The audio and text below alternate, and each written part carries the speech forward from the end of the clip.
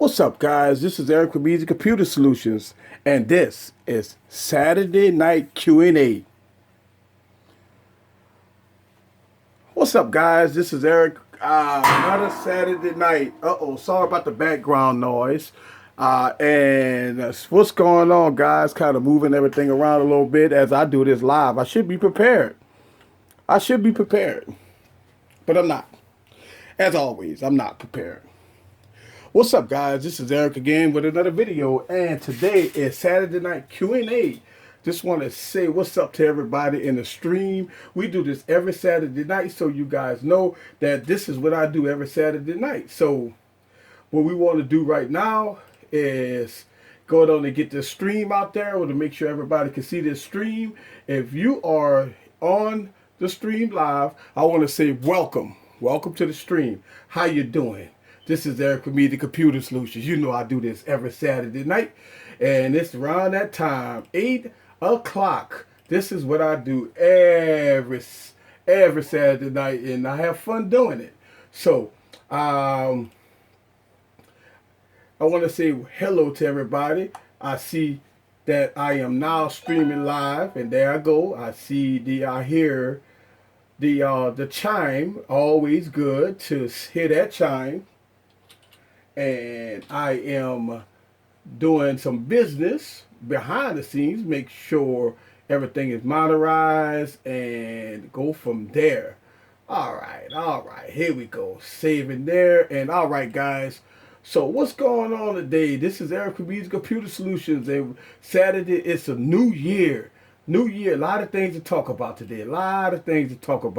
And usually I leave this stream up to you guys.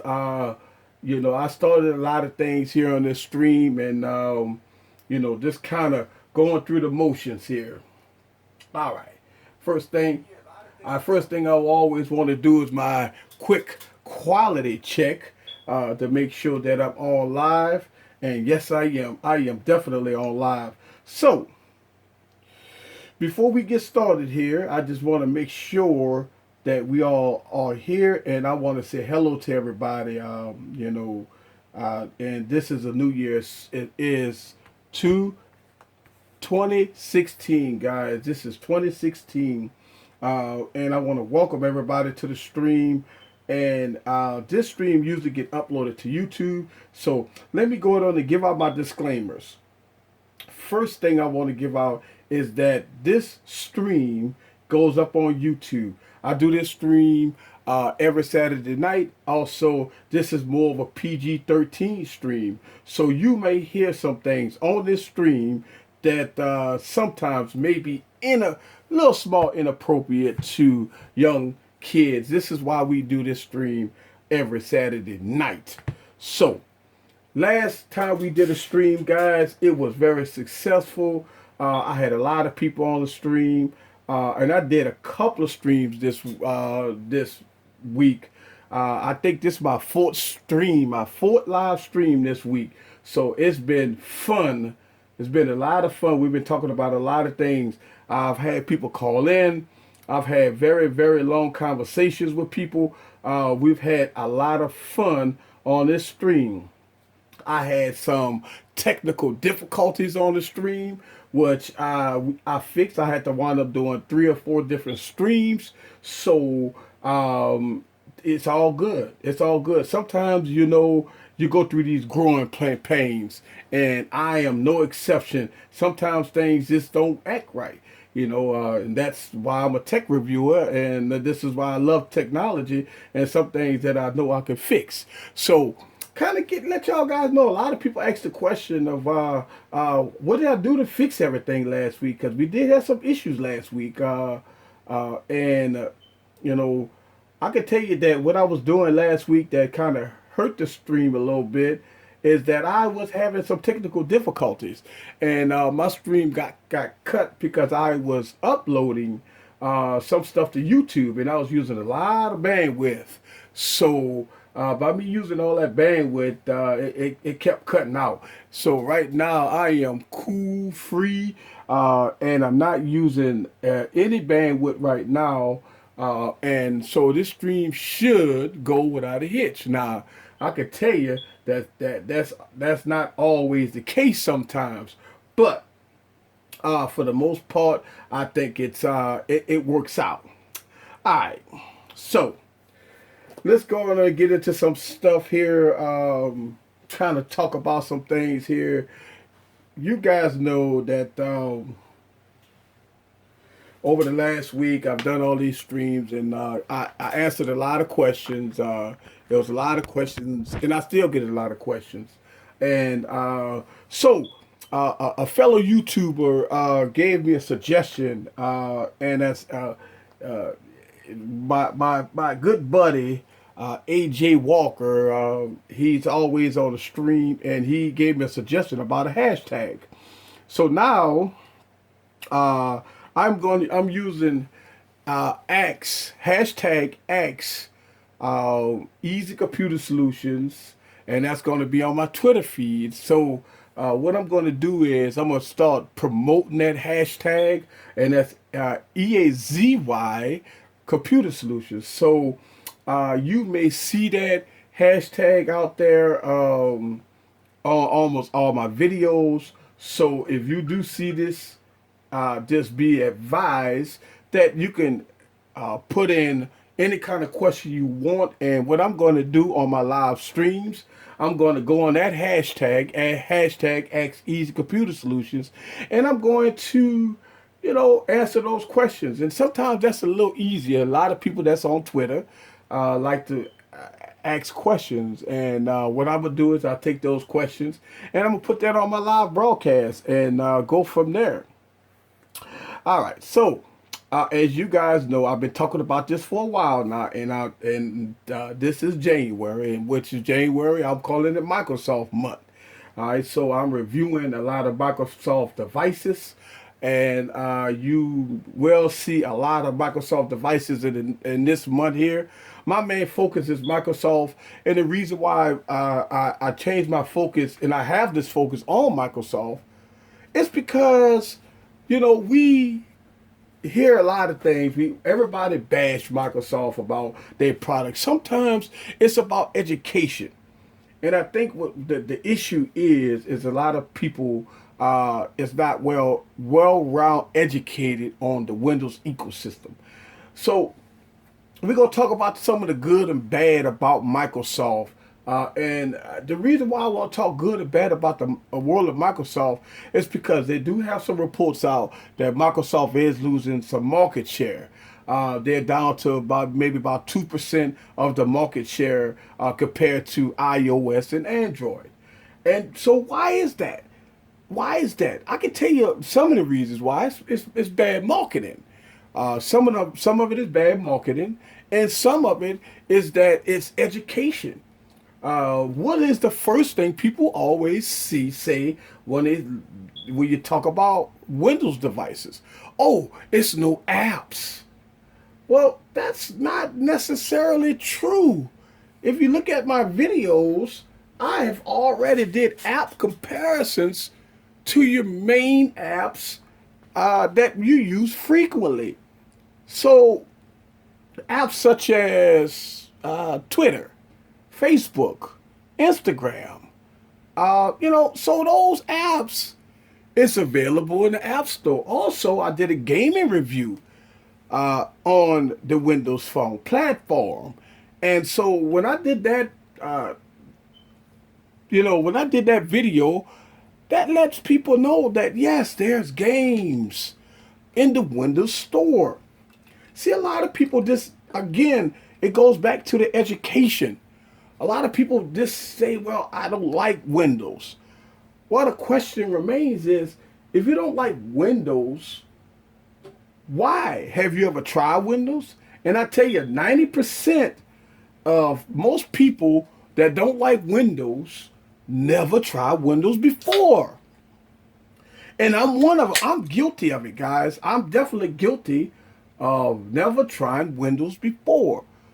But see, as a tech reviewer, and that, as me trying to take this channel to the next level, I went into Windows as an open-minded person because there's already been negativity about the platform. So what I wanted to do is I want to get out here and I want to test Windows, and I'm gonna test it, and I'm gonna test it again, and I'm gonna test it again, and I'm gonna get behind this camera, and I'm gonna give you guys videos, the good, the bad, the ugly, about Windows. It's because they do not have a lot of people that review Windows.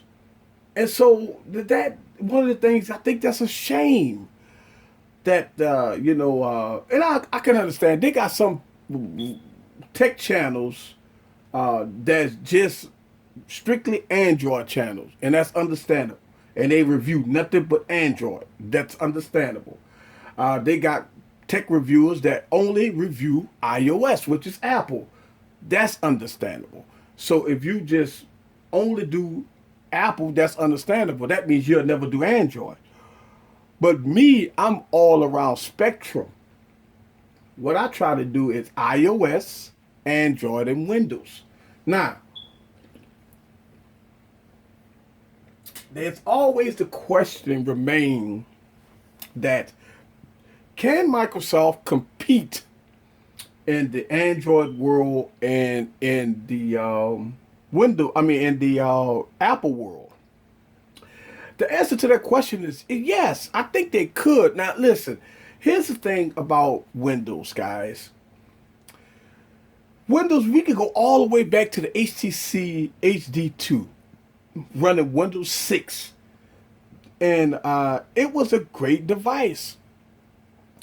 And what Windows did was it stops, kind of like fell off a little bit. It let Android and iOS come and take over the market. And they never done anything about it. But for the last year in 2015, or even going back to 2014 and in 2013, look what Microsoft has brought to the platform here. Look at the Surface tablet and the Surface Pro. Now, even if you go all the way back to the Surface RT, those platforms was designed to compete with the iPad, going back to the Surface RT. Now, it was the question was, can the Surface RT beat the iPad? And the question could be yes or no in that aspect, because at the time when the RTs came out, they had a kind of a watered down version of Windows 8, or maybe Windows 8, okay? And so the RT versions of Windows actually could do a lot more than the iPad, because you could plug up a USB mouse and USB keyboard, and you can type full-fledged documents. And also they had the HDMI out that you could plug up to a monitor or TV if you wanted the bigger space. So the question about the RT going way back into the 2013, that can Microsoft compete with the iPad? And that's for way back. And I had the RT versions of it. And you think that, Microsoft would kind of stay the course, but they gave up. So I think, with Microsoft coming out with the Surface Pro lineup and the Surface lineup with the added processors in the Surface itself, I think for the most part, if you're a college student or a business professional, the Surface is always the way to go before you get an iPad. Now, even with the iPad Pro, cannot compete with any Microsoft Surfaces at all. Not even close. Not even with price point. Not even nothing. So what I'm saying is that I believe, and I see you in the stream. I see you in the stream. I'm gonna talk about the Galaxy S7 in a second. I believe that tech reviewers like myself ought to give credit what credit is due when it comes down to the Microsoft platform. Okay, so let me go to put this disclaimer out. I am not getting paid by Microsoft to talk good about Microsoft or bad about Microsoft. I'm just being open-minded about the platform. And the reason why I'm being open-minded about the platform is because, a lot of people don't know the information. And my job as a tech reviewer is to get that information to you guys so you can make better decisions about the Windows ecosystem. So we're going to talk more about the Windows ecosystem later on. Okay, so do you think the Galaxy S7 would be nice to buy?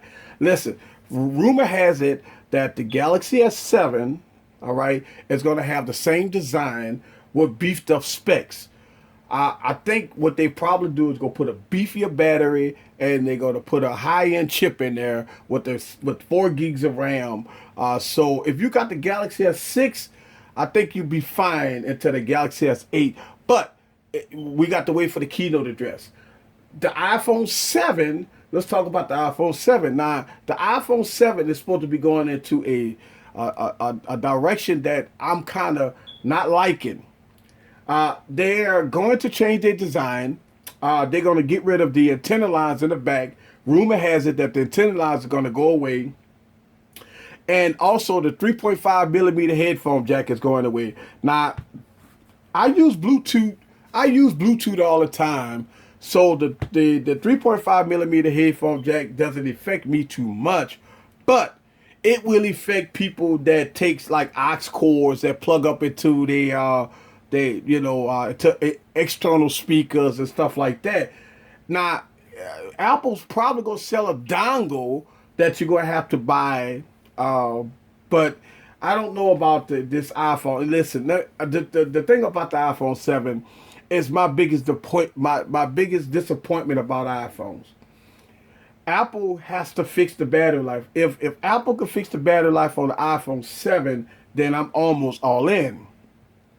And I will tell you that, in my opinion, if Apple fixed the battery life on the iPhone 7, then I would go iPhone 7 all the way. Yes, I see Darren is in the stream. All right, here we go. Big Easy, what's up? What's up with you, Darren? 3.5 millimeter headphone jack is getting dropped. Just another way. Listen, and this is what I'm talking about. And what I mean by when Apple is going to, that's right, it's going to sell you a proprietary dongle, all right, to go with your device. And that's a shame. That's a shame. And I think Apple, it's all about money with Apple. All right. And to me, in my humble opinion, if Apple don't fix some of the issues with the platform, then I think the analyst has already stated that that the Apple sales are going down.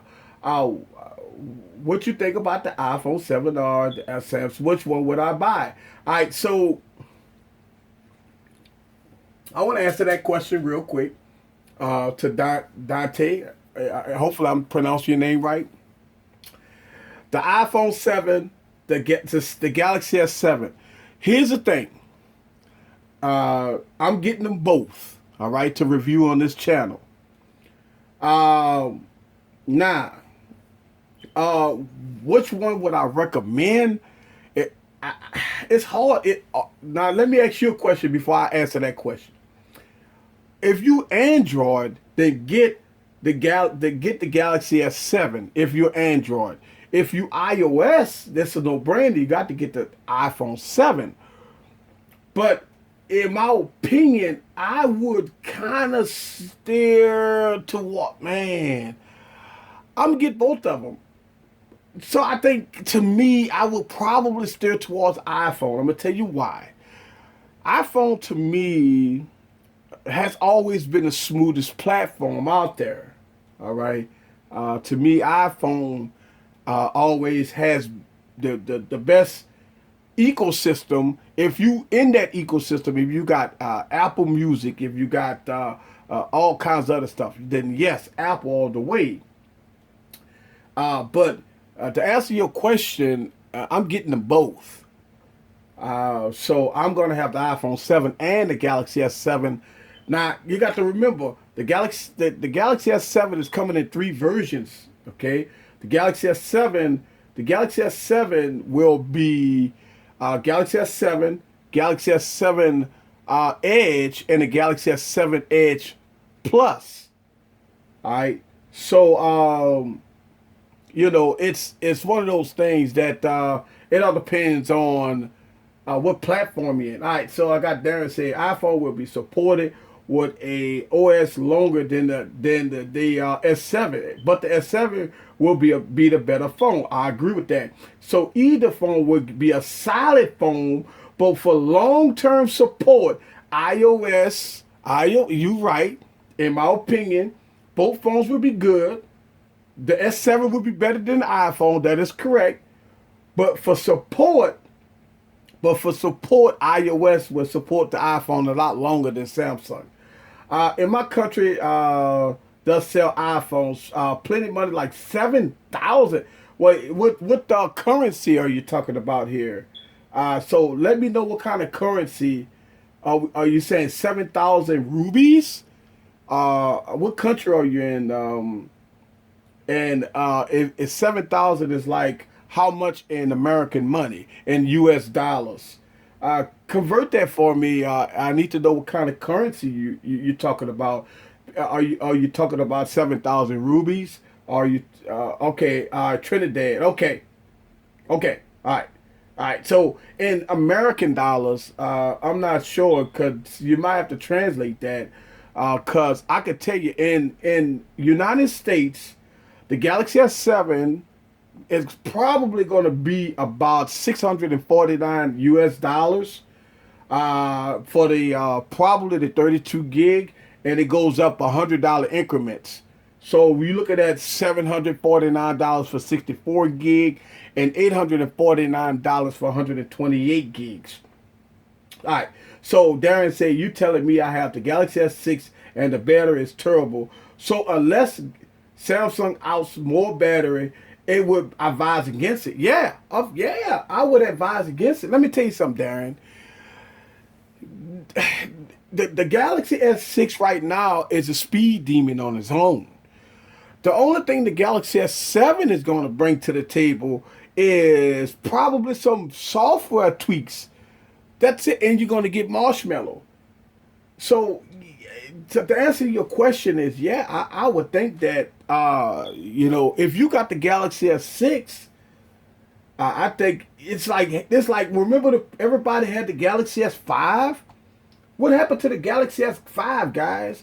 It's real simple. The Galaxy S5 went by the wayside, and everybody knew that the Galaxy S5 had a terrible design, and so I think really and truly, if you rocking the Galaxy S6, even with the bad battery life, it's probably gonna be the same as the 7. Now we'll have to wait and see. This all speculation now. All right, so here we go. Jose E. You might have to translate in English. I can't understand the language. I'm sorry. I can't understand the language. Anybody can translate that for me? I can't understand the language. I'm sorry. All right. What month is the Galaxy 7 coming out? March. This is going to be an early release. So we looking at keynote address in Mobile World Congress or CES, which is CES is going on next week or this week coming up. All right. And Samsung may have a keynote address coming out in February. And the Note and the Galaxy S7 probably coming out in March. So we're talking about 3 months. 3 months, that's it. 3 months. It'll be out in March.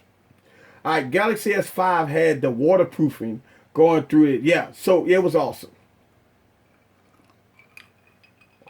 That's right. So, yes, if you're going to get the Galaxy S7, yes, you might want to start saving now.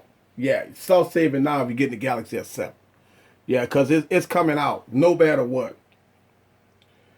And But here's the thing: the question always arises that should you buy the Galaxy S7? Look, I'm gonna tell you, I would buy the Galaxy S7 Plus or the Edge Plus because it's gonna have a bigger battery. Now look. Let's make sure we understand this. No matter what, the Galaxy S7 will have a small battery in it. Now, they might put a 25 to 26 or maybe 2800. I don't think they're going to 2800 milliamp. All right.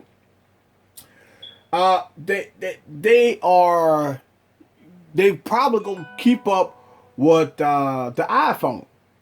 That's it. It's gonna be whatever the capacity battery of the iPhone 7 or the iPhone 6 is the same capacity because both of them compete with each other. All right. So look, I would tell you go for the big dog, the plus version. The plus version gonna give you a lot more battery life. All right. So don't kid yourself. If rumors are true that the LG G5 will be a huge improvement in incorporating the V10 extra screen and camera. Yes, rumor has it that the G5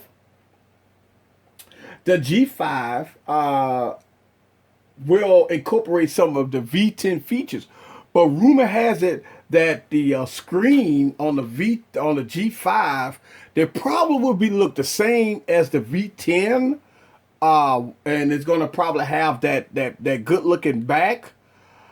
But they're saying that the top screen will be smaller. So I don't know how they're going to do that. I don't think that the G5 is going to have two cameras.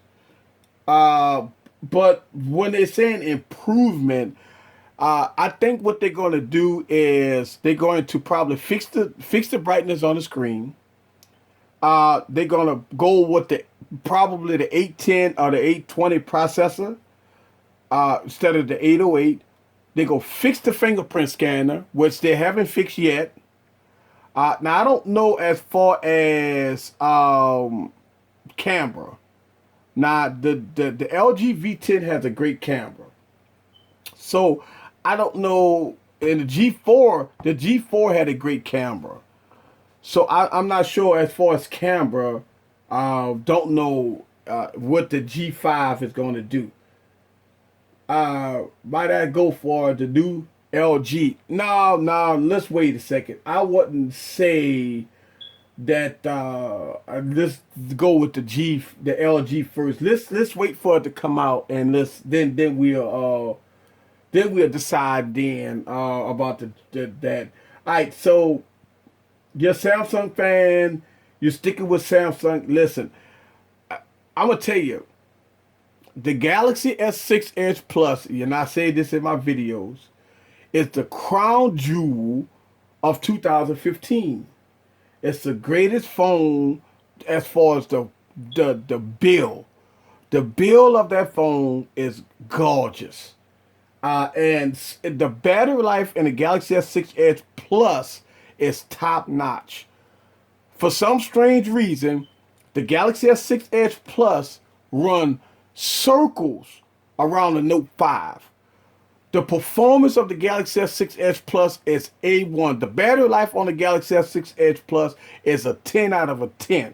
The performance of the Galaxy S6 Edge Plus is a 10 out of 10. So even if you wanted to go with the Galaxy S6 Edge Plus, you want to wait till the Galaxy S7, that's fine. But I tell you, I think besides the speed bump, I don't think that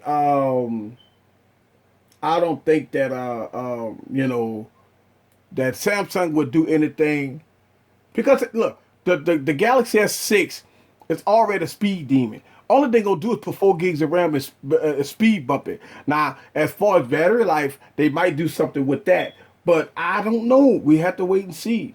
It's coming up soon. All right, so here we go. Well, my name is not Dante. I was using my bro name is Davison. Alright, cool. What's up to you, Davison? Listen, hit that subscribe button and become a subscriber to my channel so you can see all my lovely videos that I got that I work extremely hard about. Thank you very much for being in the stream. All right. So, uh, so we still got OnePlus coming out with their new device. We got HTC's now. HTC has came out with a device in December. Don't know why they did that, but they came out with a device using a MediaTek processor. A lot of tech reviews haven't been talking about it, but it came out. Uh, so I could tell you that don't understand what they're thinking of HTC right now. They I would think that they will come out fresh in 2016 instead of releasing the device in 2015, which they did in December of 2015. I don't know what HTC was thinking, but I think they might take that device and market it for 2016. I tell you, I agree with you on the HTC came out with a device because they was desperate to drum up any sales. Yeah, but they didn't market it right. I mean, all the tech reviews knew about it, but nobody else didn't know about it. So they did a terrible job. They did a terrible job releasing that device right now. Rumors I saw a video S7 will have 8 gigs of RAM. No, no. The listen, the right now we just touching the surface on 4 gigs of RAM. It's no reason in 2015, I mean even going into 2020, I don't think that will 8 gigs of RAM is not. I don't even think that's the thinking. Listen, 4 gigs of RAM. The reason why they had to go 4 gigs of RAM is because of what, Darren? Android. Now, 4 gigs of RAM is because they got so much stuff running in the background, and they're using 64-bit processors. So, 8 gigs of RAM. No, listen, you listen. No, now I could see them doing a if Android will come out with its own operating system. I'm talking about full desktop. I'm not talking about that Chromebook crap. I'm talking about full desktop PCs that's running Google operating system. Yes, I can see 8 gigs of RAM in that. That's in the tablet form factor. I can see 8 gigs of RAM in that. But absolutely no. I would not think that you would see 8 gigs of RAM in a smartphone. First of all, 4 gigs of RAM in a smartphone is overkill. And the reason why I'm saying that is because they got so much stuff running in the background because Android and Samsung is so heavy on the operating system that they need 4 gigs of RAM. Think about that. If you open up your phone right now and you go to your RAM management, you gonna see most of your Samsung devices that's running 3 to 4 gigs of RAM is tapped out about 70%. So they're using almost 4 gigs of RAM just to run the operating system. So yeah, they got too much stuff running in the background. That's why a lot of people take it and change the RAM and put a light operating system on it. Now Marshmallow was supposed to have be a lighter operating system. But guess what? We'll never know. We'll never know because we'll never get Marshmallow. That's the thing. You'll never know if it's a light. Listen. You'll never know if it's a light operating system if we don't get Marshmallow. Now, I talk about this a lot. That if we want to go to the next level here with Android, Android has to fix this. Think about this, guys. Android right now is struggling to get their devices to where they need to go. And I would agree. I mean, it's terrible right now. Android right now got some problems, and guys, I've been talking about this for a while. And let's see what camera the S7 is going to be on the front and back. I mean, the with the 16 megapixel camera that's on the Galaxy Note, the Galaxy S6 Edge Plus, and I would think that they probably bump it up to a 20 megapixel camera But listen, Samsung has the best cameras already. Now, I would tell you that it don't matter what they do. The Samsung phones, period, beating the iPhone, has the best camera. So I would tell you that without a doubt, if you got the Galaxy S6, Galaxy S6 Edge Plus, you good to go. All right. So hopefully that would answer your question. All right. So I'm starting a new hashtag on my Twitter. If you don't follow me on Twitter, I'm at DJ Eazy 416. All right, so that's my Twitter. Also, if you have questions, you can hashtag Ask Easy Computer Solutions.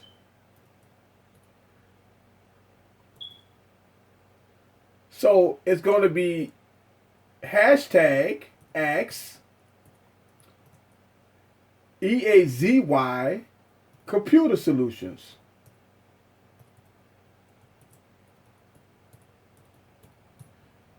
It's the new hashtag I'm using right now for Twitter because I get a lot of questions about technology, and a lot of people that follow me on Twitter, they could start hashtagging Ask Easy Computer Solutions on Twitter, and you know, at my DJ Easy E, and that's going to be Easy Computer Solutions also on Twitter. All right, so here we go. Speed between iPhone versus Samsung. Which one would you think would be good? All right. Here's the thing. Benchmark tests, peer benchmark tests, the iPhone will win. Well, let me clarify that. Single core, Samsung usually win on single core, and the iPhone win on multi-core.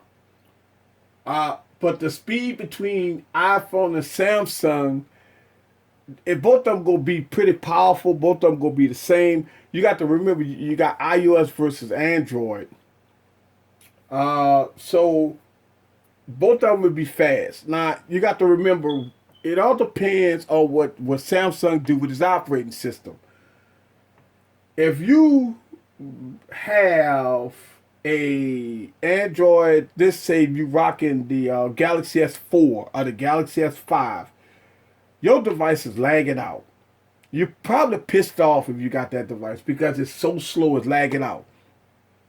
This is due to Samsung overlay on top of Android. So yeah, I would tell you that without a doubt that both of them be a speed demon. I mean, both, you can't go wrong with either phone. Here we go. The problem with Android is when it start, Google let OEM do whatever they want with the operating system. That is correct. Android, I think, and I've been saying this for a long time, Android needs to tighten up with these OEMs, and they need to fix this issue. And I hope, and you know what's gonna happen, right? And I think Google is probably stay hands off on this. It's because if Google start demanding this stuff, what the first thing people gonna say? Oh, they get like Apple, and y'all know this. Y'all listen. It's like you know it's coming.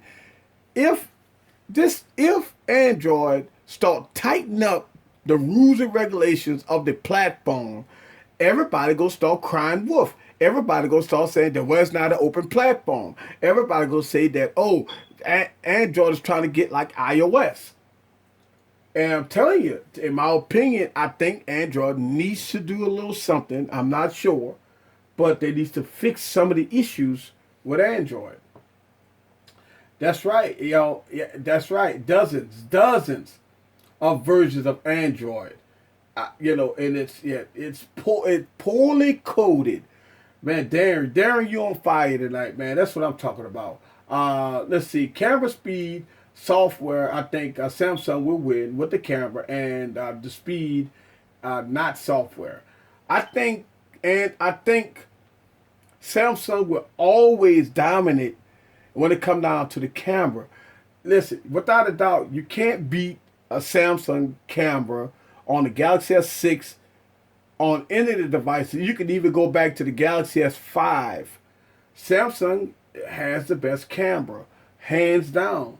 That the LG V10 has a pretty good camera, but I would go Samsung camera first, then iPhone camera second. When we talking about cameras, uh, here we go. I think Google has pulled more than they think. Yeah. Well, here's the thing. We haven't heard about Tizen in a while. I think Samsung was going to go with Tizen as a full-blown operating system, but I think they pulled it back. I'm not sure. We haven't heard anything about Tizen since the early 2015. Even with the smartwatches went to Android Wear. Now, Samsung has done smartwatches with Tizen in it. But right now, they went back to Android Wear. For some strange reason, either Samsung operating system is not ready, or something happened between Android and Samsung, and they got in bed with each other to go to Android Wear. So that's what happened with Tizen, in my opinion. So yes, and look, here's the thing. I get this question asked all the time. Well, I've stopped talking about it in the last couple of streams about this Windows 7 problem that I've been encountering from people leaving dozens and dozens and dozens of comments wanting to help about Windows 7. All right, here we go. Between Samsung, Apple, HTC, Blue, Sony, which one do you think is better?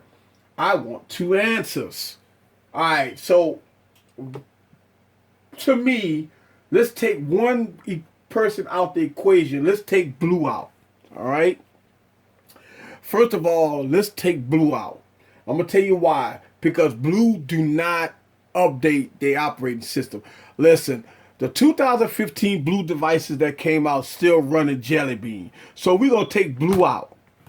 So Blue is gone. I would tell you who's better when it comes down to support, when it comes down to updates, when it comes down to bug fixes. Apple iPhones win. No question about it. All right. So that's actually two questions, but I want to go more into depth. Excuse me. Samsung come out with a gorgeous device every year. But what happened with Samsung is the year after that this beautiful Galaxy Note 5 that I got right here gets no more love. And see, this device gets no love in 2016. So if you bought a Galaxy Note 5, might as well get ready for the Galaxy Note 6, because this device gets no love. And that's the Samsung is just Google. So hopefully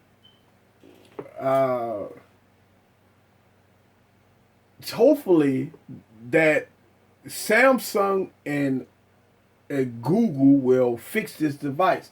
If you're rocking the Note 4, man, you probably pissed off right now if you heard that, because you probably won't get Marshmallow. You may get Marshmallow, but you won't get the end version. All right. So here we go. Samsung is innovative. Apple makes more stable OS along with support. HTC gasping for straws, and Sony is too terrible in safe shape financially to care about its mobile. And listen, I agree with that. I agree with that. But I want to go to Sony for a second. Sony makes good phones. I'm gonna tell you, I got to pull out my Darth Vader, and I got to go and I got to talk about Sony for a second.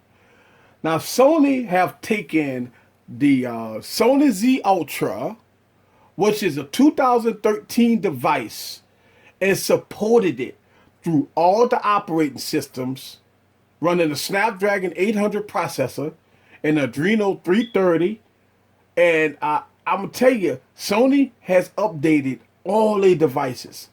All right, from the Xperia lineup, Sony supports their device. They really do update the operating system. All right, so Sony does a good job with their devices. Now, I would agree that they are in a financial crisis, but I don't think I think their mobile division might be in that issue. But you got to remember, all right, so not necessarily in a financial crisis. Sony don't sell nothing in the United States. They sell overseas. That's their main bread and butter. They don't sell a lot down here in the States. And we begging for some. Listen, when Sony used to sell their product in the States, we didn't buy it. So Sony pulled back. I think, that's, it is. All right, winner is the answer. I want it. All right, I want. All right, cool. Yep, I agree. I think Apple and Samsung will always be better than HTC, Sony, and Blue. Well, listen, I have to almost disagree with you in that aspect, okay?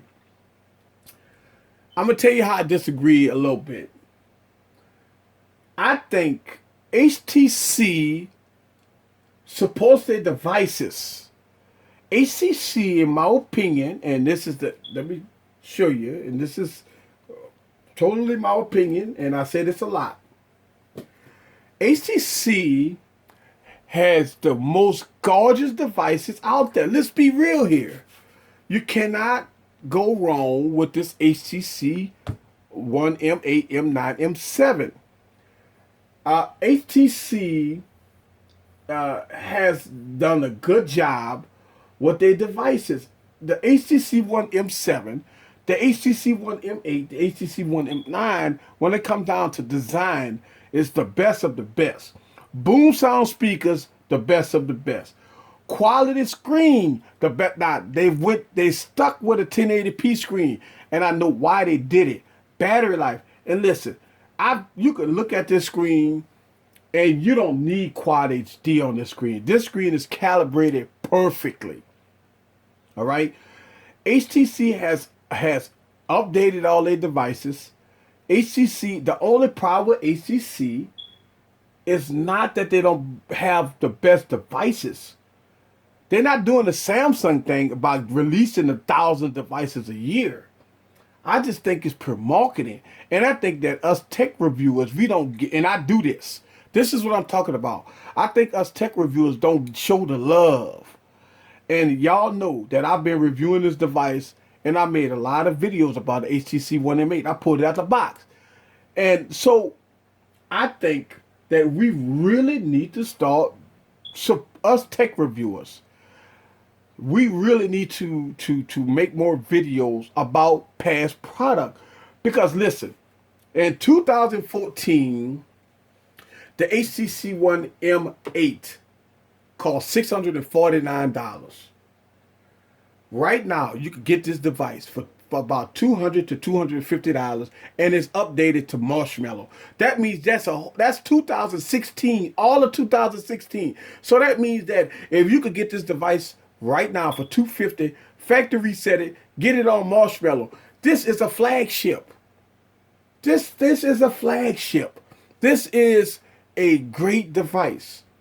I love HTC. I stand by HTC. I like what HTC did. I think HTC, have issues, and I don't think that they got a bad device. I just think that they just had poor marketing. You got to remember, Samsung, you spend billions of dollars on marketing. It's like They control your mind. They make you think that the HTC, I mean, they make you think that the Samsung Galaxy S6 is better than the HTC One M9. And I'm gonna tell you, if you put it balls to balls, ass to ass, pillar to post, you may think differently. Now, when it comes down to camera, yes, the Galaxy S6 will beat the HTC One M9. But pure performance, the HTC M9 beats the Samsung Galaxy S6. When it comes down to battery life, the HTC One M9 beats the Galaxy S6. That's the truth. But when you're talking about marketing, this is why I'm doing Windows phones right now, guys. When it comes down to marketing, what the first thing you say when somebody talk about a Windows device? Oh, there's no apps. Oh, there's this. I hate Windows Phone. There's nothing about Windows. And I'm telling you, I'm reviewing these phones, and I'm telling you, I beg to differ. That's what I'm talking about, because we've been brainwashed with the marketing. Every time you turn on the sports events, football, what do you see? iPhone, Samsung, iPhone, Samsung. You don't see Windows. You don't see HTC. You don't see OnePlus. You don't see the V10. You don't see that. And they make you think that these phones is better. But this is why I'm reviewing them. This is why I'm going back. This is why I'm taking these old devices and putting them up against the new devices. A lot of people say that's not a fair comparison. Why would you take the HTC One M8 and put it against the Galaxy Note 5? Because when it comes down to app opening, both of them open the apps the same. When it comes down to playing games, both of them play the games the same. When it comes down to pure horsepower, both, listen, I would give it to the M9 when it comes down to horsepower. You know why? Because the Samsung Galaxy Note lags and it has issues. But the HTC devices don't. That's what I'm saying. So you have to make apples with apples. You have to do your research. Just because you see Samsung devices on TV all the time doesn't mean that they're better. They just market that way. That's it. That's it. You gotta let apples be the apples. And I'm gonna tell you, on this channel, this is why I am going back and I'm looking at older devices. Because I want to let y'all guys know that it's not what you think. It's what you can prove. I'm telling you. Alright. So here we go. HTC drove Android until Galaxy S3. You absolutely correct. HTC was, listen, you could go all the way back to the HTC before the 1 series. All right, and the HTC done a good job. One more thing, the S7 is going to be IP67 waterproof or dustproof. I don't think so. Because it's going to have the same design as the S6. So, no, it won't be IP67 certified. No, because the Galaxy S6 is not IP certified. You have to get the 5 to get that. No, so the answer to that question is no. Absolutely not. They won't do it. I'm gonna tell you. Listen, you guys, you got to remember. The only reason why Samsung would have stayed with a plastic phone. They would have stayed with, but we beat them up for years. We beat them up from the Galaxy S4, which was all glass. They changed it up. Galaxy S5 plastic, Galaxy S3 plastic, Galaxy S2 plastic. All the Note devices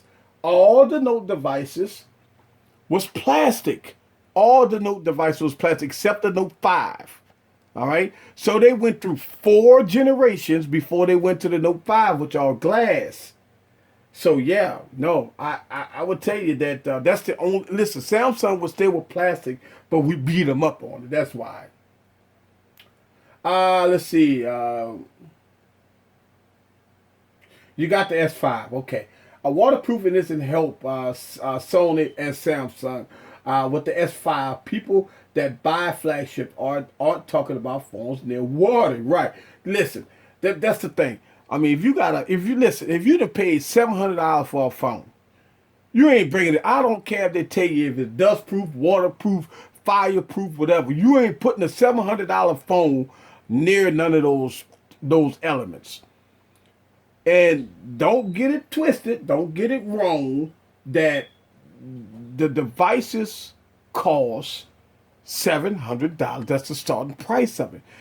Listen, when it comes down to Samsung, Apple, HTC, LG, the flagships start out at $649. Now, $649, I'm going to tell you, that's an expensive phone, and you're not putting that near water. You're not putting that near anything. Even if you had the active, the S5 active, you still ain't putting that by no water. You still ain't dunking it. Listen, I got a Sony phone. I'm gonna tell you, I ain't putting that near water. So yeah, no. That's the look. That waterproofing crap, man, is a gimmick. Think about this. If you drop that phone, it could be dustproof all it won't. The screen still go crack. So all that waterproofing and all that stuff, that don't mean diddly squat. I promise you that. If you make a mistake and drop that in the toilet, the water, whatever, you got a paperweight either way. I don't think I just that's just my opinion.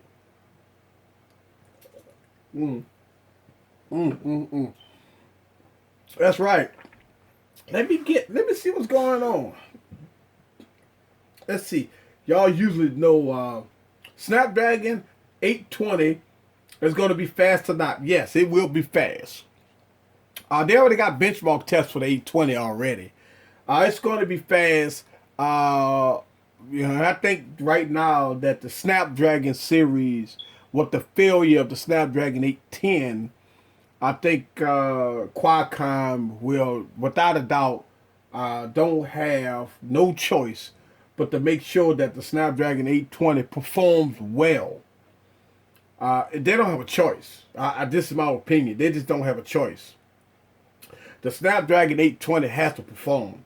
If not, then everybody gonna be going to the MediaTek processors, which I don't know yet, and they will be going to the Samsung processors, or the K1 processor, the X1 processor.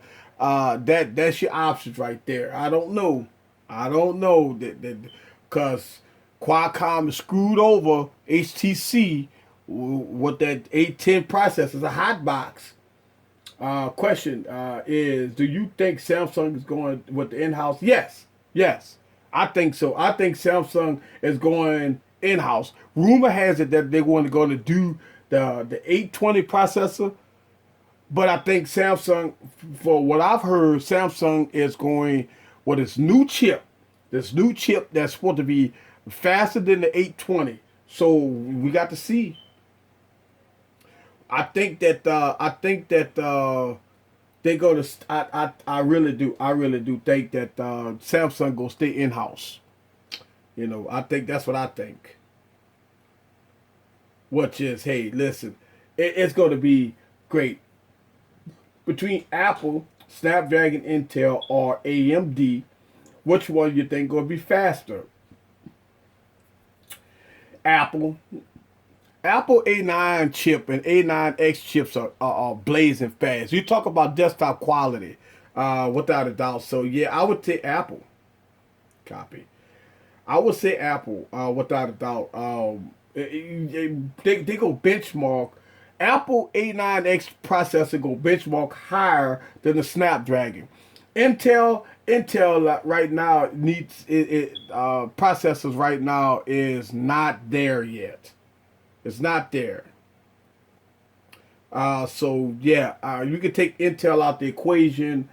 AMD, I never heard of an AMD processor mobile. So I never heard of an AMD mobile processor. I heard Intel, Snapdragon, Exynos, MediaTek, and the Apple A9 chip. Yep.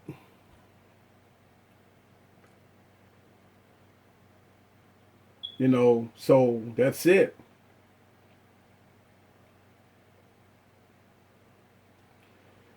It is what it is. So yes, I think the when it come down to benchmark tests, and look, here's the thing, y'all know that the people they didn't got caught cheating on benchmark tests. They've had code that's embedded within the operating system and that senses benchmark tests. So it takes the cores and it rev them up and it overclock them. So it's already figured out that Samsung has cheated on codes. They're putting codes inside of the code so they can benchmark high. So listen, here's the thing about benchmarks, guys. You can't go by benchmarks. Yes, I run benchmark tests so I can show you guys, but it's already been Samsung has already been caught. HTC has been caught, I believe, with tinkering with the code to sense benchmark tests so they can score high. No, so the benchmark test is out the window. I would tell you, I wouldn't rely on benchmark tests. It's all about real world use. That's what it's all about. Real world use. Does apps open faster? Does this open faster? Does that open faster? All right. Yes.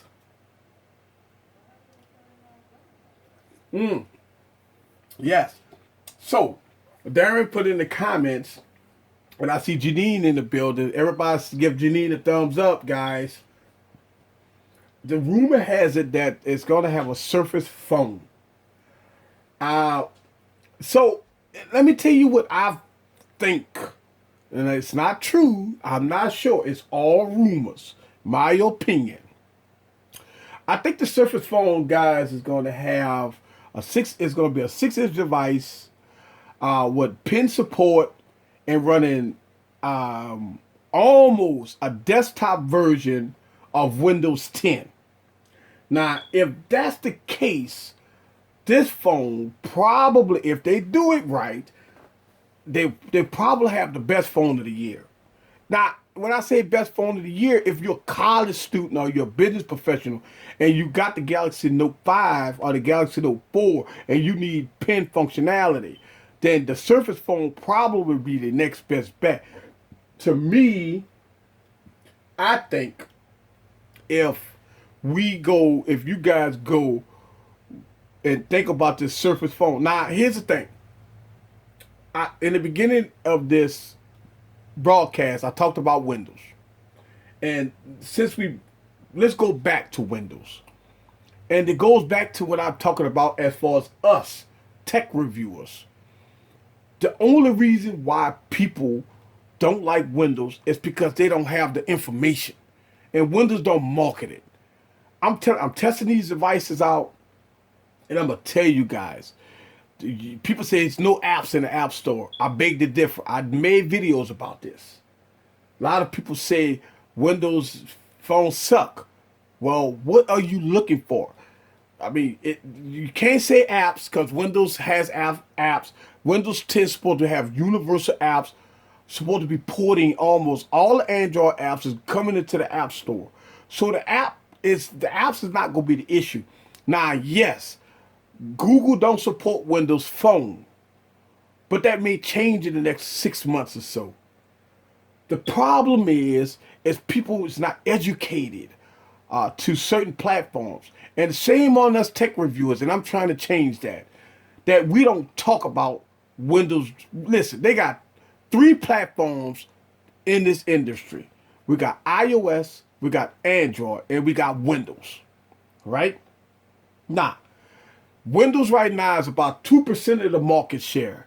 2 or maybe 4% of the market share.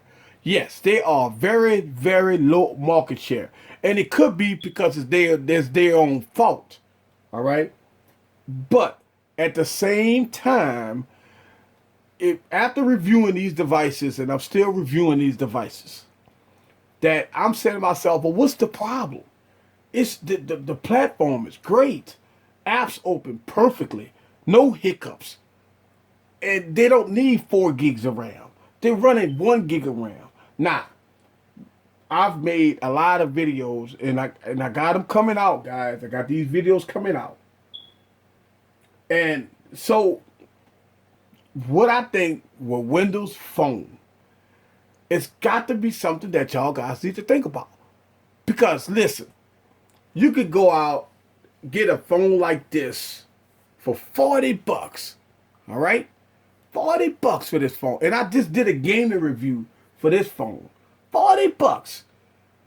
And you put a 128 gig micro SD card in here, and all your apps and games can go straight to the micro SD card, right? So that makes your phone has 128 gigs for 40 bucks. Okay?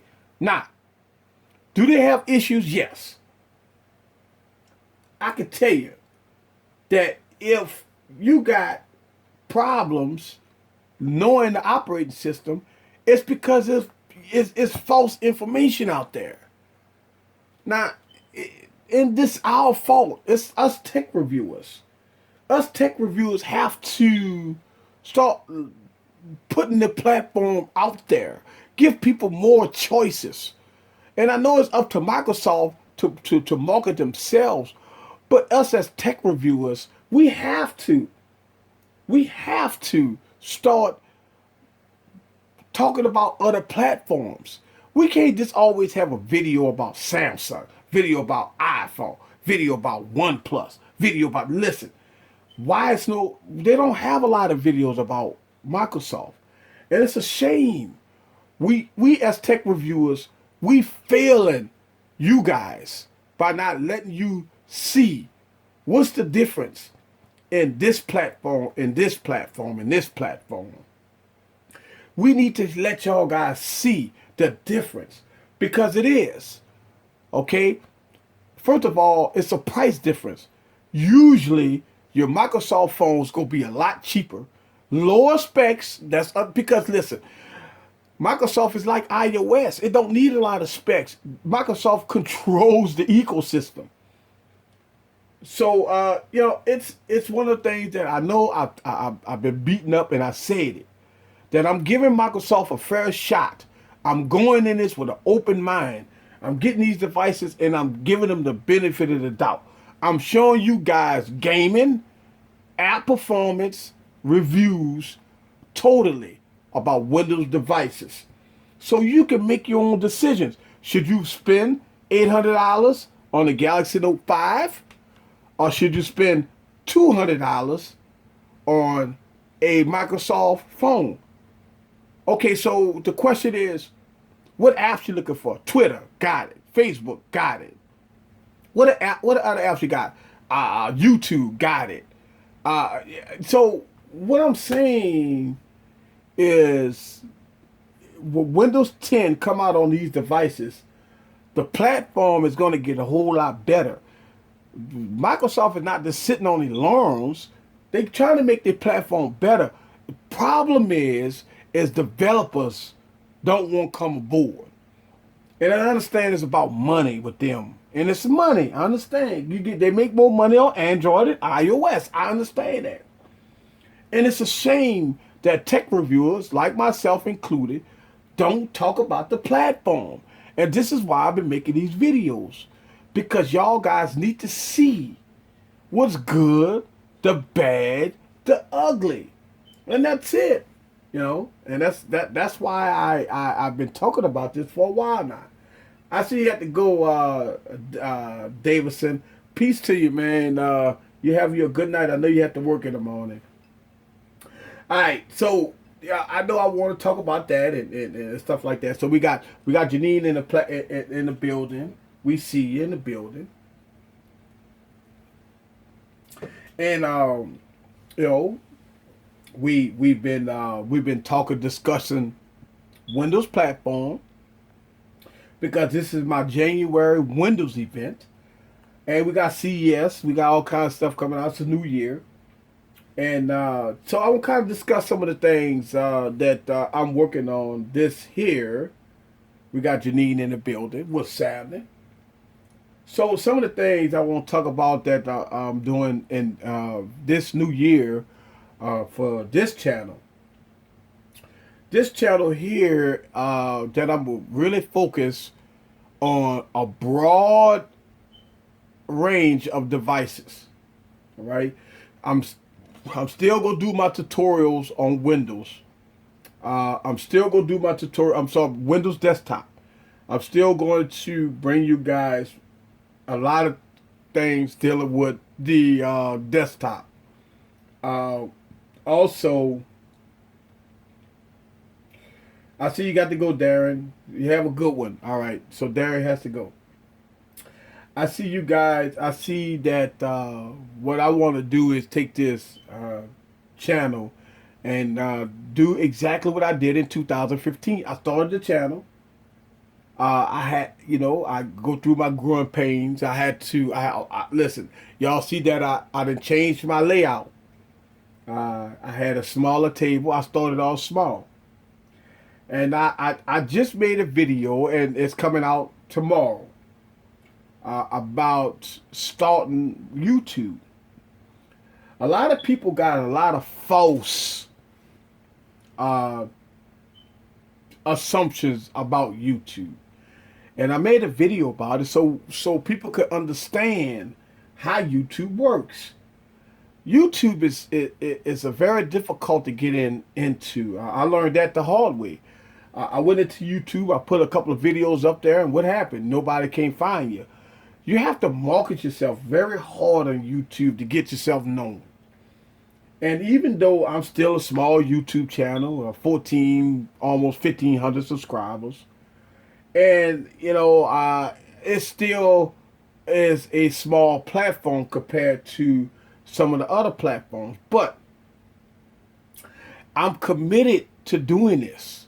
And y'all see on my videos, y'all see that I'm committed to doing this every single day. Y'all guys been seeing me put out videos every day. And, I put out videos every day for a reason. Because I want y'all guys to know how committed I am to this platform. So I just want y'all guys to know that 2016, I started this channel in 2015, and in 2016, I want to take this platform to the next level. And I'm going to bring you a broader range of devices, a broader range of tablets, a broader range of all kinds of tech, dealing with computers, operating systems, smart watches, smart devices, all kinds of different stuff. And I want y'all guys to come with me on this journey, because it's going to be a long journey. And I said this on my stream before. This YouTube channel is for you guys. You guys is the one that dictate what I put out there. And, one thing I don't look at is views and stuff like that. I focus on what I believe in. I focus on putting out product content that's important for you guys to know. Sometimes a lot of YouTube tech channels put out content that's popular. That's the key. That's always been the key to success on YouTube. People will make multiple videos about things that's popular. Me, I put out informational product reviews and unboxing, and going back and looking at some of the other product, talking about different platforms and this, that, and other. I'm interacting with you guys. I let y'all call in so y'all could talk directly to me, and y'all tell me what y'all want to see. This is this is what I'm talking about. This YouTube channel is about my subscribers. And that's what I'm going to continue to do on this channel. I'm not getting bought out by no OEMs or no manufacturers. Not going to dictate what I'm going to say on this channel. Okay. The video is blurry. Let's see. I'm looking at it right now, Janine, and it looks beautiful. All right, guys. So let me know in the comments down below if the video is blurry. Janine made a comment saying the video is blurry. So while we waiting on that, we gonna take us one here. Drink responsibly, please. Oh yeah, that's good. All right, so let me know in the comments down below if you guys say that this is blurry here. Okay.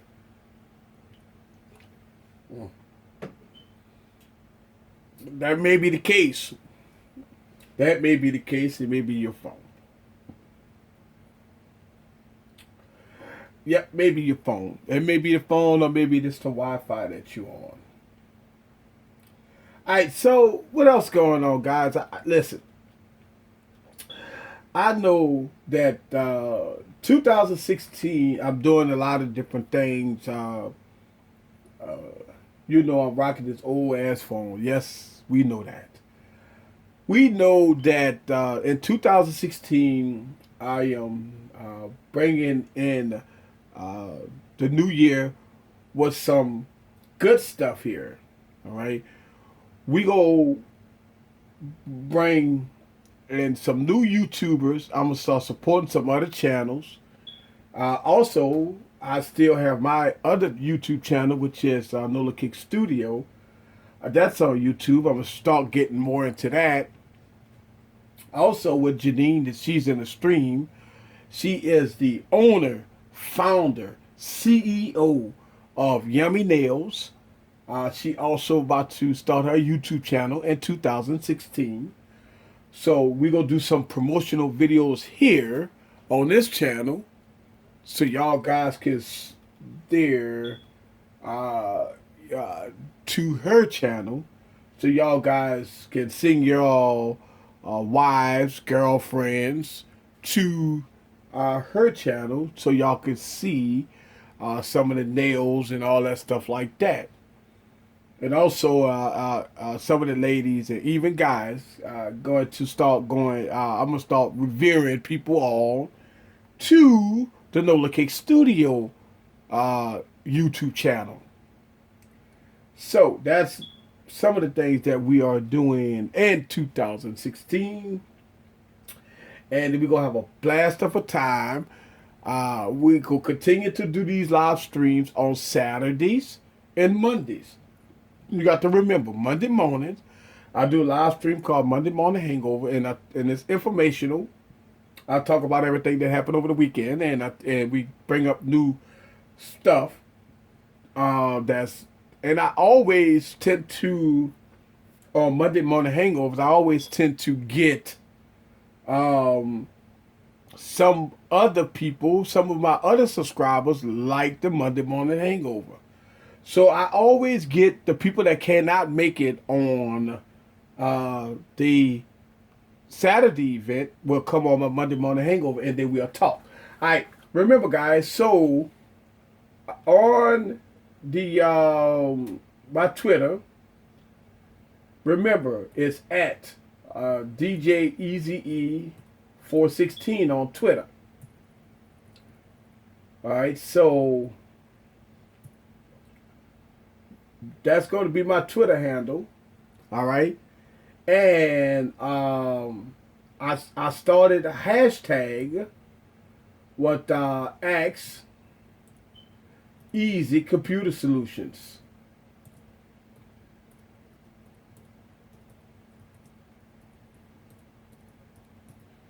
All right, so that's going to be the hashtag. Twitter is at DJ Eazy 416, and for Q&A, if you guys have questions on Twitter, hashtag Ask Easy Computer Solutions, and I will answer those questions on my streams, or I will answer that question on the hashtag. How do I get the name DJ Eazy? Are you a DJ? I was a DJ. I used to do DJing. Music has always been my life. I always liked technology and music. So I DJed a lot back in. I still DJ today. Actually, I'm DJing for Mardi Gras. So yes, I do DJ. I'm an all around guy. I do all kinds of stuff. So. Yes, and so what happened was, when I started Twitter using the DJ Eazy 416, but I changed the name to Easy Computer Solutions, but it's still at DJ Eazy 416. So I believe if you Google search Easy Computer Solutions on Twitter, you're gonna see at DJ Easy E416.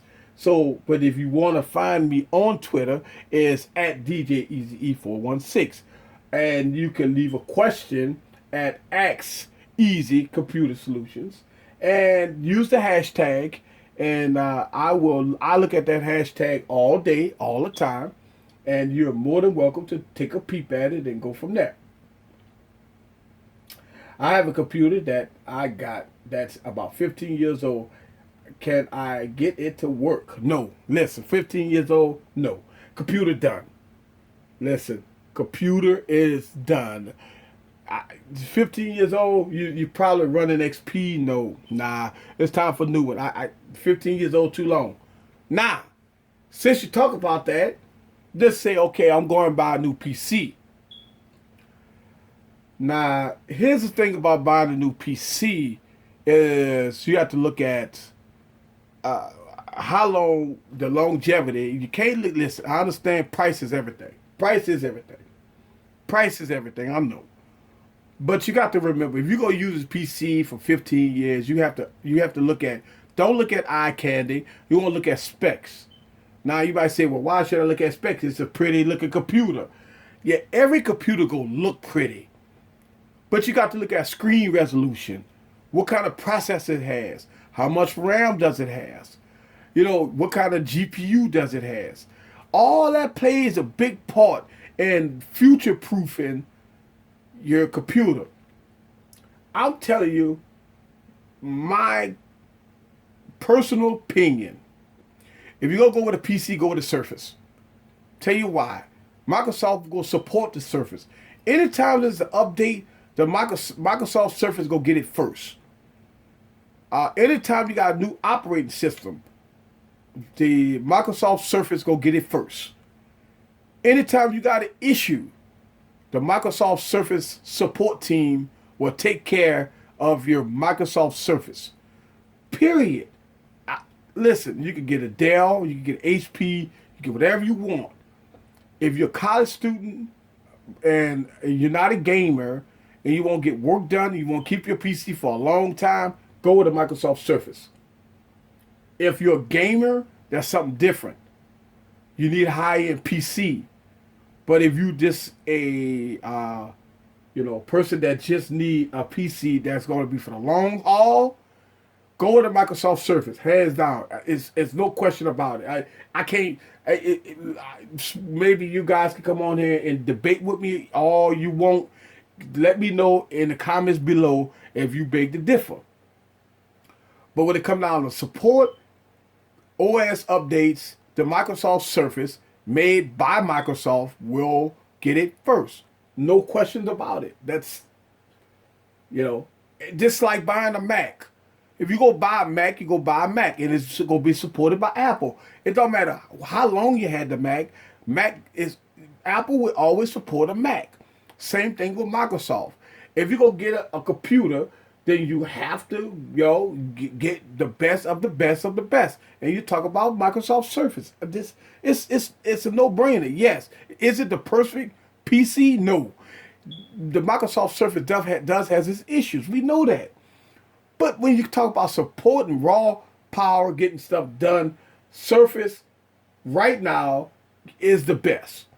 You can't go wrong. Listen, you could get a Surface 3 for $400, right? Surface 3 is made by Microsoft. It does have a low-end processor. You can get it with 4 gigs of RAM. Perfect device. Listen, you definitely have to understand the pros and cons.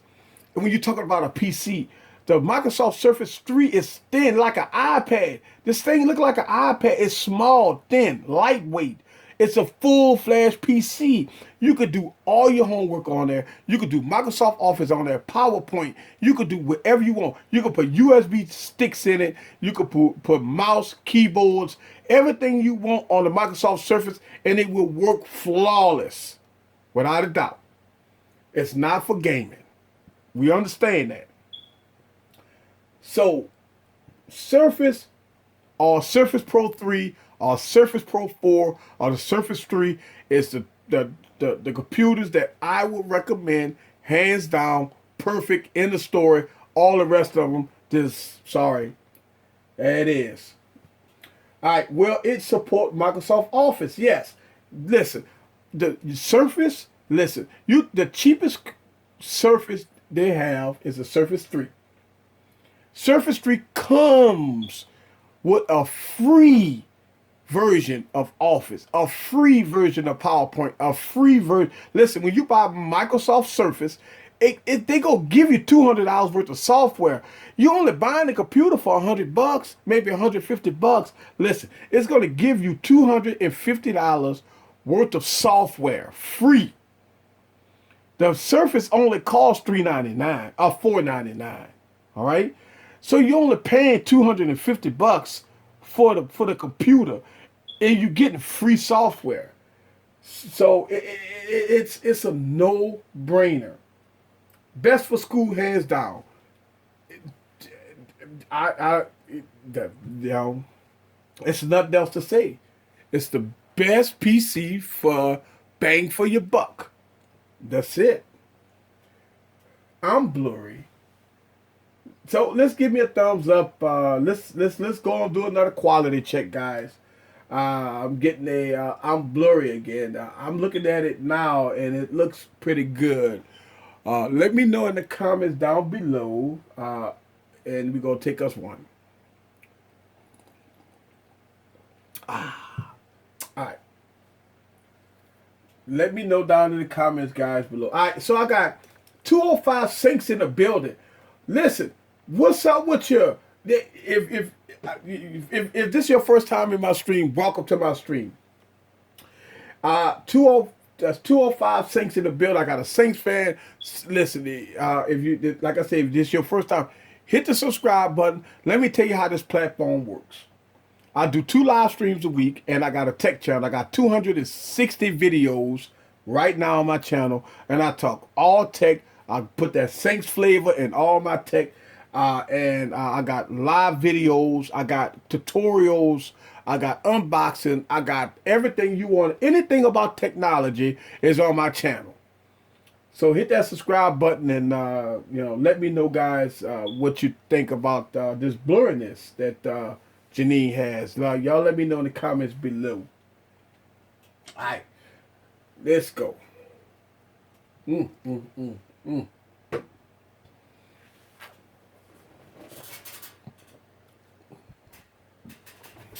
Let me know down in the comments below what y'all guys seeing in the stream, so I can continue here. So right now I'm looking good. Let's see. I just want to make sure, and I'm looking good here. I just want to make sure you guys can see me in the stream. All right. So yes, Microsoft, without a doubt, is the best platform, and a lot of people may disagree. You might agree, may not disagree. I'm not sure, but that's my opinion. Uh, I've dealt with Microsoft RTs. I've dealt with all the Microsoft Surfaces. And I actually use the Microsoft Surface Pro 3 to do all my video editing. And if you look at my videos, it's all coming from the Surface Pro 3. So, yeah, it's my Surface Pro 3 is the platform that I use for all my videos. It's Surface Pro 3. All right, I got Mr. Hill in the building. What's up? He's a little busy. I understand. Finally made it back. What's up with you? What's happening with you? I see you in the stream. What's up with you? How's it been? All right, you've been gone for about 2 weeks. Happy New Year to you. You know how we do it every Saturday night. This is how we do it. We have fun. We talk about technology.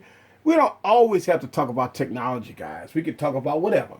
If y'all guys got any questions, you're more than welcome to talk about it. We can talk about whatever.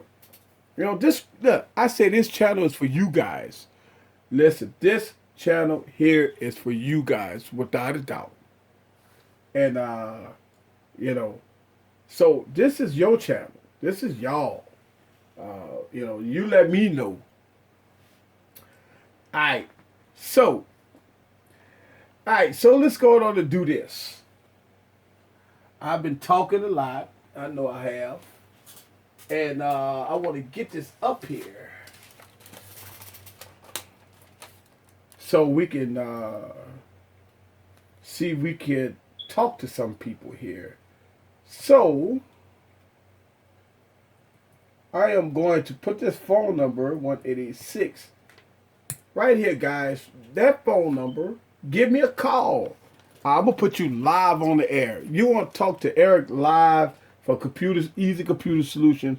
Give me a call, and we can talk. I'm gonna take and make sure that your number is not seen. All right, so I'm gonna move this out the shot because I don't want your phone number to be seen. Well, I'm gonna put that there so we can talk. All right, so give me a call at that number and let's talk. All right, right there. All right, cool. So I don't have your what you call it, and just so you want your what you call it won't your phone number won't be on this YouTube video. All right, so who gonna be the first call? Anybody can call, no problem. Just pick up the phone and just give me a call, 504-261-1886. This is the way you get to talk to you live. Talk to me live, your tech reviewer. This is Eric from Easy Computer Solutions. Give me a call. Let's talk about tech. Let's talk about whatever you want. And I'm taking your phone call right now.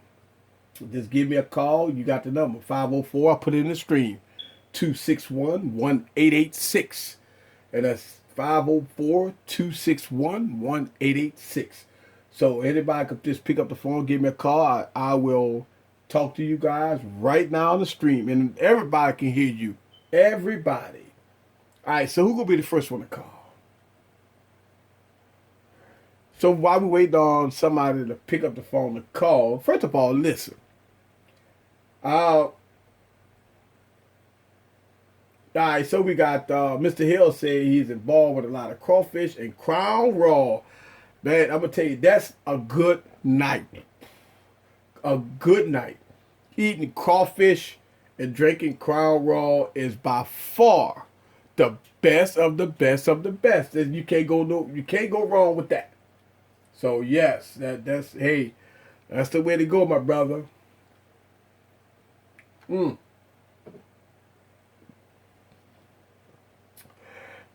right.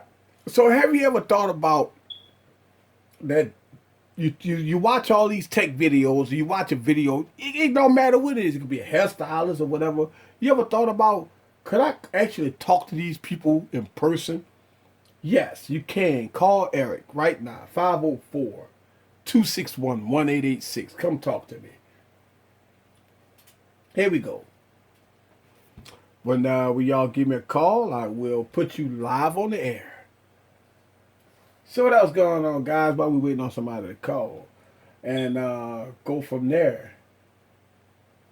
Yes. You have to remember, use the hashtag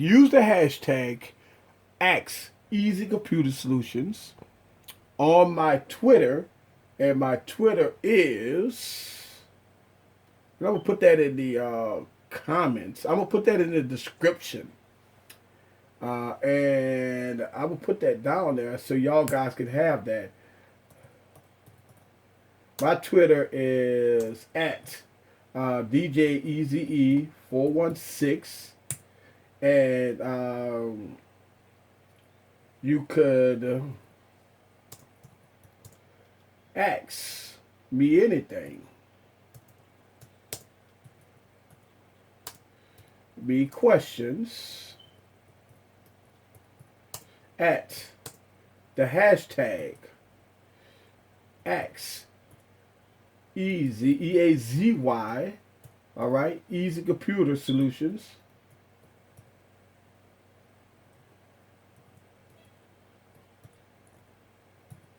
All right, so I'm leaving that down in the descriptions below So y'all guys can always go on there and you can hashtag me at Axe Easy Computer Solutions and leave a comment, and I will answer that comment live on the air. Don't be scared. And that's, listen, I look at it that, a lot of people have the opportunity to call the tech reviewers, and um, and hey, listen, sometimes people want to call, sometimes people don't, but I want to put that out there because somebody suggested it, so I'll put it out there, and it is what it is. All right, so what is everybody drinking? Well, we drinking Crown Royal, of course, it this way, and we got some other adult beverages around. I started leaving it out the shop, and the reason why is not saying that I'm scared or anything, but somebody made a comment that I have the alcoholic beverages are too close to the phones, so it was scaring people. So I got a couple of comments about that. I had comments that I was having the stuff too close to the phones. So now, if y'all notice that I don't have none of the stuff in the shot because people will ask questions about why I got this stuff by the phone. So, again, I'm learning just like you guys, and this is y'all channel. So, Corona and lemon pepper wings. Hey, man, that's what I'm talking about. So we got Coors Light on deck. Shout outs to Coors Light. Remember, you got to get the Coors Light. Got to have the Coors Light. All right. The Silver Bullet. And lemon pepper wings are the best. Yes, it is. So lemon pepper wings. That's how we do it. That's how we do it. We do it New Orleans style. It is the best. I see. It's all good. Look, sometimes you could misspell stuff on the stream, and it's okay because we already know what you mean. Especially after you have a couple of cold ones, and it's all good. You can misspell on this stream.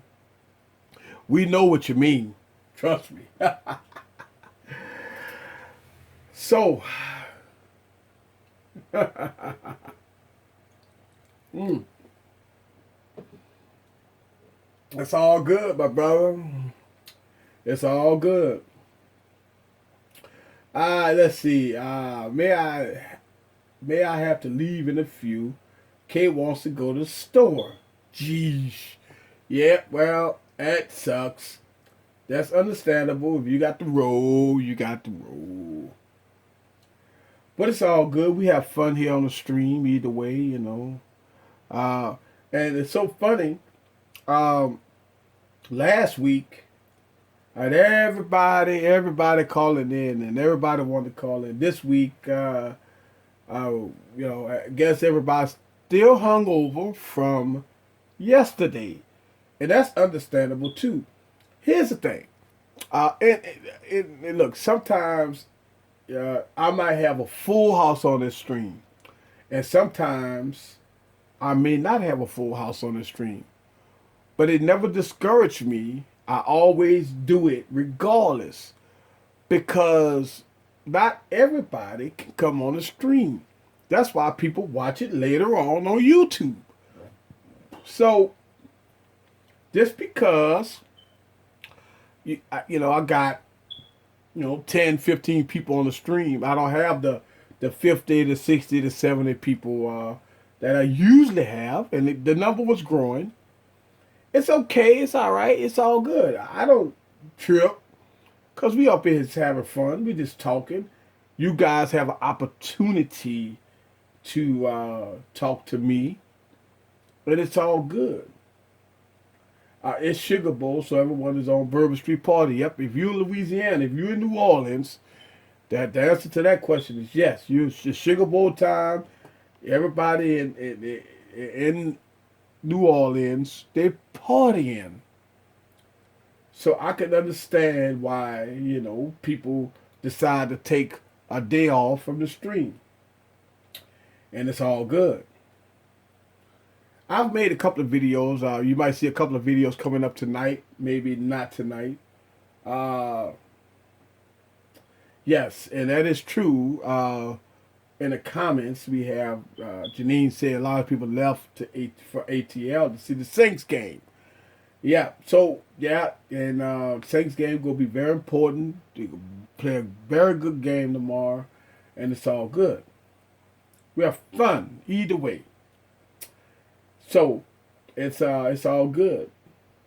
I'm here drinking and ready to party. That's right, and I agree with you too, because we all doing that right now.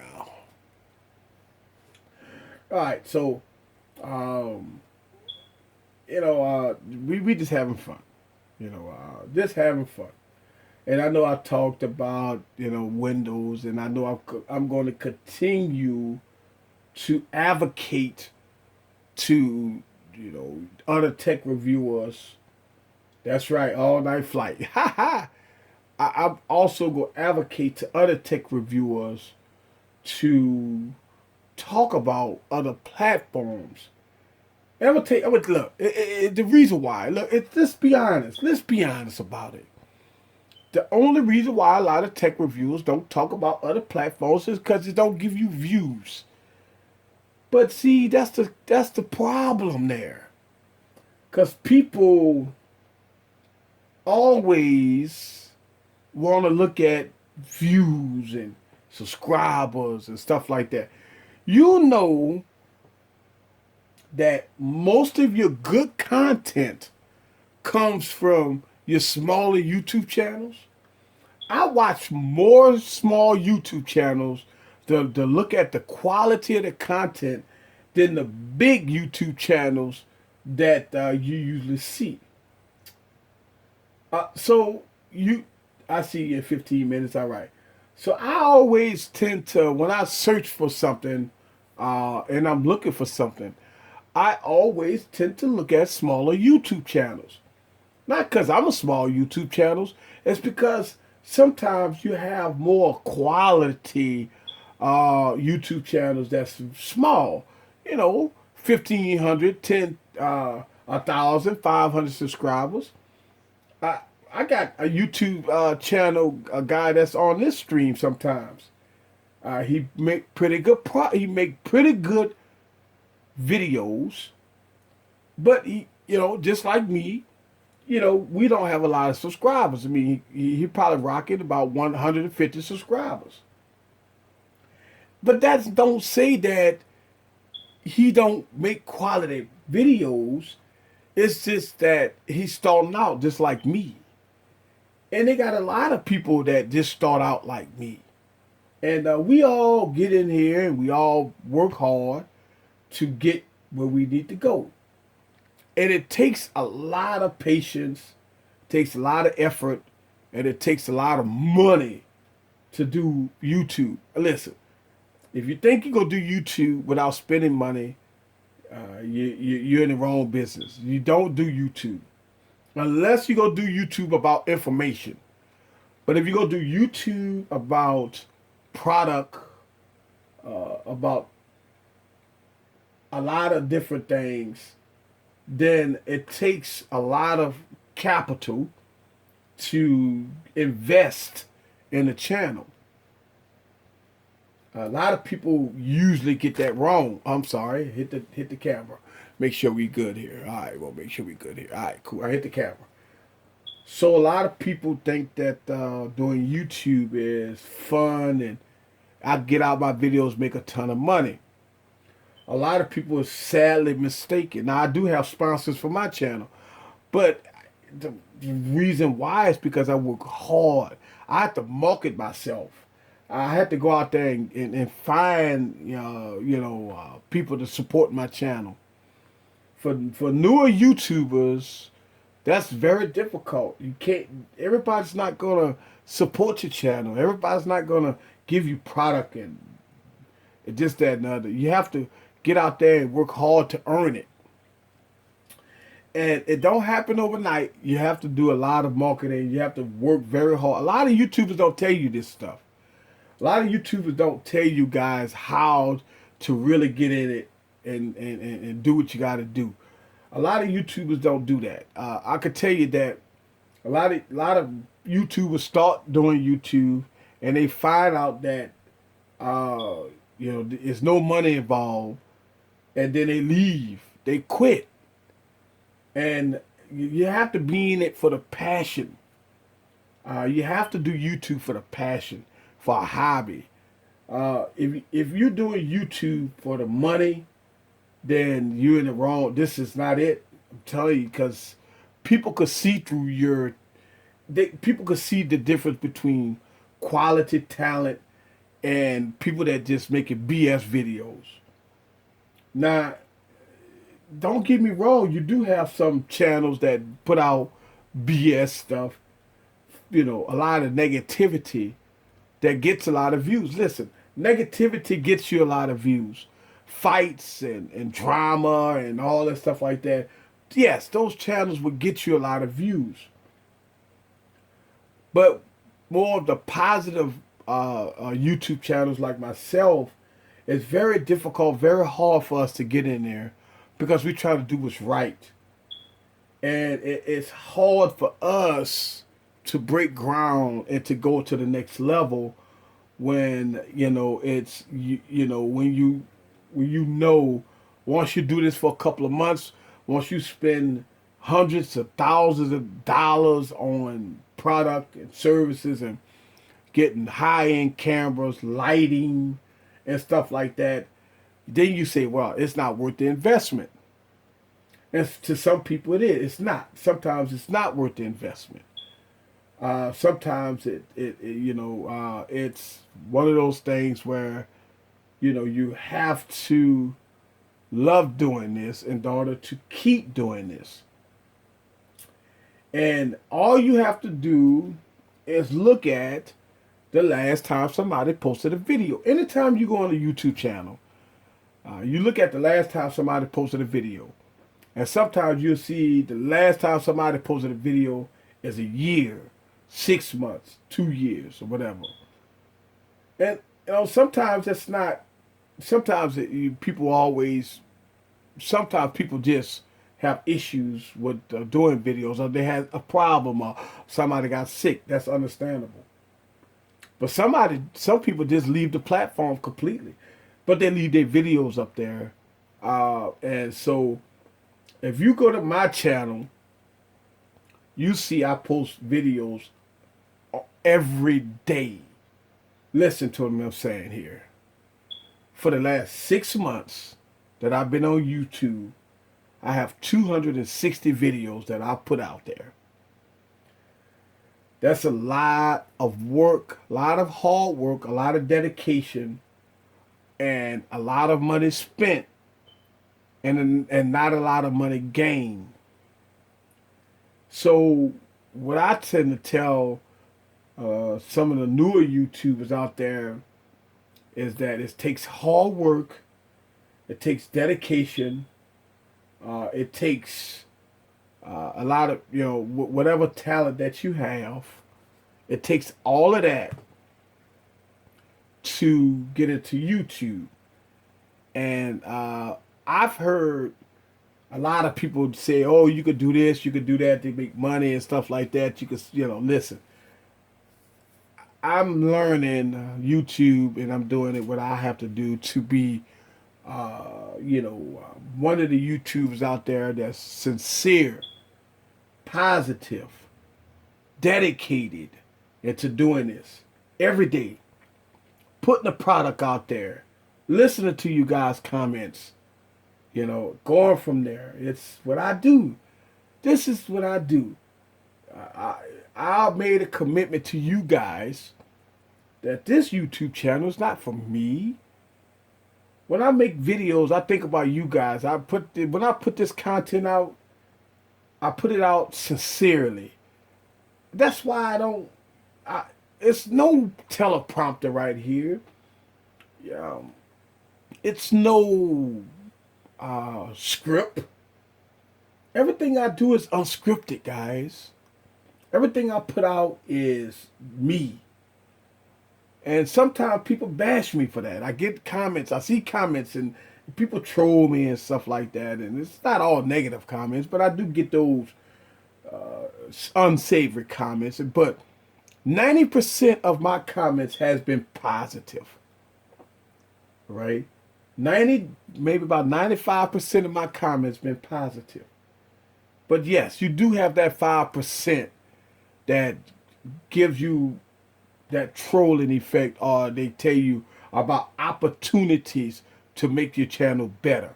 And I take that and I look into that and I make this channel better by putting, listen, I got a whole new setup here.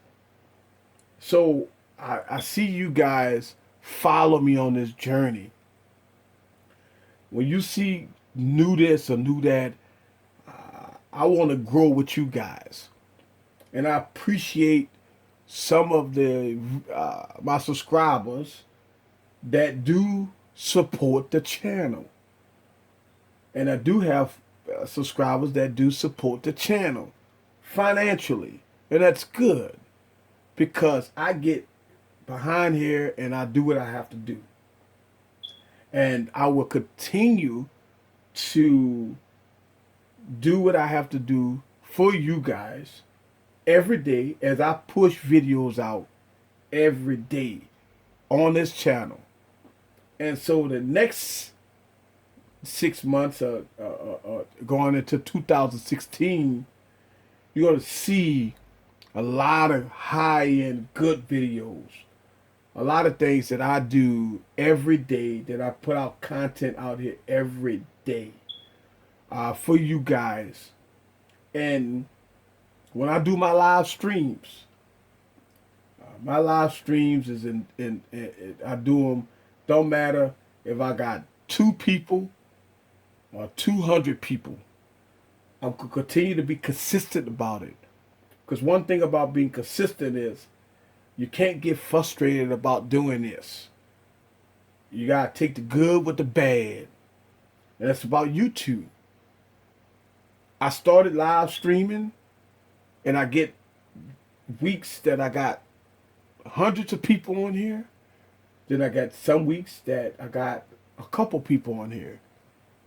But you always will know that I will always be here and always do this live stream every Saturday night.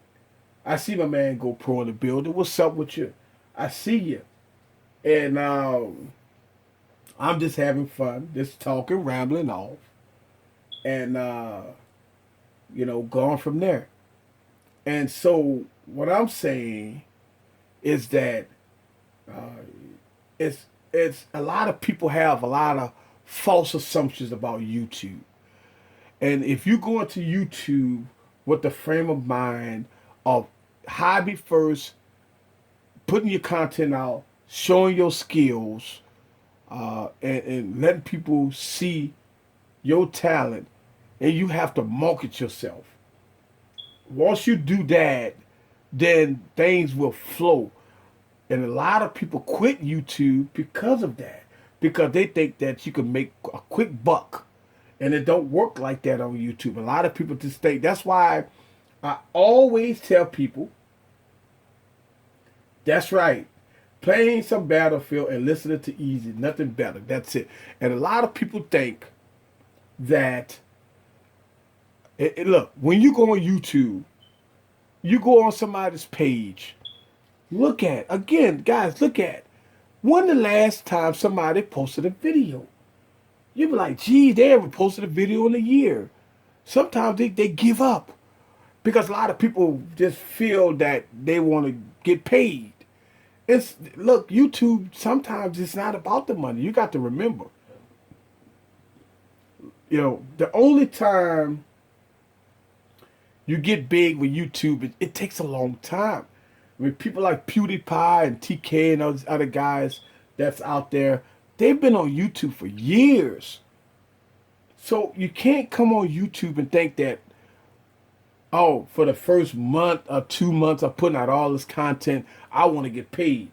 It don't work that way. A lot of people got a lot of false assumptions about YouTube. But it don't work there. I learned, trust me. And I picked up, listen, I market myself. I got, I got my sponsors and stuff. I got people sending me product. Yes, I review product. I got people send me product. I review them. But everybody know my disclaimer. My disclaimer is this. If you go send me a product, you better stand behind your product because I'm going to give you the real. When I come on here and I'm going to talk about it, I put my reputation on the line. I put Easy Computer Solutions on the line. I am not doing that for BS product.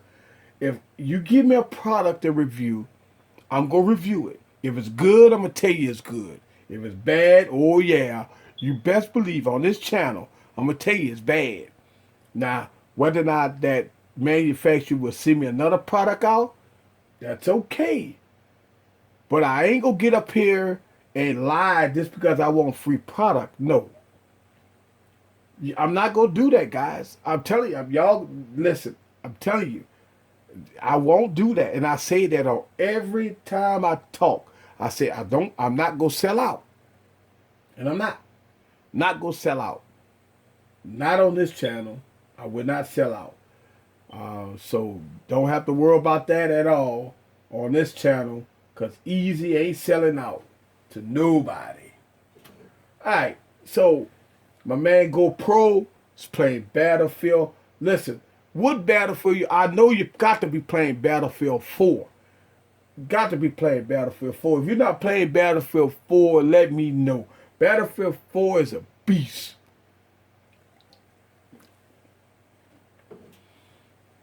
And it's nothing better than playing Battlefield 4 and watching Easy talk. And that's it. So that's how we do it. Right there. We do it Nolan style. Look, y'all guys know how I rock. Y'all know I rock. That's what I'm talking about. You know that's how I rock. One thing about me is that I'm going to get up here. I'm going to say what I got to say. And it's no script, guys. Listen, when I sit up here and I talk to you guys, it's coming from the heart. It's no script. You don't see me on no paper nowhere around here. You know, I don't have no teleprompter in front of me. When I give my reviews, guys, my reviews come straight from GP. I do it New Orleans style. No script, no angles, no nothing. I do it New Orleans style. Yes, I got music playing in the background. Yes, I try to keep it organized. But me talking is just me talking. Me giving you my honest opinion about the product. That's it. If the product sucks, it sucks. And y'all know I'm going to tell you it's going to suck if it sucks. That's why when I made the video about the Galaxy Note 5, people was shocked. Oh my God, what is he talking about? It's lagging out. I tell it like it is. If it got issues or problems, I'm going to tell you about it. Listen, when I got the LG V10, what the first thing I did? I came on camera and I told you it had battery issues. And what did I do? I filmed it all. I went to T-Mobile and they gave me exchange. And I made a video about it. And I keep it 100. That's it. It was a problem. It's well documented. I made a video about it. I showed you guys. Now, in that video, I did make a mistake. I looked at the battery, and I looked at the battery percent, and I misstated one thing that's in that video. But that video was 100 without a doubt. So with that said, I always try to keep it 100. That's it. This channel will stay 100. I always keep this channel 100, and I don't F around with nothing else. And we always roll, without a doubt, on this channel. We go keep it rolling. We go keep it moving. We got Chrissy and Ryan. Where y'all at? I see y'all people popping up in and out the stream and everything, and I know y'all hear me talking. We having some fun here. And I got all kinds of stuff going on. Got phones everywhere. I'm talking about Microsoft, and I'm doing all kinds of reviews and all that stuff like that. And look, I say this month was Microsoft month. I've been making a lot of videos about Microsoft, and I just want to listen. I want to make it clear that Microsoft is not paying me to do a whole month worth of Microsoft. Now, I'm not doing a whole month worth of Microsoft. I'm going to have a lot of videos about Windows devices, and I am sprinkling a lot of other videos in that. So the whole month, I'm not going, it's not all about Microsoft, but my main focus is about Microsoft this month. And the reason why is because I think we have been brainwashed to the fact of iOS and Android is the best platforms out there. And when you ask somebody about a Windows device, what the first thing they say? Oh, I hate Windows. But 90% of people never use Windows. So that's why I think people don't understand Windows. First of all, they say there's no apps. Well, I've made a video about that. So that right there has been chopped off. All right. Second of all, people say there's no games. I chopped that off because I made a video about gaming. And they do have the games in the App Store. Now, yes, Google do not support the Microsoft platform. So, no, you won't have Google Maps. But guess what? They got Here Maps. Here Maps is the same as Google Maps. So, they have Twitter. They have Facebook. They have all the apps you guys use on a daily basis. The question what remains is that when you go shopping for a phone, or you go shopping for something, first of all, you shop with your pocketbook. That's one thing.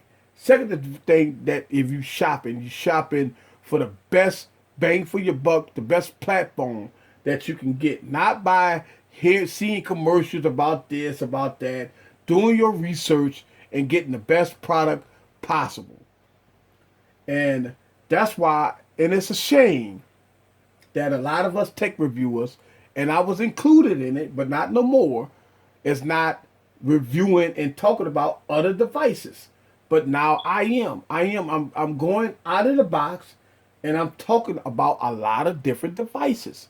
And that's important because y'all guys need to know about other devices, not just Samsung. Listen, if you put your money on Samsung, 100%, then you will fail. Samsung is not the best platform out there. And I always say that because a lot of people go out and spend money. Listen, let's say the Galaxy S4. The Galaxy S4, right? We only 2 years after the Galaxy S4. And Samsung doesn't support the device. So what happens if you got the Galaxy S4? It sucks. It's laggy. It's the battery life is terrible. Just that, the other. You don't get no software updates. It's still running the old operating system. Right now, if your device, and you could go into About Device, go into your settings, go into About Device, and look at what operating system are you running. I'm going to give you an example. I got the Note 5, Blue Studio, and I have the M9.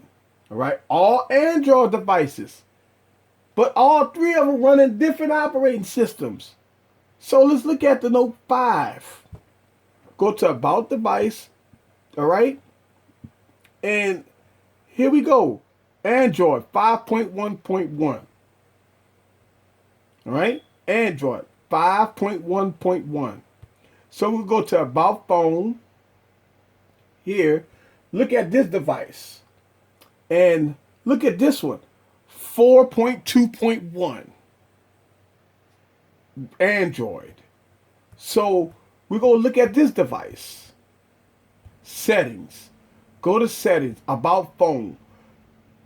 Go to Software Information. This phone is running Android 5.0.1. So we got 3 Android devices running 3 different operating systems on the same platform. And you don't think this is a problem? This is a problem. This is what I'm talking about. This is your problem right here. This is ultimately a Android issue that needs to be addressed. Without a doubt, this needs to be addressed. So, how do we fix this? This needs to be addressed. Why would I buy a device? First of all, let's make sure we understand this. All three of these phones software is outdated. Let me make sure y'all understand this. The Note 5, the Galaxy Note 5, the Blue Studio 5.5, and the M9, all three of these is outdated. Right now, we're in Android 6.0. All right, Android 6.0 right now. This phone is running Lollipop. This phone is running Android 4.2, which is before Lollipop, whatever that was. This phone, and that's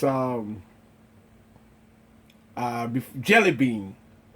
This phone is running 5.0.1, which is Lollipop, but it's a different version of Lollipop. So what I'm saying is, these devices is outdated.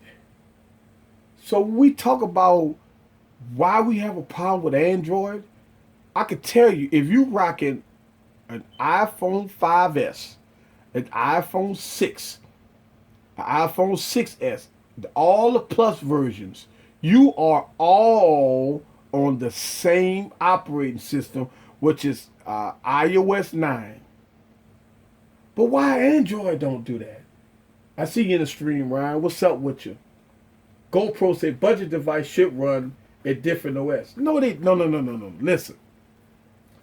I disagree. I'm going to tell you why I disagree. Because this phone is this phone right here. It's a Microsoft phone. It's Windows. $40. This is considered a low budget phone.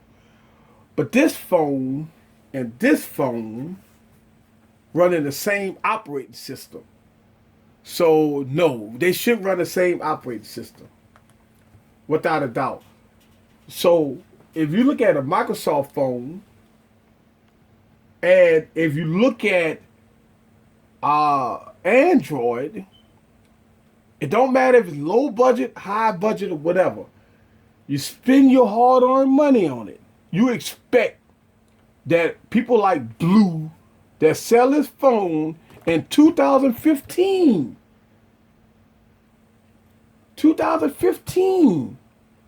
needs to be at least on the latest and greatest operating system. And this is the issue that I'm having here.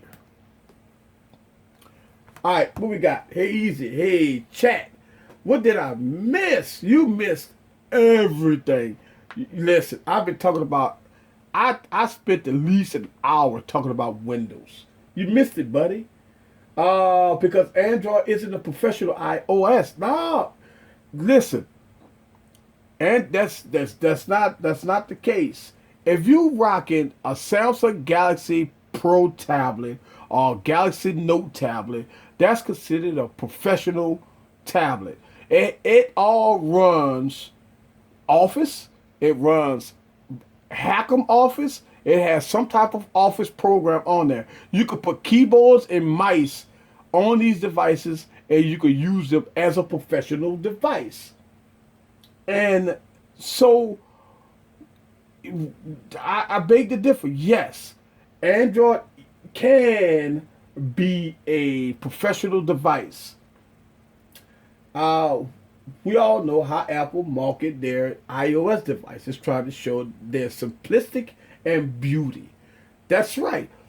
But iOS, just like all other OEMs, try to get you to buy their stuff.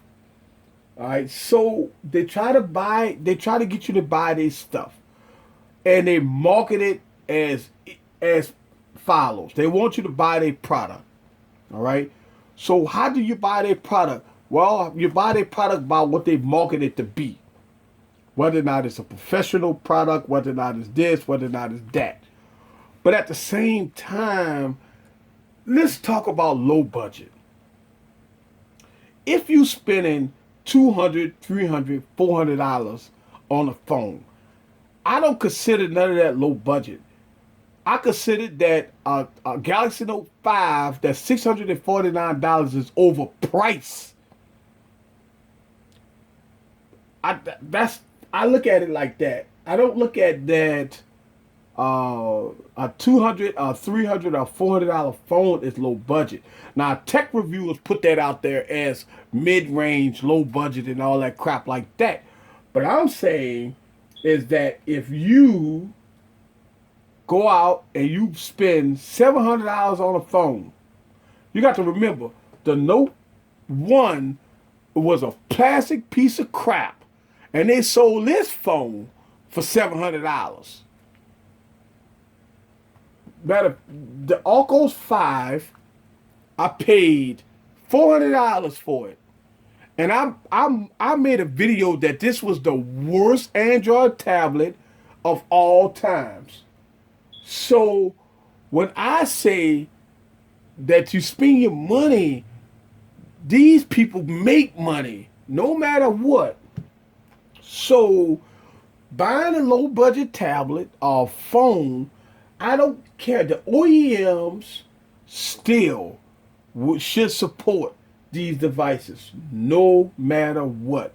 And it's up to Android as the platform leader to get these OEMs to force them to update. Listen, let me tell you something. Android come out with an operating system every year, just like iOS. Apple come out with their operating system every year. Android come out with an operating system every year.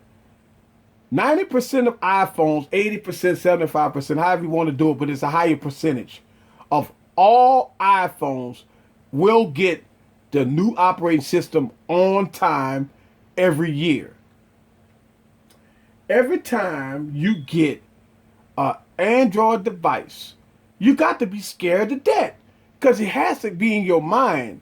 If I buy this $250 phone, what about next year? So I got to keep buying $250 phone, $250 phone. It don't even matter at this point. You could buy $800 phone, an $800 phone, and they still don't support it. So it's not even about the money.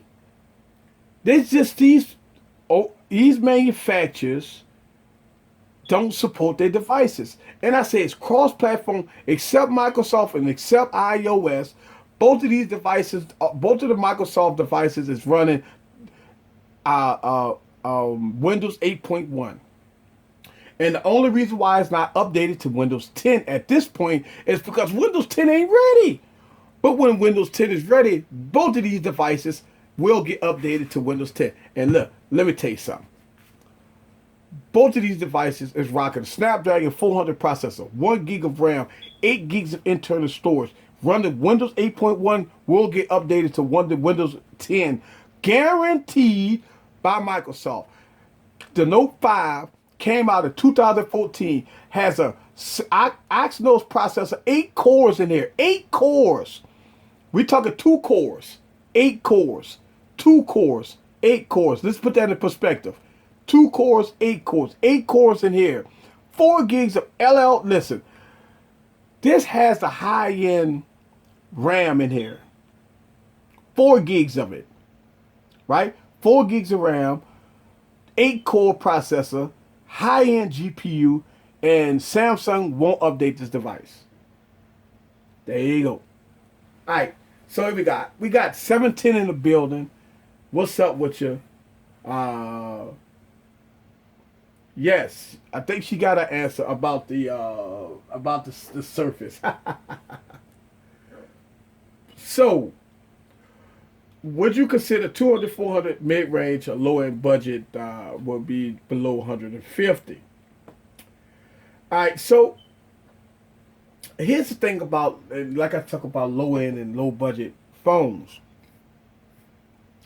Think about this for a second. I'm going to give you a prime example. The HTC One M8 came out in 2014. The price of the HTC One M8 was $649. Just fast forward to 2015. The HTC One M8 right now is about $250. The HTC One M8 performs very well. Last year flagship, good specs, lot of RAM, updated to Marshmallow, promised by HTC. So, would you consider this a mid-range device? Even though last year, 2014, it was their flagship. So, yeah, they need at least 8 gigs of RAM on Android phone. You know what? Listen, I will tell you that somebody earlier made that assumption about 8 gigs of RAM.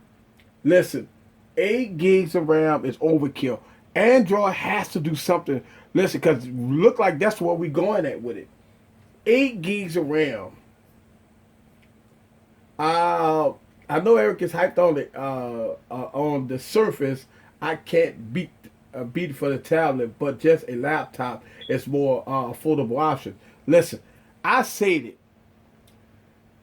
Listen, if you are in the market of buying a full-fledged computer laptop, I would tell you, for college students, for business professionals, if you're not using high-end software, stuff like Final Cut Pro or any kind of Visual Pro or anything like that, if you're not doing video editing and photo editing, the Surface 3 $499 will give you full copies of Office, which is a $299 value. You get that for free. And not only that, so in that's the case, you're only paying $100 to $150 for the PC, and you getting $200 to $300 worth of software for free. So, and not only that, but when you look at the Surface, and I said this before, anytime Microsoft do updates, the Surface get it first. Anytime something goes on, you could get Surface support. Anytime something happens with the Surface, bug fixes, anything, the Surface and the Surface Pro would get it first. So, with that said, I would tell you that without a doubt, even HP, Dell make good PCs. I understand that. If you're not a gamer and you don't use those high-end programs, then the Surface is for you. Now, if you are a gamer, you're definitely out of the league anyway. So we're gonna take gamers and take them out the box. But if you're a pro professional, you could get the Surface Book. And I would definitely recommend that for high-end business work. Because without a doubt, when it comes down to bare bones, Microsoft will always support those devices. Without a doubt. That's it. So that's. But yes, but the Surface may be overkill. People don't need all that. The Surface is pretty good, more affordable. Yes. That's what I'm saying. The Surface Pro may be overkill for some people, but the Surface 3 is not overkill, and it will work wonders. And I'm gonna try to get the Surface 3. Let's see. Easy. I'm gonna disagree with you're gonna disagree with me, but I really will go with something more affordable. I love that Surface, but I'll get something more affordable. Listen, the Surface is $300. It's really not no. It's it's no. All right. So listen, 710. Think about this. You getting an iPad shell with a full-fledged PC with 4 gigs of RAM and a full-fledged operating system in it for $300. I don't see what. I would not buy anything that costs $199 or $200 for the full-fledged PC. Now, I'm going to have to debate and disagree with you on that. I wouldn't spend, first of all, I would say don't spend $300 on a PC, only a Surface. But if you're going to get a laptop, you're going to spend it, even the low-end laptops, I would recommend $450 to the $500 range.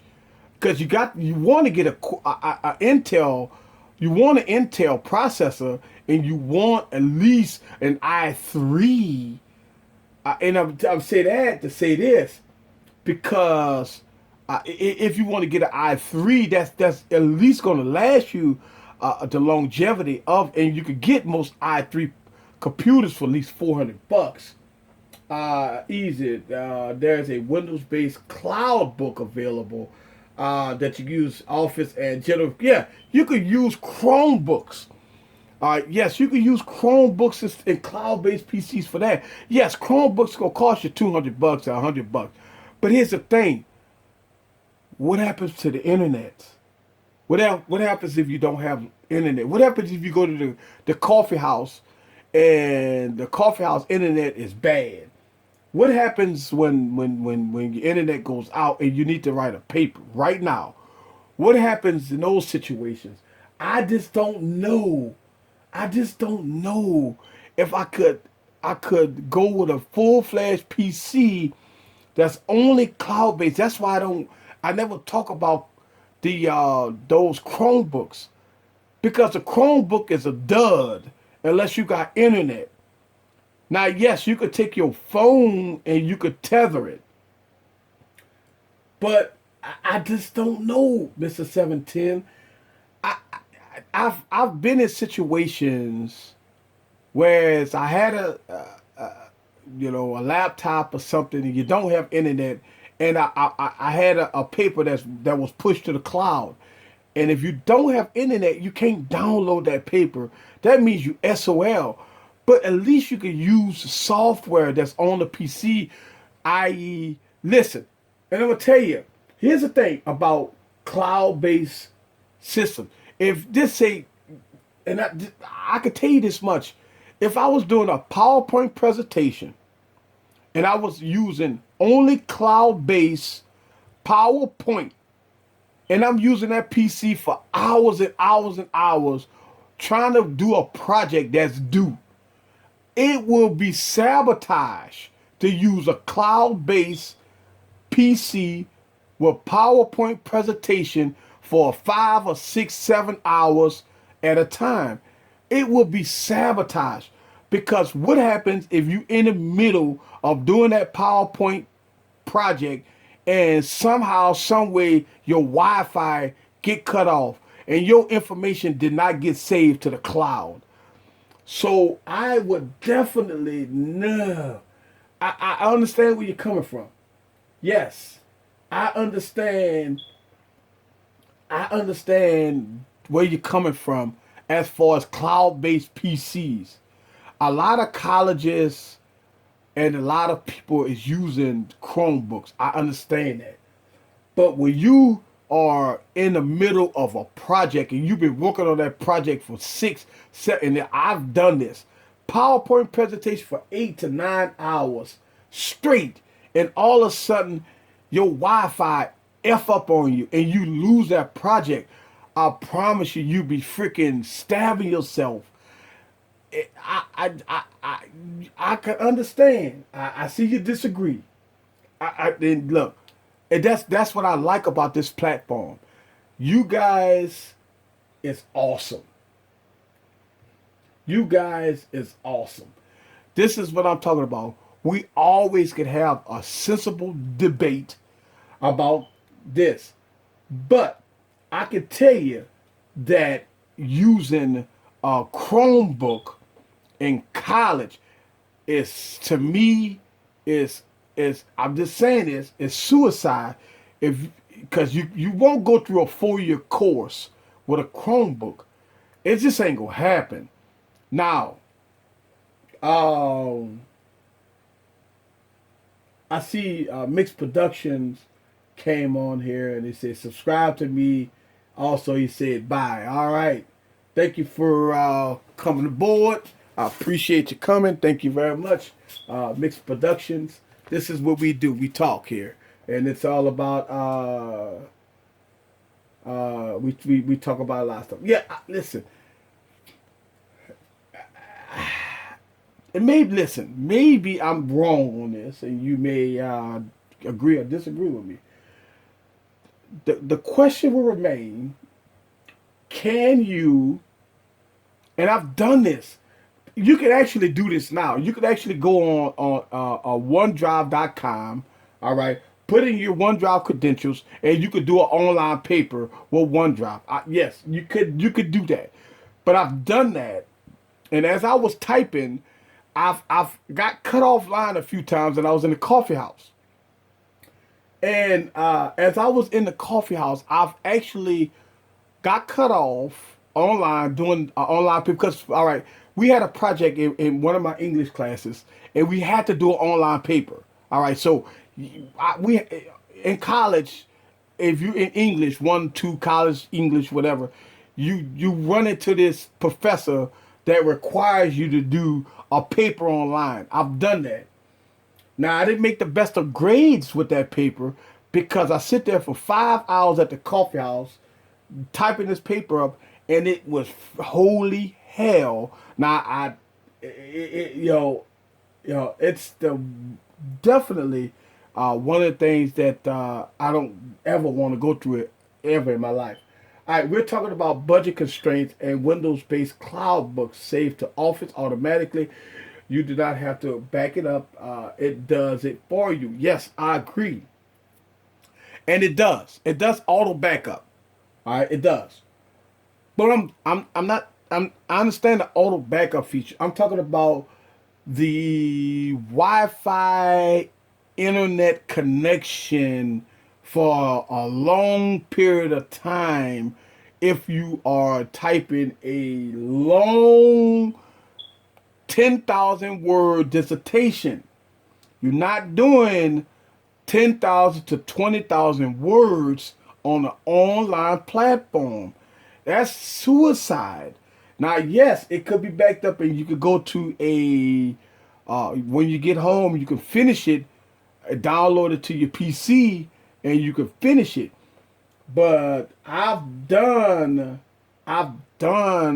well, at least 1,000 to 2,000 words on an online platform, and it was tough, especially if in college you're using their internet and you try to use and everything is all shared and stuff like that. So I would definitely go from there. What's your YouTube name? Even Word automatically backs up on a time schedule you choose. Yes, I agree with that. But listen, I love the debate. Now we had mixed production that came in. Obviously, I didn't think he understand the way how we do things. So I'm glad he came by. He said subscribe, but he didn't let us know who he was. Then he said bye. So I don't know if he's still in the stream. You can let us know who you are. But if you don't know who you are, he said what the F.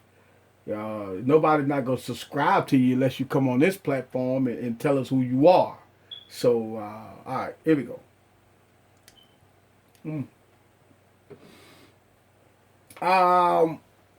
But all right, so I understand what you say. You say Windows-based cloud book. And I'm using Chrome. I'm using Chrome as as kind of more of a what kind of the same thing because I use Chrome as my browser. I wouldn't use what you call it. I would use Chrome as my browser. So yeah, I mean, listen, I understand. You can look. I would tell you that if you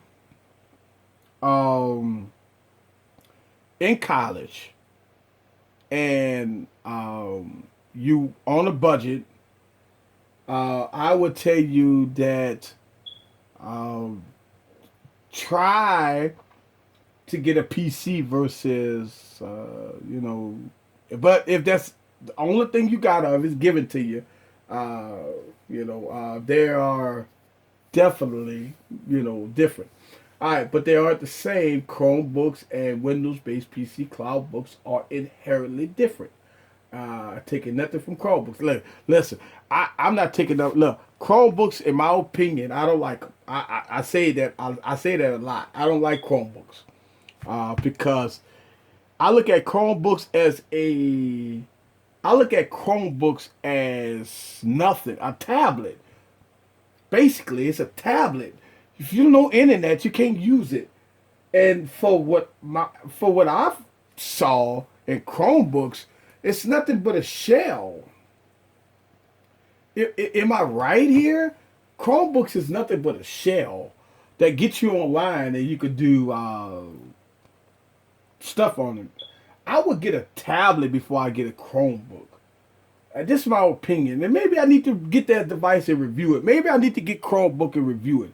I mean, I'm open-minded here. Maybe I need to get a Windows-based cloud book and review it. What kind of? Give me a recommendation on a Windows-based cloud book. I will look into it. They got Chromebooks all over the place, so I don't know if I don't know if I want to get a Chromebook, but I'll get it for review purposes. All right, see, we got the Transformers Flipbook is $199 right now at the Microsoft Store. 11.6-inch HD touchscreen, Celeron processor, 2 gigs of RAM, 32 gig MMC.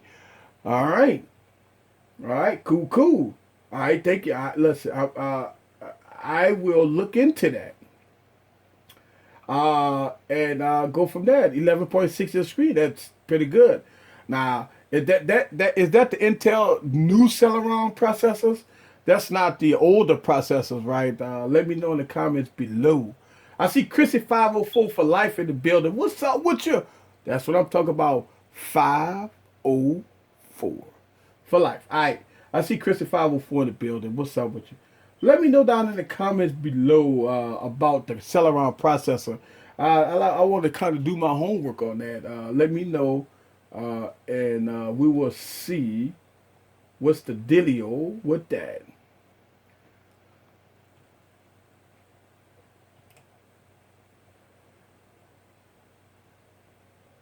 Let's see. Who's that calling me?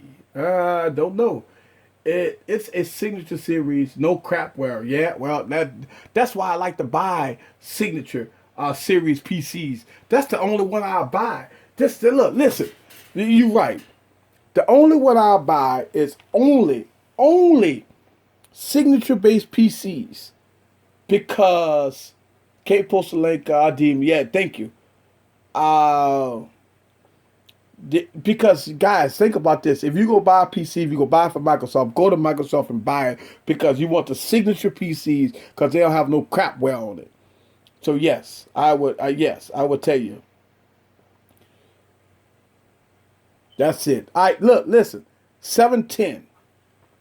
You got the number. Give me a call. Let's talk to Mr. Look, 710. I'll get Mr. 710 in here. I'm gonna put this aside so your number won't be shown. Give me a call. Yep, I got the DM. Mr. 710, give me a call. I have a question. Was there a Chromebook on Amazon on sale for $12? Look, Chromebooks, man. Look, I'm gonna tell you, you don't want a Chromebook. You know, I'm telling you. Listen, Chromebooks ain't nothing but a shell, and I may be wrong. But this is why I am open-minded on this channel that I am going to definitely review these devices and get with you guys. Let y'all see this stuff because it's false information out there. Think about this for a second. A lot of people bash Microsoft Windows, the phones. Say there ain't no apps. Guess what? I beg the differ. I made videos, but the same apps. Facebook, yes. Twitter, yes. Instagram, yes. Everything you want. And I'm telling you, what's up? I see Jeff Spring in the building, listening to your stream. Wow, packed for CES. That's what I'm talking about. All right, so we got somebody calling. What's up, you live with Eric with Easy Computer Solutions? Hold on a second. Let me get you on the Bluetooth. Yes, sir. All right, hey, let me turn you up. Test, you can hear me now. I can hear you. All right, let me turn up the volume a little bit. I want to give a shout out to Jeff Spring in the building. He listened to stream. I'm sorry about that, guys. Listen to stream while packing up for CES. Hey, 710. Go for it. All right, look. Before we talk about this Windows stuff for a second, let me talk about CES. Let me make sure your number ain't in there. All right, so if you don't know, guys, Jeff Springer is a YouTuber that has a YouTube channel that I definitely go on and I watch all his content, and he's a good YouTube channel. So if y'all guys have an opportunity, go and hit that subscribe button to Jeff Springer. He's a great YouTube channel. He's real like me, and we watch each other videos, we comment, we like, we share it, we on Twitter, we do what we gotta do. That's it. That's what I'm talking about. So we support each other and going, but look, see, he's bigger than me. He's going to CES. I haven't got that opportunity to get to that part yet. But CES. I've been there. It's tough. It's tough. I went a couple of years ago. I think it was, it must have been 99, 2000, one of them 2 years. Yeah. I went. Yes. It was fun. Yep, I know. It's coming. Look, Jeff, the one thing I could say is that on this channel, I like to have people call and we discuss and we have fun. So, look, let's get back to this debate. What I was saying was, if we talked about it. Is your sister still in the stream? Huh? Is your sister still in the stream? Is my sister still in the stream? Yeah, she should be in the stream. Oh, okay. All right. So go ahead with your question. And then we can discuss. All right. So the question remains, and it happened to me when I was in school. And I had a professor that wanted us to write a paper online using OneDrive, and you have PowerPoint, you got Word, and everything online. And one of the things that I know I had a lot of problems with is internet connection, streaming Wi-Fi. And especially right at coffee shops. Go ahead. Right at coffee shops. So when we talking about Chromebooks or cloud-based services, I would agree that if you are a person that really need something right now, it's a good device to buy. But as far as longevity, if you're gonna be in college for 4 years, there's no way you're going to use a cloud-based system for 4 years. Not in college. I could see that you could probably use it to get you off the hook once or twice if you don't have no other avenue. But using it as your daily, it's like using an iPad. I have to disagree with you. All right. And let me tell you why. All right. Go ahead. You got the flow. Because of the advancement and Microsoft Office 365, which I'm a subscriber, the tools that you have at your disposal from every single device you own can't be beat. The getting a cloud-based laptop, because that was your sister's question. She wanted something because she's going back to school. She doesn't need a gaming PC.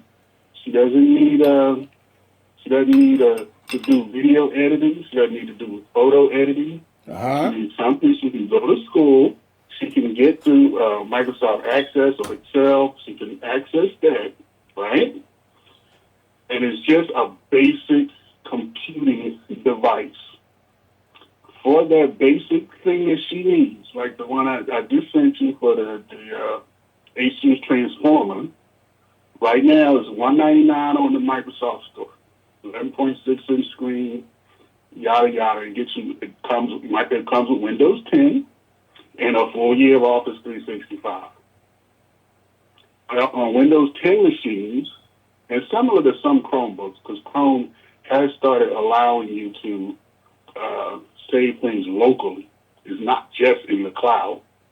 But the same thing has always been true with the new Windows laptops, because of the OEM said, "Oh, these Chromebooks are eating my breakfast. We got to find a way to get the same similar device running Windows at a price point that students can afford." You know, if they got mom and dad paying for it, a laptop, that's a whole different situation. Right. Trying to feed your family, trying to advance your career, trying to pay your bills, trying to pay your rent, your mortgage, whatever. You can't go out and buy a $1,200, $1,300, $1,400 laptop, MacBook. You just can't, unless you're going to go in debt. Right, but if you want to go ahead. Let me ask you this question. Mm-hmm. If you for Office, free Office on the Microsoft Surface 3, right now you can get it maybe about $350. Now the Office Suite, which is probably 2015 or 2016 version, will come completely free, included with the Surface, which is a $200 value. Comes with the Surface 3, and you have a full-fledged operating system, and you got full Office, full everything you want for less than $400. Now, with that said, you have full support from Microsoft, all updates coming straight from Microsoft, full support 100%, 100 from Microsoft. You don't think that's a good deal? But easy, you get the same thing with the Ace, for example. I'm not trying to, say this particular one, because I've seen ones even cheaper. But for this particular one, it's still running Windows 10. You still want to get all the updates. You want to get Office 365, which is Office as a service. They're not really trying to sell Office 2016, Office 2018. They're done with that. It's all Office 365. Right. And you have to, it's a subscription. Right. Right. Now, as a student, one of the things people need to know, as a student, you get that for free. Yeah, that's true. That is true. You get that for free. As a student, if you got a valid education, .edu, whatever, college, or even high school, you can get it for free in middle school. Because I work at a middle school, as you know, I work in the schools. So I know what kind of technology we're already using. And I know, how they're already moving to cloud. It's not even a question. Kids are moving to cloud. Right. Want to be Microsoft Office or Google Docs. They're going. It's done. It's not even a question. Kids don't even know. What you mean? What's a flash drive? What you mean? Burn it to CD? What's a CD? They don't do that anymore. Yeah. So here's your Chromebook, or here's your iPad, or here's the computer lab. You need to write this. You need to say this to my school district went on Google. So you need to say this to Google Docs. Work on it when you get at home. So you think it's really like that now? You think that the iPad is more marketed that way? You think that because you can do the same thing with the iPad with a Bluetooth keyboard. Well, yeah, with a Bluetooth keyboard. You think that and I've done this on videos before. I actually made a video where you could do PowerPoint, Excel. Yeah, I saw that video. Yeah, and Word all on the iPad. I proved it. I proved it. And you could actually. Yeah, but the problem is with the iPad is that for a minute Apple ruled the world because of the iPhone. I'm talking educationally wise now. I'm not talking general public. Well, general public too. Everybody jumped on an iPad. School districts jumped on an iPad like it was free bacon. They just went for it. It wasn't free.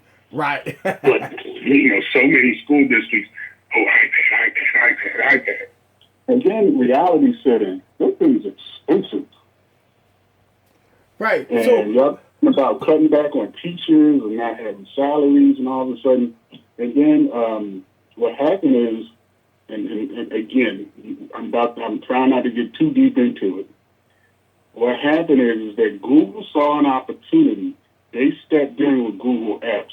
Microsoft missed that particular boat while they were getting Office, because they were still trying to sell you Office, the application.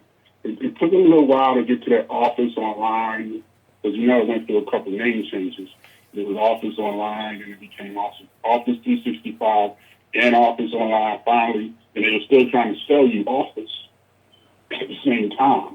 And people were like, what? No. They had to remember the different versions, the student edition and the professional edition and the home and student, and Anyway, when Microsoft was all confused, Google was hitting them hard with the Google apps. So then they're like, oh, hey, computer manufacturers, here's a way for y'all to make some money. You just need to put Chrome on these and you can sell these for $100.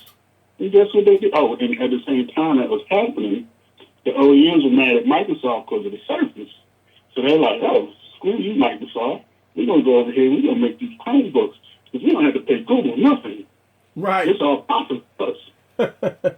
So you had all this stuff coming together at the same time. And what happened, Google made this big push for education. Right now, 50%, I just saw the statistic last week, I think I shared it with you, 50% of all school districts are moving towards Google applications. Right. 50% in the country. Right. So hold on. Before we continue, I want to give a shout out to Laura Springer in the building. She just became a subscriber to my channel, which is Jeff Springer's mom. So I want to welcome her to the stream. Everybody give Laura Springer a thumbs up in the stream. Thank you for becoming a subscriber. Let me let you know how the platform works. On this YouTube channel, I do 2 live streams. I do a live stream on Saturday, which you're listening to right now, Q&A, and I have people call in and we have fun, and people ask a lot of questions, and I got people that call in and we talk. On Mondays, I do a live stream at 10 a.m. That's Central Time, which we talk about things that happen over the weekend and all kinds of future things. And it don't have to be about technology. It could be about sports and all other kind of stuff. And also throughout the week, I put out a lot of tutorials, a lot of tech videos, a lot of unboxing on the PC side, and I talk about a lot of things. So I want to welcome you to my channel. I really appreciate that. I do support Jeff Springer's YouTube channel, and definitely welcome to my channel. Yes. All right. Yes. So I have a question. Go ahead. I had a question, and you came late, but the first 45 minutes of my YouTube, I discussed Windows platform. And and what I want guys to understand, I want everybody to understand, is that we are brainwashed. We always go on TV, and what do we see? We see Samsung, Apple, and it may be a Microsoft problem, but us tech reviewers, we have to kind of sway into giving the other platform a notice, because I could tell you that I told y'all guys that I was going to dedicate January to Microsoft, and I've done that. And so as I got these devices, these Microsoft devices, these phones, and I've been reviewing them, and I've been shooting videos out about them back to back to back. And I'm witnessing that what we know about Microsoft Windows phones is false, because they do have the apps. the platform is smooth. It is you could customize it as much as you want. Uh, you could do whatever and not only that, but they budget devices. This is what I like about it because you could go and buy your $40 phone and it performs just like a mid-range, almost close to high-end. Not only that, but if you look at the camera on a $40 phone, it's shooting video better than the Blue Studio, better than the HTC One M8, and almost on par with a Galaxy Note 5 or Galaxy S6. Now, all you gotta do is look at that video. Look how quality and crisp that video is that I shot on this $40 device with the 8 megapixel camera, and I'm telling you, it will blow you away. And I did the gaming review for it, and I get no problems. It played Dead Trigger 2, it played Modern Combat, and it played the racing games, Asphalt 8, with no problem. And you're like, wait a minute, we talk about a $40 phone that played Modern Combat. How is that possible? We thought we needed a $700 phone for that. But hey, guess what? You don't need it. The platform is optimized enough for you to play those high-end games on these devices. And I'm liking that. That's good. Hey, can you get your sister in on the call too? Because she want to join the call, she said. Yeah, so yeah, I'm gonna have a call, and I'm gonna hang up with you, and I'm gonna have a call. Put the number in the stream, and we're gonna wait for the call. Oh, but wait, we didn't finish our conversation. The whole thing I'm gonna say, yeah, go ahead, is that the Windows-based PC, cloud PCs that are in the realm of the Chromebook will allow you, the average student that's just needing, if you're going to study psychology or like your sister, you're just going for accounting, you're going for something where you got to take notes, you got to write some papers, you got to do some research. And I think, and I love the Surface. I think the Surface is a beautiful piece of machinery. I do. However, I don't want people to feel that they have to get more computer than they need for their needs. Basically, they just need to get something that she needs, something that she can do some accounting work, keep up with her assignments, go online, do some research, write some papers, turn them in. Right. And that's what she needs. So for $199, that something like the Transformer would fit her needs just fine. Whereas, somebody who needs something, more intense, they're going for design, interior design, or anything like that. Yeah, they definitely need, something with some more horsepower than what like a Transformer will do. Right. And she did all reports done. They'd be backed up to a system and in the cloud. You need to make a presentation. Hey, I signed into my OneDrive. There it is. I need to Wi-Fi down. It's on my laptop. I'm good to go for $199. I can tell you, I'm gonna look into it. I'm gonna go up there. I sent you the link. You can pull it up on your iPad. Look at it on screen. I sent it to you. I got it. All right, my brother. I'm gonna go on in. All right. All right. Bye. See, this is what I love about this platform. I let you guys have opportunity to call in to talk about what you got to talk. Yeah, GoPro. Listen, we got to put the number. We got to put the number in the stream. So let's go ahead and put the number in the stream so we can get the next person to call in. Who's going to be the next person to call in? Let's put the number in the stream. It's 504-261-1886. And that's going to 504 261 1886. There we go. 504-261-1886. Give me a call. You can say whatever you like. Call up right now, and we got an open platform here where we could talk about anything you like. Beware you've been drinking. Well, that's fine. We all adults here, and so if you've been drinking, you can call 504-261-1886. And we could talk about computers, laptops, CES, and we could talk about whatever you like here on this platform. Eric from Easy Computer Solution. It's 2016, guys. Listen, what I'm telling you guys is real, real cool.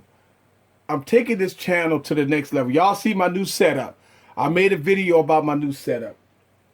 And I can tell you that for the most part, I'm doing all of this here to bring you guys better content. I want to work hard to get you guys better videos, to talk to you guys about what you need to know. Anything. Think about this for a second.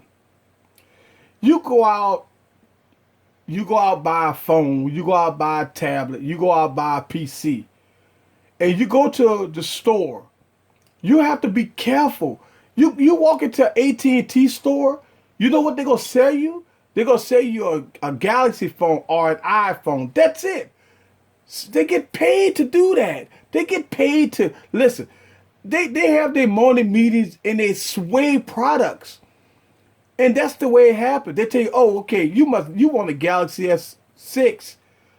Get the Galaxy S6. They're going to tell you guys the battery is beautiful. The phone is great. This is that is beautiful, great. You get the phone home. What happens, guys? It's not what they tell you it is. So you have to find a platform where you can get your information from. And this is what I'm providing to you guys. I'm providing you guys information so you won't make those mistakes. You know, everybody make those mistakes. They go out there, they buy these phones, and they have no idea what they're doing. All right, I got a caller. Here we go. You on with Easy Computer Solution. Hello. Hello, we hear you. What's up, everybody? All right, yeah, what's up? Everybody saying, what's up? What's up? What's up? All right, so let's talk about this Galaxy S4. Yes. And that's the phone that I have. Yeah, that's the phone you got. So right now, in about 2-3 months, Samsung is coming out with the Galaxy S7. Oh, wow. Oh, wow. So that means that your Galaxy S4 is 3 years old. But here's the thing. About right. But here's the thing. But when you went got the phone, I'm gonna tell you how they do you. You say, girl, you going on to get that Galaxy S4. It's the same thing as the Galaxy S5, and it's cheaper. You could get it for no money down, and you just paid a little $10 a month, and boom, you got a brand new phone. But guess what happens? That phone don't get supported no more. Apps go to crashing. It's slow. It's sluggish. All kinds of stuff. But you know, well, I have to differ because after I watched your video on how to transport all my files, my 3,000 or so files, to my PC, my laptop, my phone has been working just fine. It's completely fast. I don't have any problems with my phone, just following the stuff that you showed on your YouTube channel. That's awesome. See, that's what I'm talking about. This channel's information. I got a lot of channels, a lot of videos out there that's informational. And, a lot of people always ask the question what could I do to make my phone faster? And I got videos for that. They say, what could I do to make my computer faster? I got videos for that. And they say, Yeah. you know, all kinds of stuff. Listen, on my YouTube channel, guys, I have videos on how to make your Android phone faster. Listen, I got a video that could make your phone more secure. Just say if you got children that got an iPhone or Android device, you can monitor it. They got security features that you can monitor. You could cut them off so they won't buy anything on your credit card. On your credit card, because they can buy apps. Because every app store requires a credit card. So you got your credit card on the app store, but you just gave it to Susie or Billy. Guess what they gonna do? They gonna download apps. No, your video is very informational, and I put a password on there so Kelly's no longer able to just go in there and buy her app at her leisure. But it's very informational. I went on your YouTube channel, and it took me step by step how to clean out my system. I'm completely computer illiterate. I don't know anything about technology, and it helped me. And my phone works 110% faster. No lie. That's what's up. That's what's up. That's what I'm talking about. And although my phone is 3 years old, it works just fine. It doesn't crash. It works fast. For me, I was able to get my Instagram and my Twitter accounts back open on my phone because I had to clear it out, but you walked me through it, and it's idiot proof, which I needed. Yes. That's what I'm talking about. That's what I'm talking about. Yep, that's what I'm talking about. Yep, that's what I'm talking about. And look, and what I try to do, I have a lot of people ask me these questions about a lot of things. And look, and what I do is now I got a hashtag. If you're on Twitter, you can hashtag X question at X Easy Computer Solutions and leave your question. Use my hashtag. And what I'm gonna start doing on my live streams, I'm gonna tally up all those questions, and I'm gonna talk about them on my live streams. So that gives people the opportunity, if they can't be here live, at least they can ask the question, and I can answer the question. And once I answer the question, then they can always go back and look at the video. Right. And that's the good thing about it. So right, and like me, I always have questions because, when it comes to computers, even when it came to purchasing Carrie a new tablet, I didn't know exactly which route to go. And I'm looking at all these devices, and I'm like, okay, where do I go? So your channels are like a place to go because you talk about the different tablets and what's the best ones to get for the most bang for your buck. So it's very informational. It helps a lot. Right. Okay. Cool. So Mr. 710 sent me a link about the computer he was talking about, the Acer Xperia R11, which is on the Microsoft Store. And it is for $199. This is the one we was having our discussion with, but the only problem is it's out of stock. I want to put that in there. Lovely if I can find it. Yes, out of stock.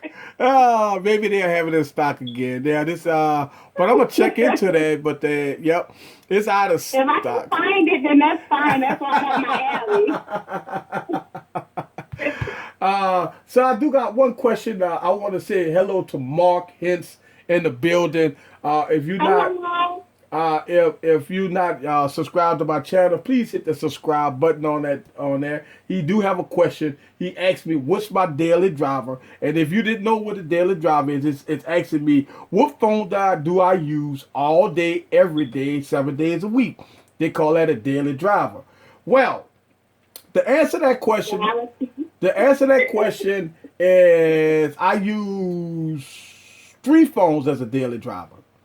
I use That's true. I use 3 phones as my daily driver. I'm always reviewing at least 1 or 2 phones for my YouTube channel. So I have to have at least 1 or 2 phones, and I use the LG V10 as my daily driver, along with Oh, yeah, I so love the Galaxy Edge Plus. yeah, I'm in love with that phone. yeah. The Galaxy the Galaxy S6 Edge Plus is a great device. I don't have that in my.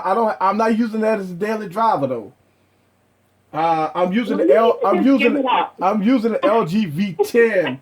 I'm using the LG V10 right now as my, and because I'm still reviewing it. So I'm Okay. using that as my daily driver. Okay. So I'm using the LG V10 and the Galaxy Note 5 along with the Windows phone. Actually, so I'm using both of the Windows phone, the 640 and the 640 XL that I'm reviewing right now. So I'm actually using 4 devices right now, and I'm reviewing them. So uh, I hope I answered that question. Which one I use for my daily driver? I got a lot of phones in and out of rotation, so you may see a lot of devices on this channel that's in and out of rotation. But yeah, which he asked another question. Which is the one you will go to first? Ah, that's hard. The Note. The The Note, Note is yeah, like the yeah. everyday I will go phone. with the Galaxy Note 5 as my first phone that I pick up. First out of all devices, yes, I will go with the Galaxy Note 5 because of the S Pen functionality. And I mean, you can't go wrong with a Galaxy Note 5 because it's a boss hog. Right. And then the fact that you can take notes on the screen, Yes. just pull it out and everything is like right there at your fingertips.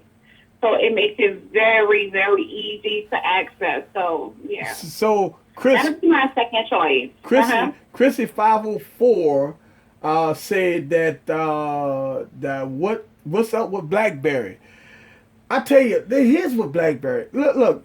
BlackBerry Outdated. well, they've made a terrible mistake. They came out with the BlackBerry Perv, pal. Here we go, BlackBerry There we go. Perv, Here. BlackBerry Here. Perv, or whatever it's called. Y'all know I have a problem with saying, so I call it the BlackBerry Perv. And it's not called a Perv. It's not it's Perv. All right, so Here. the Perv. All right, so yeah, listen, they went with Android on their device. To me, that's a sellout. Why would you have a BlackBerry platform and you sell out to Android? Now I would see porting Android apps to the BlackBerry platform, but I wouldn't go full-fledged Android. I don't know why.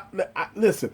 That's why I'm confused on BlackBerry, and I know right now they're at the ending point and they had to do something.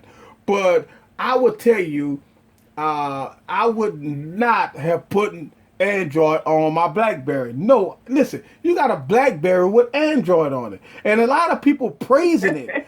I'm not praising that.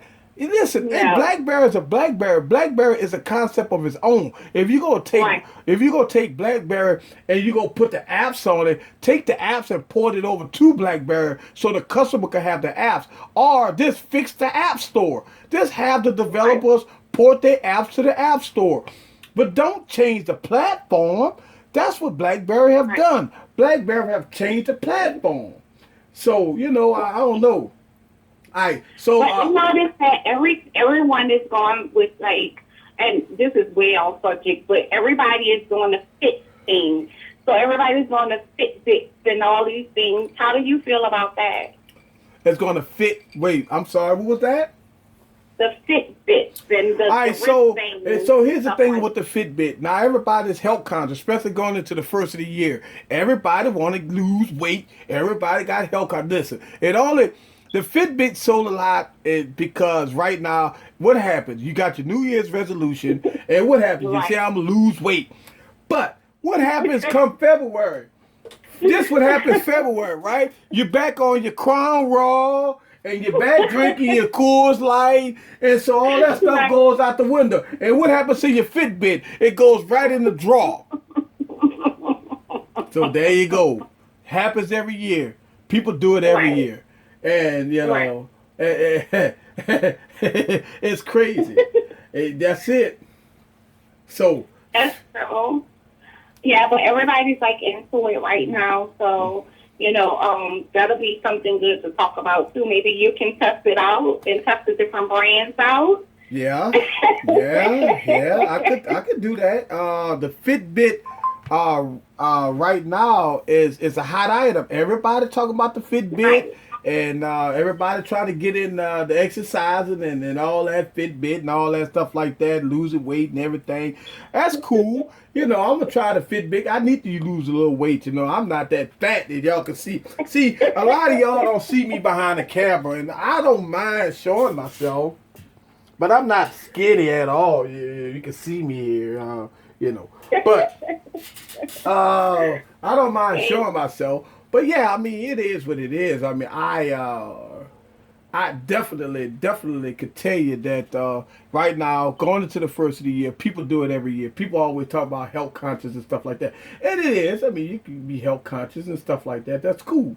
But, you know, at the same time, a lot of people say that, you know, they always lose it about coming into February and all that stuff. They're going back to their same routine, eating fatty food, spices and bad food and sugar and all that stuff like that. So, you know, it is what it is. Okay, another question is, where do you see Android and iPhone and all the rest of the phones going in the future? Where do you see the future of technology going in, you know, 2016, 2017, where do you see it going? We're going in a dangerous place. Think about this for a second. And I say this in one of my videos, that right now, they want everything connected. The refrigerator connected, the TV connected, your coffee maker connected. And they making apps for everything. And so what they're trying to go at with technology right now is that they're trying to eliminate a lot of things. Prime example, technology is going to a place where maybe we may not want it to go. Because when you go to the bank, what do you see when you go to the bank? No more tellers. Everything is automated. Well, guess what happened to those bank tellers? They're out of a job. What happens when you go to the Walmart and they got self-checkout and they don't have all those cashiers? Guess what happened? Technology have taken over and they lost their jobs. So we got to be very careful when we trying to do things for convenience. Think about this in the next couple of years. Google been doing this for the last couple of years. Self-driving cars. So guess what's going to happen to the taxi industry? They'll be out of business because they're going to have self-driving cars. So we got to be real careful about technology and where we really want it to go. Because we rely on these people for goods and services. You know, I like to look at a teller when I go do my banking. I don't like to go to a machine. But right now, I got to go to a machine because there's no more it's no more business tellers. It's because of the errors and the liability. So they are going to more the technology side of the business world because, you know, when you're dealing with humans, you're dealing with the errors and stuff like that. So that's why they're going with the more instead of the cashiers or the tellers in the banking industry. That's why you're dealing with that. You know, so do you see that being a plus side of it? Well, yeah, but the thing about it is, I look at it like we putting so much right now into we making computers our judge, jury, instead of the human. We're making computers and technology do a lot of dictating the way things need to go. And the only issue I got with that is that, just say for right now, I remember when I was in school, in high school, we didn't have computers. So we had to go to the library. We had to look at the paper book. We had to go do our research. Now, today, kids don't go to no library. They go online and get that stuff. Remember back in the day when you had to do your research, you had to write everything down. You couldn't type. Anytime you type something up, you had to get a typewriter. What happens with the typewriter, right? Typewriters are the worst. I know, but you had to do a typewriter, right? What happened when you typed it up? You didn't have no computer telling you had an error. You had to learn. You had to learn. Now, the computer tell you you got a misspelling, you got an error, you got this, you got that. But back when we were in school, we used to type it up. We didn't know that we had an error, run-on sentences, punctuations. So we had to learn. Now computers do everything for you, and that's not good. And it's even like that with applying for jobs.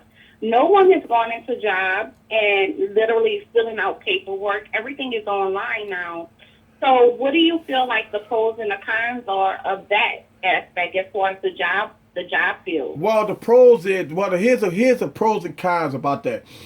When I was a supervisor for a restaurant, when I used to give out paper applications, I was able to give a 5-minute interview with that individual as I gave out that application, and I was very biased. I was unbiased about it because 5 minutes of speaking to somebody about the job that they're applying for is a lot better than me looking at them online, don't see their face, and it may be good and bad, but they're having that personal one-on-one conversation with that individual, because once they go online, they're just filling out whatever, and their mama could be filling that application out, or business professional, or somebody, and then they get the job, and then they come aboard, and they don't perform well.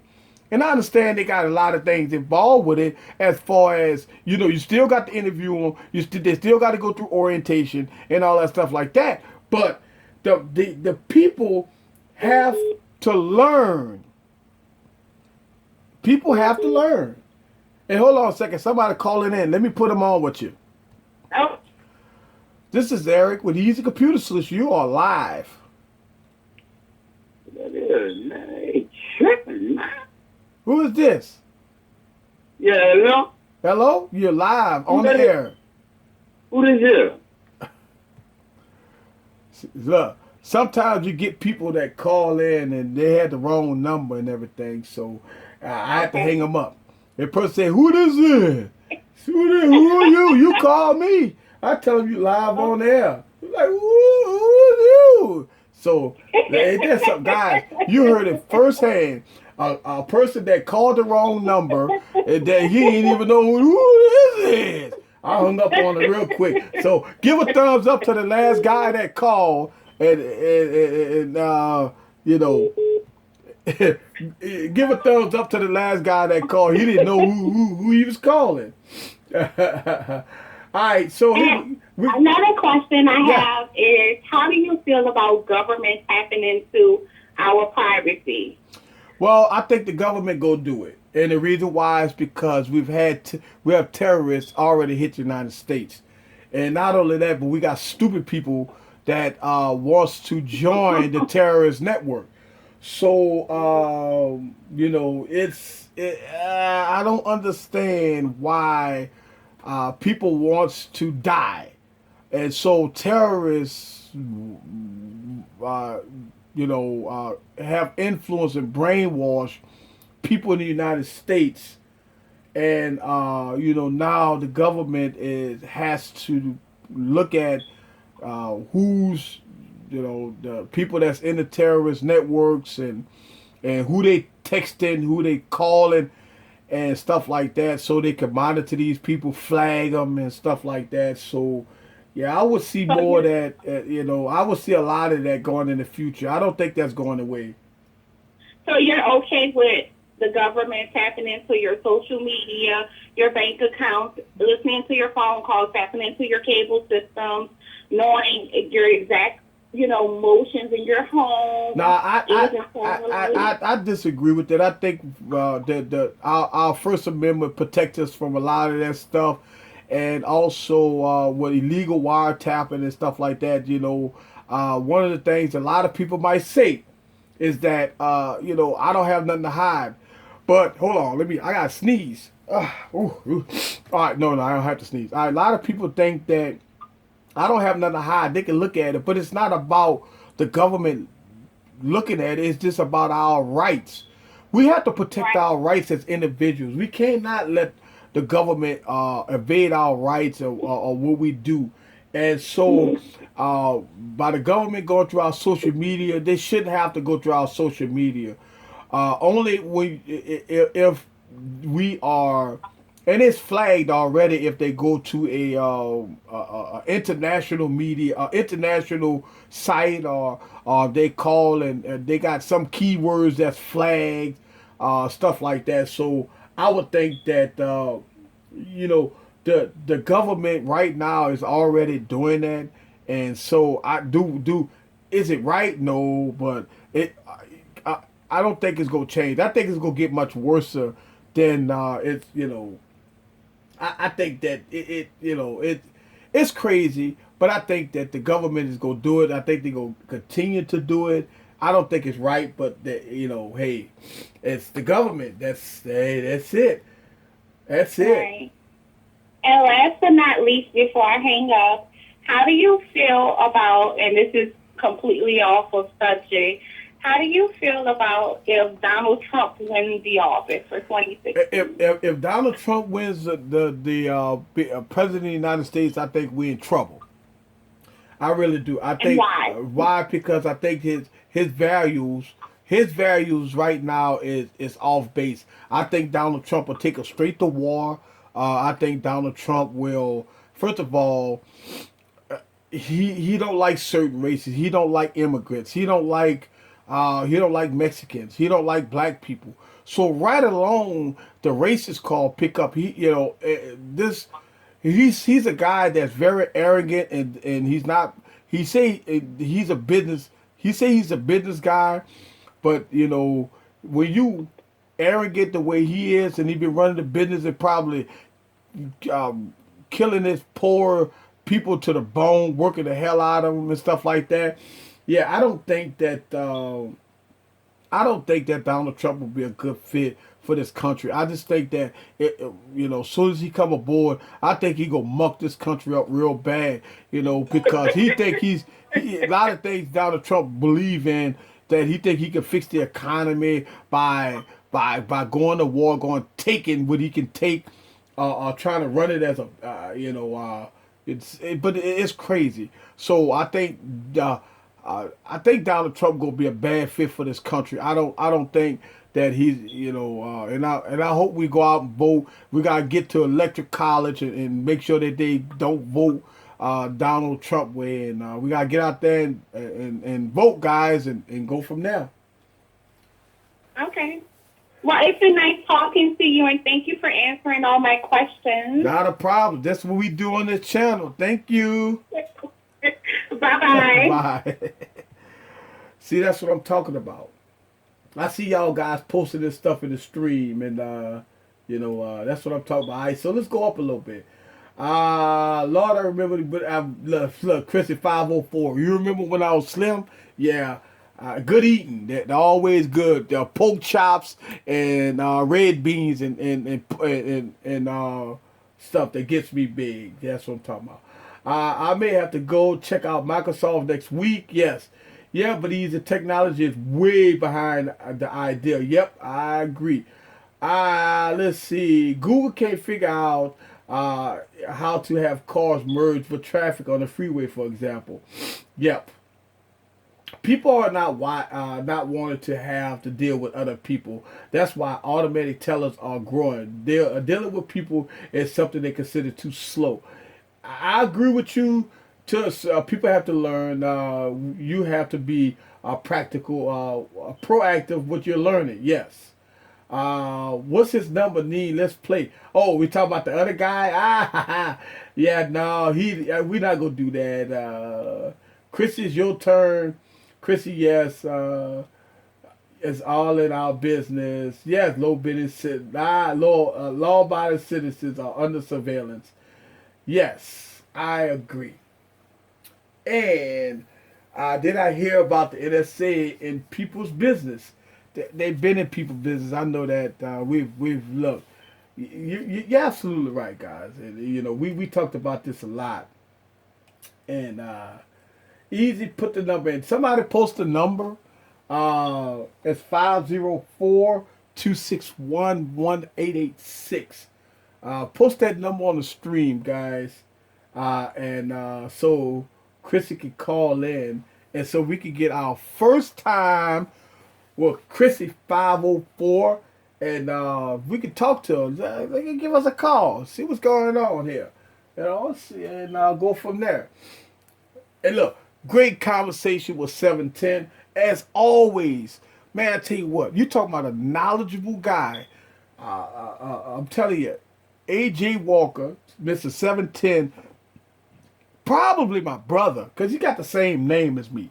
Same last name as me. So he might be my brother. So me and you, Mr. 710, got to go back through our history and see if we related. We may be related, man. So always a great conversation with Mr. 710. We are both of us on the same page. We always have a good debate. Let me tell you something. This is what this channel is about. This YouTube channel is about you guys. Point blank, period. That's what I'm talking about.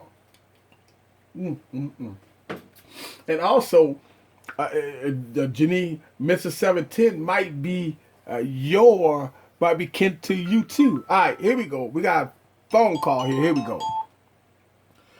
You're live on Eric with Easy Computer Solution. Who is this? That's Kristen, baby. Wow, what's happening? What's up with you? You rocking that? You rocking? What's up? What's up with you? I'm not sitting here playing Call of Duty. Call of Duty, you gotta speak. All right, so make sure you speak up because ain't nobody can hear you. You gotta put your mouth on the phone. Oh, man, I got my headphones in my ear. I'm sitting here playing the game. It's 2 o'clock in the morning up here. Well, 1 o'clock in the morning. 1 o'clock in the morning? So where you calling from? Indianapolis, Indiana. All right, Indianapolis, Indiana, in the building. That's what I'm talking about. Still rocking that 504. You know what I'm saying? For life. Yep, that's what I'm talking about. So look, I got this question. I got 2 laptops in here. I got an old school Toshiba. It's probably from like 2002. I think it still got Windows XP on it. All right. And I got an Acer laptop, but the screen had broke on it, so I just hook it up to my TV whenever I use it. But it has, I think, Windows 7 on it. The question is it worth me getting the screen fixed or just continue using it, hooking it to the TV? Nope. I'm going to tell you why. Acer are always low budget, low end PCs.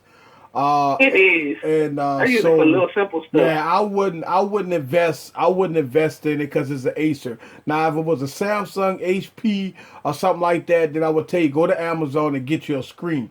But no, I wouldn't invest in it because even if you go on Amazon and you find a screen for $70, $80, it's still not a good investment because Acer makes low end PCs. So no, I tell you, I wouldn't do it. But the other PC running XP, I think that one done because when XP came out. It all depends. And it goes back to what I said before. It all depends on the specs. A lot of people don't understand. If you bought a Windows XP laptop or computer and you use it for gaming and you had high-end specs on it at the time, you good up until Windows 10 because you have all the RAM, a high-end motherboard, high-end processor. But a lot of people was getting a 512 RAM, a low-end single-core processor, and you can't do nothing with it.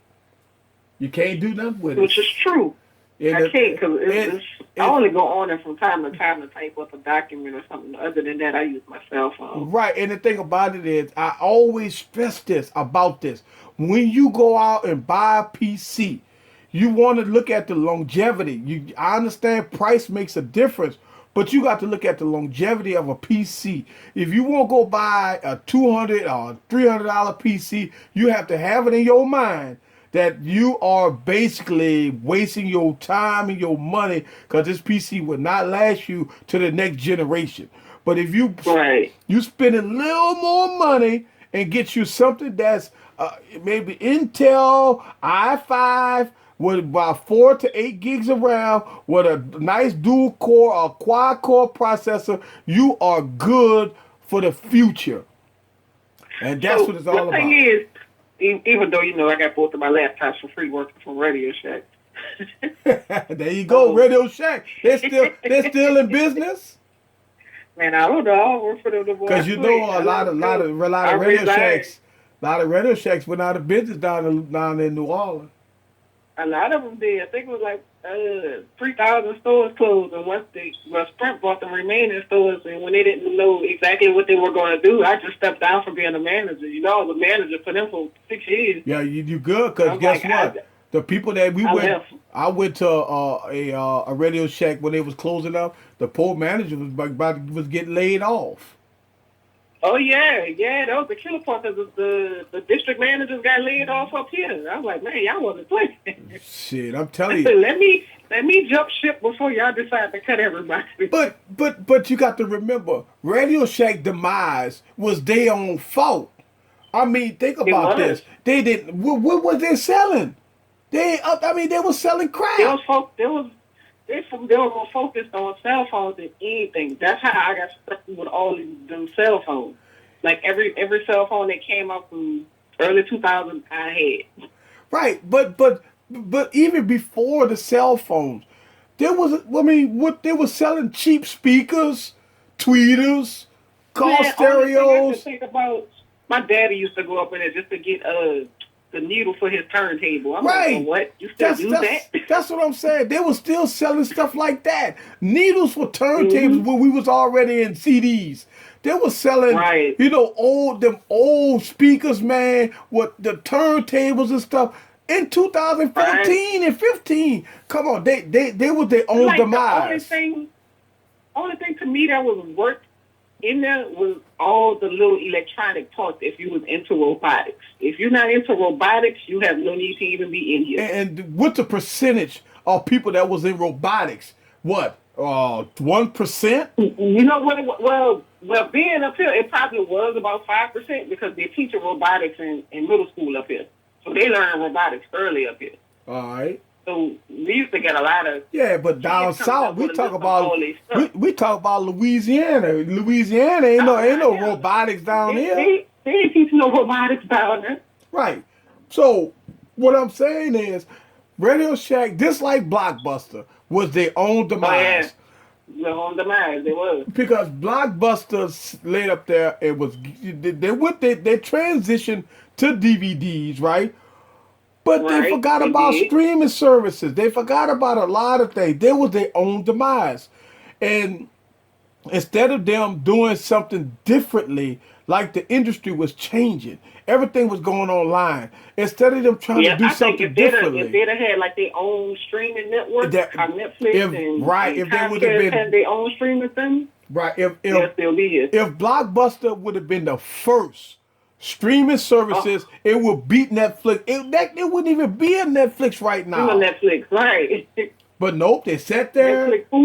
But they sat up there on their lawns and they sat with their hands tied behind their back, and they figured that companies will come to us no matter what, and that's what happened to them.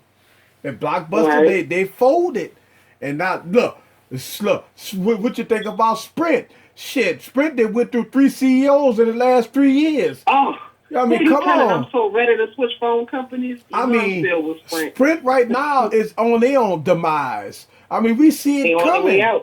We see it coming, and you know what Sprint go do? They just go on sale. I mean, they gonna have to. But they made some. At one point, when I was at Radio Shack, AT&T was trying to buy Sprint, but the FCC wouldn't allow AT&T to have all the major carriers like that. Because AT&T had just already bought out Bell South. Right. And they didn't want them, they wanted to keep it as the three main major carriers, Sprint, Verizon, and AT&T. Then came T-Mobile. Right. Because maybe AT&T was trying to get T-Mobile too, because AT&T was just trying to buy everybody else. But guess what? John Ledger, that was that T-Mobile, he wasn't going for that. Oh my God, what a great guy he is. He took T-Mobile and screwed all over Sprint and passed Sprint up. And now he's the third largest cell phone carrier. Now he was last place. T-Mobile was on their way out. John Ledger came in with this uncarry event, no contracts, unlimited data. He rolled out the red carpet. He did everything. He got on Twitter and was cursing them out. He got on YouTube and was cursing them out. He got on live TV. John Ledger go on live TV and curse his ass off. He cursed them all out. I worked for T-Mobile too, but I never liked the whole leasing of the cell phone thing. Like, why would I want to finance a cell phone? Guess what? All of them doing it now. All the companies making you do it. All of them doing it. They forced me to do it, so now I'm lease on the phone. And I said it on this channel. I tell everybody, buy your devices. Don't lease them. Don't do none of that crap. I'm gonna tell you, a lot of people say, "Well, I don't have $600." You got to play the game. You got to take your old device, sell it, go get you a little tramp, go get you a food stamp phone, get you a food stamp phone, save your duckies, get the great ladies and great. Listen, listen, guys. Here's the thing. I always recommend this. Go buy you a food stamp phone. All right. Get you drop the SIM in the food stamp phone and hold this phone. Save your duckies. Buy the latest and greatest. Sell your phone for about 70%. 70% of what you paid for it. Buy you a food stamp phone, and there you go. I'm telling you, that's how you do it. Which is true. That's the only way to get over. That's how you get over. You'll be financing the phone. Because in the long run, your bill is cheaper. You ain't financing shit, and your bill and you good to go. You got the latest and greatest every year. That's how to do it. That's how you go eBay on Craigslist. I promise you, that's how you do it. I'm always on Craigslist. Yeah, and that's how you do it. And a lot of people don't don't know. A lot of people say, "Well, $600-700 phone." Look, I'm telling you. And look, Mr. 710 put in the comments, $640, a food stamp phone, $50. Yes, the $640 right now. Listen, I did 3-4 videos about this phone. This phone is dominant. For $50, you got a good food stamp phone. Throw a SIM in it. It's unlocked. You can put T-Mobile, Cricket, all them, anything you want. You can put it in this phone. And you're good to go. Yes, good food stamp phone. So the next question is, which network do you prefer? Well, all right. So mobile network. All right. Here's the thing. We're gonna count Sprint out. All right. Sprint is God. I don't recommend Sprint. All right, so it all depends. If you travel a lot and in certain areas, AT&T got the best coverage. All right. But AT&T is just like Verizon Wireless. Verizon Wireless is high. Both of them don't care about people. That's one thing I can tell you. AT&T, Verizon don't care about people. T-Mobile go roll out the red carpet for you. They gonna give you all the data you want. They gonna give you extra 20, 30 gigs for free for a year. They give you everything you want. Now, here's the thing. What I like about a T-Mobile is that you could buy phones offline, overseas, throw their SIMs in it, boom, you good. So you don't have to actually have a phone with T-Mobile. Just have an account with T-Mobile. Buy your phones online. Get the Nexus P. Get the all the Sony phones. You can buy phones, the OnePlus 2, the OnePlus 1 for $300. Throw a T-Mobile SIM in there, and you good. You good. You could go to Binge Me. You go online and click on Binge Me and watch unlimited movies and all that for free on T-Mobile network. Yeah, you got. I tell you, that's what I'm saying. So, I'm just saying, like that. I think if you got AT&T, if you got good data, you good. I'm thinking about going to AT&T. AT&T has good coverage, but you go listen. Here's the thing. I'm a data hog. I need data. I mean, I'm running 40, 50 gigs a month. All right. And you're That's not why I getting never that. left Sprint, because I'm using about 20 gigs a Right, month. you're Nobody's not going to getting give me that. that right now. Right, you're not getting that with AT&T unless you're going to pay a lot of money. All right, but T-Mobile got the unlimited data. Now it all depends on where you live at. You might get bad coverage with T-Mobile, but you might get good coverage with AT&T. My only problem with AT&T is that they money hungry. You go up to 10 gigs, they might say, oh, you got 10 gigs, that's a lot of, man, let me tell you something. If you're streaming YouTube every day, 10 gigs ain't a lot of data. Let me tell you that now. Most people going through 50, now, well, it all depends. If you're in Wi-Fi, you can have 10 gigs if you're in Wi-Fi all the time. But 10 gigs is not enough. I look at 10, I can go through 10 gigs in 1 week. And I'll tell you, 10 gigs not, look, 10 gigs not enough, especially everything is in 1080p and 4K. 1080p and 4K takes a lot of bandwidth. So if you rocking AT&T and you watch one Netflix movie with 1080p, you're going through 4 to 5 gigs in one show. So yeah, 10 gigs is not enough. You need 40, 50 gigs easy, unless you go be in Wi-Fi. So that's the thing. All right, so and that was the thing with Sprint, because it was like, oh, you can just use Wi-Fi if you don't have, the data. Like, I'm not walking around with a mobile hotspot in my back pocket. Why would I do that? That's extra money I got to spend a month for a hotspot. Right, and then the hotspots. It's like you can't send multimedia messages while you're on the phone, but you can do it while you're on Wi-Fi. I don't have a hotspot in my back pocket. Why would I do that? That's what I'm talking about. That's what I'm saying. Like, you gotta, it's crazy. But yeah, I mean, AT&T, Verizon got the best coverage. I mean, everybody knows that, but they've been around forever. They really big. They the big ones that really has it all. But if you got good coverage of T-Mobile, but you're gonna pay for it. Huh?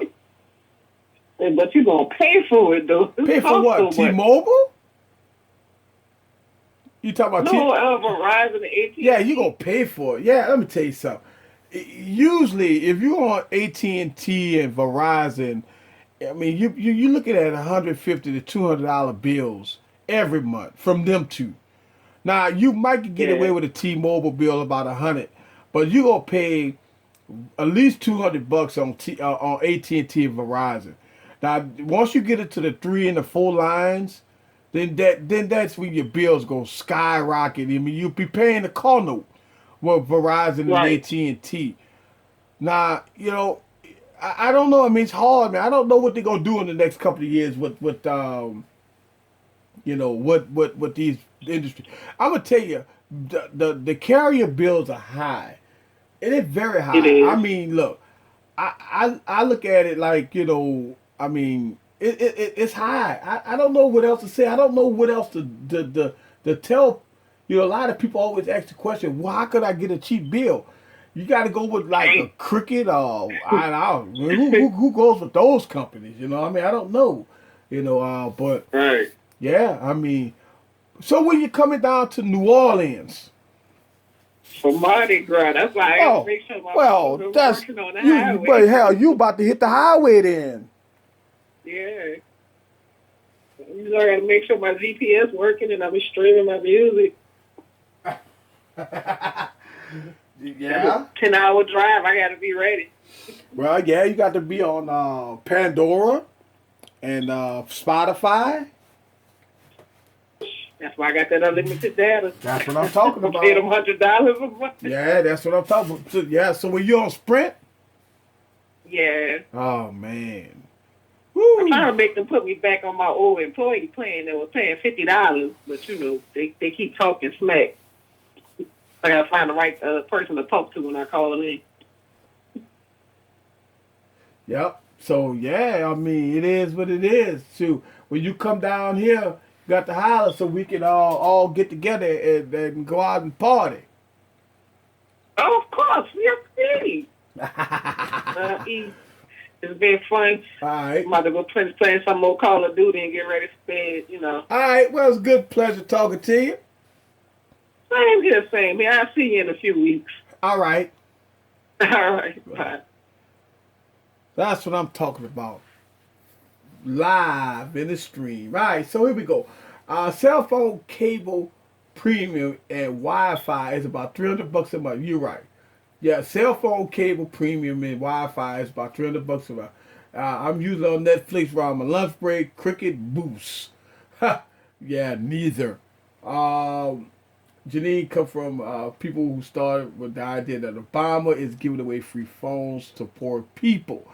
Yeah, Obama, they do have that down here that you get free phones if you on the food stamp programs and all that stuff like that. So yeah, they do give away free phones in New Orleans. Let's see, let's go back up here. Let's see. Obama phone. I don't know where that came from. A lot of people just talk about that though. A lot of people talk about Obama phone. A lot of people talk about Obama phones, and you just don't know. And look, I appreciate, and I want to say this, guys. I appreciate the subscribers I've gotten in the last hour. Man, that's what I'm talking about. I've gotten a lot of subscribers in the last hour, guys. So thumbs up to everybody in the stream for subscribing to my channel. Everybody that's ducking in and ducking out. Go from there easy. It's only landlines. That's a government assistance program that started before Obama. Oh, okay. Yeah. All right. Who's next? Ryan, Chrissy. All right. If Ryan on the deck, if Ryan here, I don't see him in the stream. If he's here, put out the number. Have him give me a call. Let's see. I think if Ryan is in on deck, he can somebody put that number in the stream. Where you at, Ryan? If you here on deck, let's see. Who's next? See, I like this call stuff, man. This is awesome, man. Y'all just don't know. This call stuff is great. Who remember Primeco phones? Yeah, look, I remember Primeco. I remember Primeco phones. Right windows do not like Obama anyway. The rumor started that you could get free cell phone. That's not true. No one gets free cell phones from the government. Right. No one gets free cell phones. No one at all whatsoever gets a free cell phone. They might tell you go get a free cell phone, but no one gets a free cell phone. Yeah, I had Primeco too. I remember Primeco. I've had Primeco too. That Primeco phones was great. Primeco phones was great. That's it. Alright, so who's next? Who's gonna call the that wood grain phone? Yeah. I tell you what, I used to enjoy Primeco. Remember the big old phones, man? That was nice. We had some fun. All right, who we got called? I missed a little pink alien. Yeah. All right, so who calling? Who gonna call next? Who we got in the stream? I talk to everybody or what? I know I ain't talk to everybody. That's what I'm talking about. You had Mr. 17 call, Janine call, Chrissy call. Yeah, that's what I'm talking about. This is how we do it, guys. I mean, without a doubt, it goes down. It goes down in the stream, you know. It really does. And it is what it is. And we have fun. That's what it's all about, guys. Having fun, man. It's all about having fun. So who's next in the stream? Everybody must be tired. Everybody must be getting to the point where they about to. It's Saturday, but it's been a long weekend. I know it's been a long weekend, guys. So I know it is what it is. We had a lot of fun. Lot of fun. Remember, every Saturday night at 8 o'clock Central, we do this live stream, and we do it until we can't do it no more. So I understand, man. It goes down right here, Easy Computer Solutions, and it goes down. Whoa! So we got Darren back in the stream. We got Darren back in the stream. Welcome back. We got Darren. Everybody give Darren a thumbs up. Darren is back in the stream, y'all. Get back in the stream. Welcome back. I knew you. Darren went out, and Darren went out. Darren came back. He hit the stream, and it goes down. Welcome back, Darren. You know how we do it. You know, it's always a good Saturday night. And we got Jeff Springer still in the stream. I know he's checking it out. And we got all that. We got everybody in the stream. And, it is, look. I see Jeff Springer in the stream. And I see Darren in the stream. This is how we do it, guys. Every Saturday night, it goes down right here. This is Eric from Easy Computer Solutions. And I got that phone number popped up right now. And it goes down. 504-261-1886. It goes down right here on Easy Computer Solutions. Man, we had some great conversations right now. Not much trying to get my stuff together for CES. Yes. You're sounding pooped. Haha. Must have a solid stream while I was gone. No. I ain't pooped. I'm just having fun. I'm not pooped. Look, I may be a little under the influence, but I'm not pooped. I'm looking forward to your coverage. Hey, listen, I'm definitely looking forward to Jeff's coverage of CES. He'll make his videos, and I'll be looking at the videos. I'm gonna be making a lot of videos. Everything that I learn, I'm gonna make videos about it myself. And we're gonna see Jeff make his videos and stuff like that. It's gonna go down. I call in live. Yeah. What's my PSN? My PSN is Redbird416. That's my PSN. Redbird416. That's my PSN. What's up, Game Reaper for Life? I see you in the stream. What's up with you? Max and I will be listening Wednesday, Friday. We'll be streaming live Wednesday, Friday. The show floor. Cool. Oh, man, I can't wait. Hey, Wednesday, Friday, I'm going to be on y'all streams. Definitely. Absolutely. Darren, you should call in. Easy, give Darren the number. Darren got the number. I think give me a call, Darren. 504-261-1886. I believe that's the number. Put the number down in the stream, guys. Darren, give me a call. It's always a pleasure to talk to Darren. And I have 756 subs. Want to partner up? Well, hey, sure, we could partner up. Look, the only thing about it is I do so much YouTube videos that I really and truly don't get too much of the PS4 in. So I don't be on the PS4 a lot.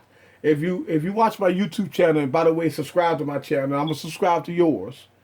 And subscribe to the channel, and you notice that I do a lot of videos. I do videos every day. So I try to get that content out. I got like 4 videos right now that's about to go up on YouTube. in the next 3 or 4 days, and I put up videos every day. So yeah, I do game videos. Okay, that's what I'm talking about, man. See, we need to partner up. I understand. You watching the bowl game. You look. That's what I'm saying. Like really, we could partner up. And work together. Look, I like that. I like people coming on the stream, and we could work together. We could always work together as a team, because this platform is for you guys. And when I started my YouTube, and I've been doing the YouTube for a while now. Well, I say for a while, but I do all this stuff here, and do what you got to do, and yeah, we'll partner up. I gotta check out your videos. And go on your page, and let it do what it do. 756 subs. I remember that. I remember when I hit my first 1,000 subs. I actually made a video about it, man. I was like, I hit 1,000 subs. Let me tell you something. It's hard, man. It's hard. It's hard. I'm not even gonna lie to y'all guys. If y'all think getting subscribers is easy, I'm telling you. I talked about it earlier today. I actually made a video about YouTube. It's hard. Let me tell you something. It's hard on YouTube. A lot of people think that just doing YouTube you make a lot of money. I'm telling you, you gotta get. Look, I got sponsors and stuff like that, man, that send me product. And look, that's the only way, man. I'm telling you, it's hard on YouTube. You got to get sponsors. You got to get all kinds of supporters. You got to get everything. You got to get your fans and everything to support your channel. You got to get a few dollars here and there from your viewers. That's the only way you could make it okay on YouTube. It's a lot of things. Then you got to remember, everything that you get here, everything that I bought, it came out of pocket. You got to remember, it takes a lot to do YouTube. You definitely would invest thousands of your own money. When I say thousands, I mean thousands of your own money if you do tech. Now, if you do gaming and stuff like that, that's something different. But I'm talking about reviews. I'm talking about tech. I'm talking about any kind of thing that you put out there for people to see. When you doing reviews and all that stuff, it takes a lot of money, a lot of time. I mean, a lot of hard work to put this content out there. And I'm telling you, a lot of people don't understand that. A lot of people think that you just put videos up there, you get paid for it. It don't work like that. It definitely don't work like that. You don't get paid. You get paid from viewers and sponsors. That's how you get paid. You don't get paid by just putting content on YouTube. And a lot of people need to understand that. YouTube, it ain't what people think it is. You have to listen. They got to listen. Anytime you go on a YouTube video and you look at when the last time that YouTuber put a video up, you see YouTube, they leave the platform. They've been put up a video 2 years ago. You might watch a video that they put up 2 years ago. That person haven't made a video in a long time. A lot of content creators leave YouTube because they come in thinking that they're going to get paid. It don't work like that. You have to understand that if you go into YouTube as a hobby, then you don't think about the money. A lot of people think about the money. Oh, I'm going to make a lot of money on YouTube. And they find out the hard way. It's not about that. You have to market yourself. You have to put yourself out there. You have to be on Twitter, Facebook. You have to post. You have to really work hard. It's every day. Listen, I tell you that I say this about a couple of weeks ago, but it went up by 50%. I'm averaging about 200 to 300 comments a week. People asking questions, and I try to answer everybody back. My phone chime all throughout the night. I get emails from people about questions about this, about that. Man, it's all night, 24 hours a day. When I get up in the morning, I have to answer. I answer at least 20 to 30 emails every day from my YouTube channel. It comes in. I mean, it's everything. Boom, boom, boom. It don't stop. And what people don't understand, and people watch your channel and they give you a thumbs down and all that stuff. Listen, when you working with buying 4K DSLR cameras, it costs you thousands of dollars to buy that stuff. Listen, when you working with working with video editing software to video edit your content, that costs a lot of money to put out content, unboxing, and putting out all kinds of tech related videos and all that stuff like that. That costs a lot of money. That stuff comes out of pocket. So with us content creators, we put up fan funding. It don't matter if it's $2 or $3. If you support your channels, because especially a channel that put videos out that get with you guys, that have you guys call in and all that stuff like that. It's definitely one of the ones that I can tell you that it's difficult. It's hard to do. Every day I put out videos every day. I think about new stuff to put out, and I do this every day. All right, so let's get it. Another reason why I can't do YouTube. I don't have any hobbies. That's cool. Yeah, Windows Phone, man. As beautiful as I am, I only have 1,200 people on Instagram. That's a lot of people. But I only have about 20 pics though. Yep. I put up 7 videos a day. That's hard work being a YouTuber and a streamer. You're right. Absolutely right. It's very difficult to be a content creator, especially in gaming. And gaming right now, it's got to be hard in gaming because I've seen so many gaming YouTube channels. So it's got to be hard in gaming. It's hard, period, to do YouTube. Because here's the thing. Just say if you go on YouTube, you do a search. You search iPad.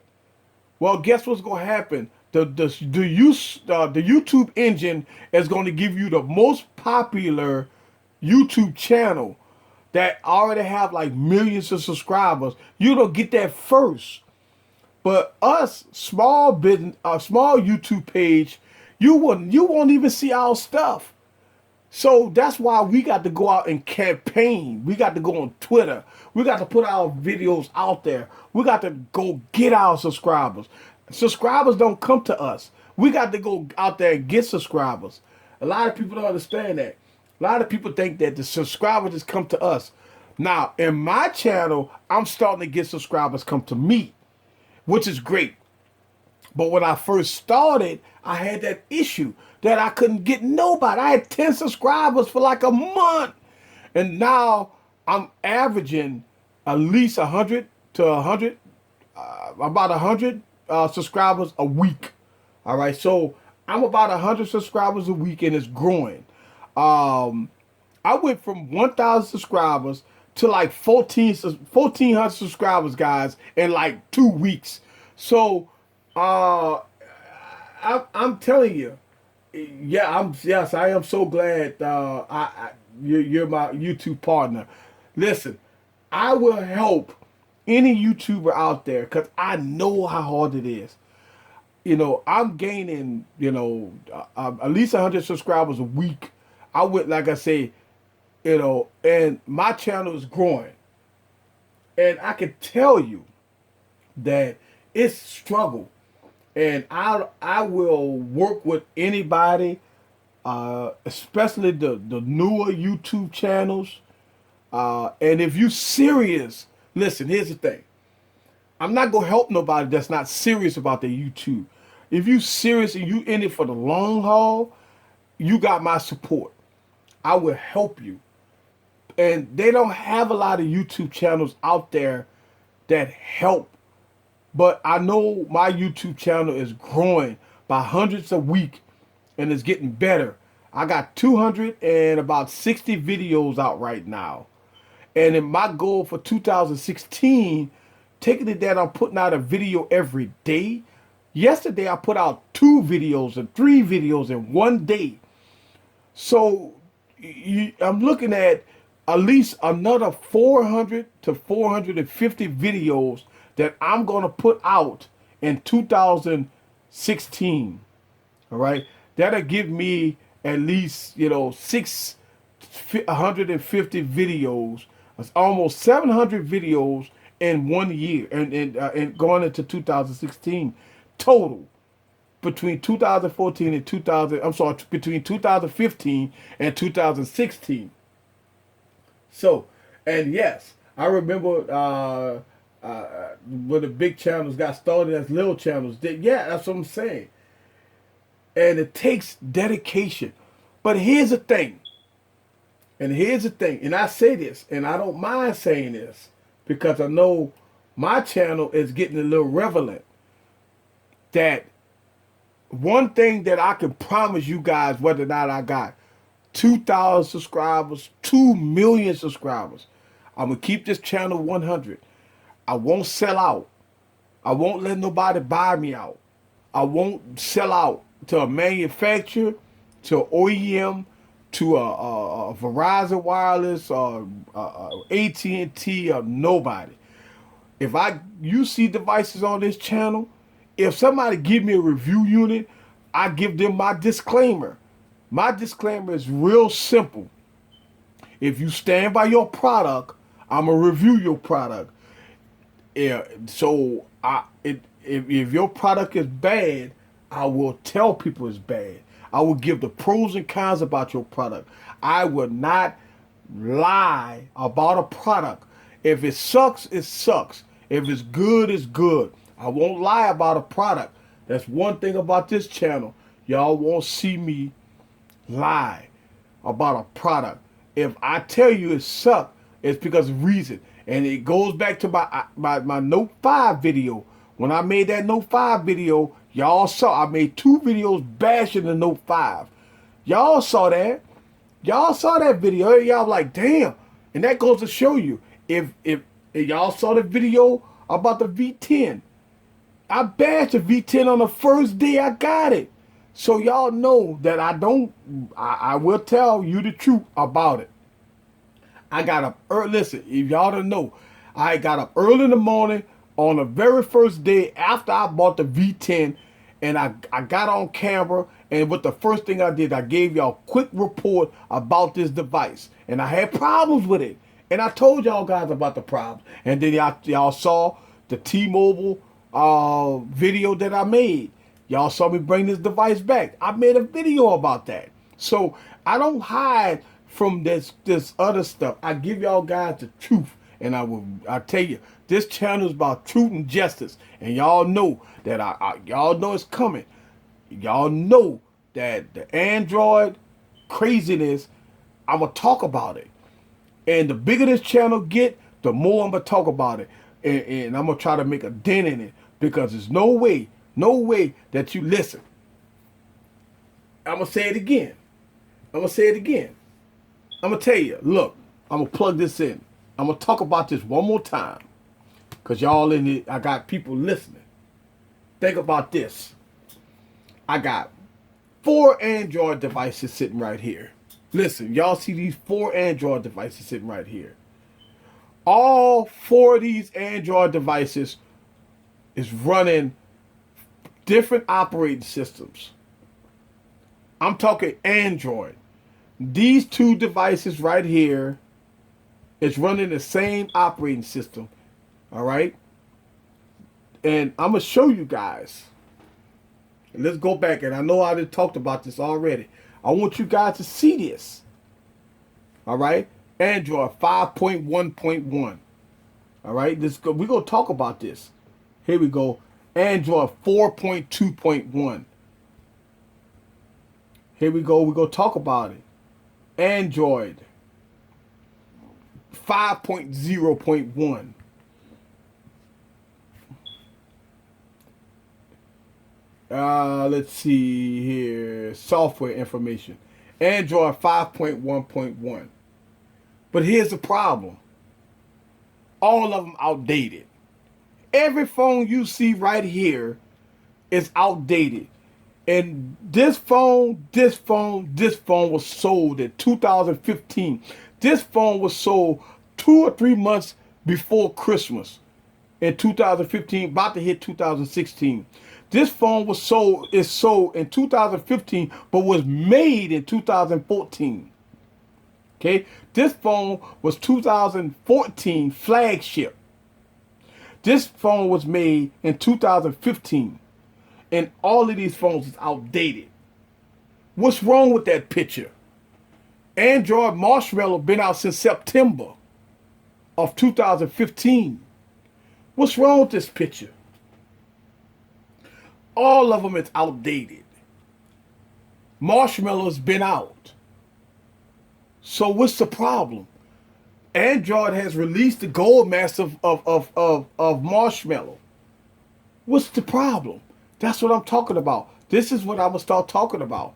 It's crazy. It's no way. It don't matter if it's a low budget phone. It don't matter if it's a flagship phone.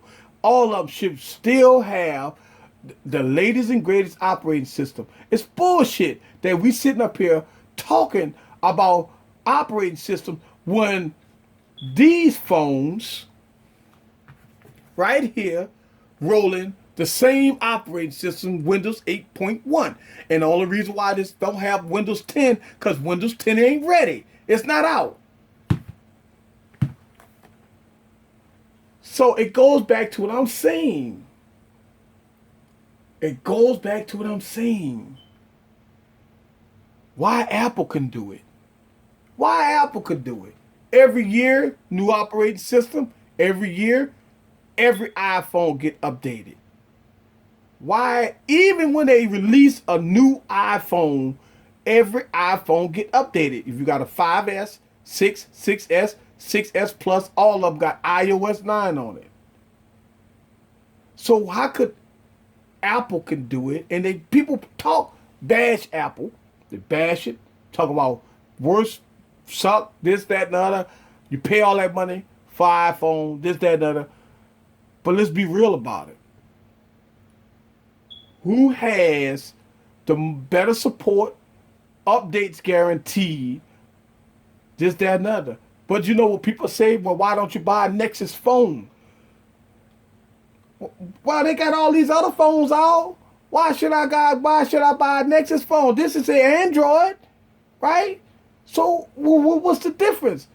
You know, why should I buy a Nexus device? You should have, listen, where you going at to buy a Nexus phone besides the Nexus P? But with the Nexus 5, where you going at to buy a Nexus 5? Only online. You should be able to walk into an AT&T store, a Verizon wireless store, and buy your Nexus device. It don't be like that. You got to order it online. You see what I'm saying? But you could walk in the AT&T store, Verizon store, T-Mobile store, and buy you an iPhone with iOS 9 on it.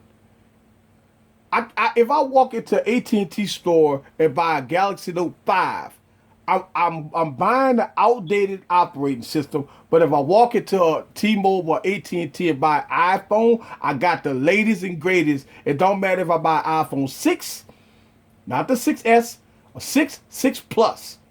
I got the latest and greatest operating system on it. What's wrong with that picture, guys? That's what I'm saying. Yeah, all outdated. Sounds like a ripoff. That's what I'm saying. I see y'all comments in the stream. You need to start putting the iPhone out and show you review. Yeah, I am. I'm gonna start doing that. I'm gonna start having my iPhone out because what did I do? I put it back in the box, right? So here we go. We got the iPhone here, right? iPhone 6 Plus. And we got the iPhone 6S, right? So put that in the shot. So yeah, they're back in the box because I don't have them in my rotation. But I pulled it out for review purposes, and you know it is what it is. But I don't use them. So I see a legend YouTube group forming. A legendary YouTube group forming. Yeah. Yeah, it's cool. I'm all for it, man. Yeah, I'm all for it. I'm all for it. I'm all for it. And so yeah, I mean I agree. Listen, y'all know how I feel about this. A lot of people make excuses about, oh, well, the OEMs, they just won't sell new phones. Man, let me tell you something. Let me tell you something. Let me tell you something. You go out and you spend your money. You go out and spend your money about on this stuff.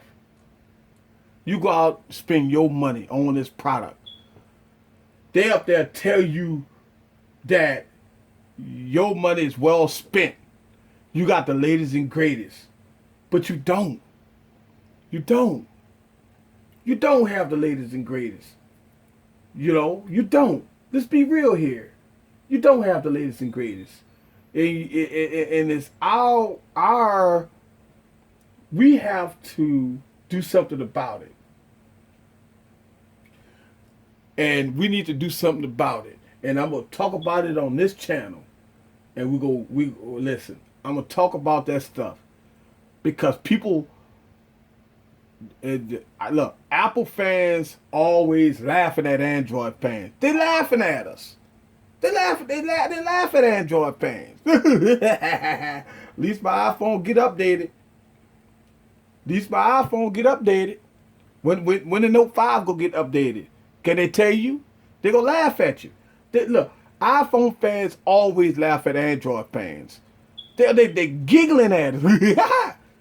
And I'm telling you, they laugh. Listen, and iPhone fans is laughing at us, laughing at Android fans, because they looking at y'all guys got sucky phones, and why we don't have the latest and greatest.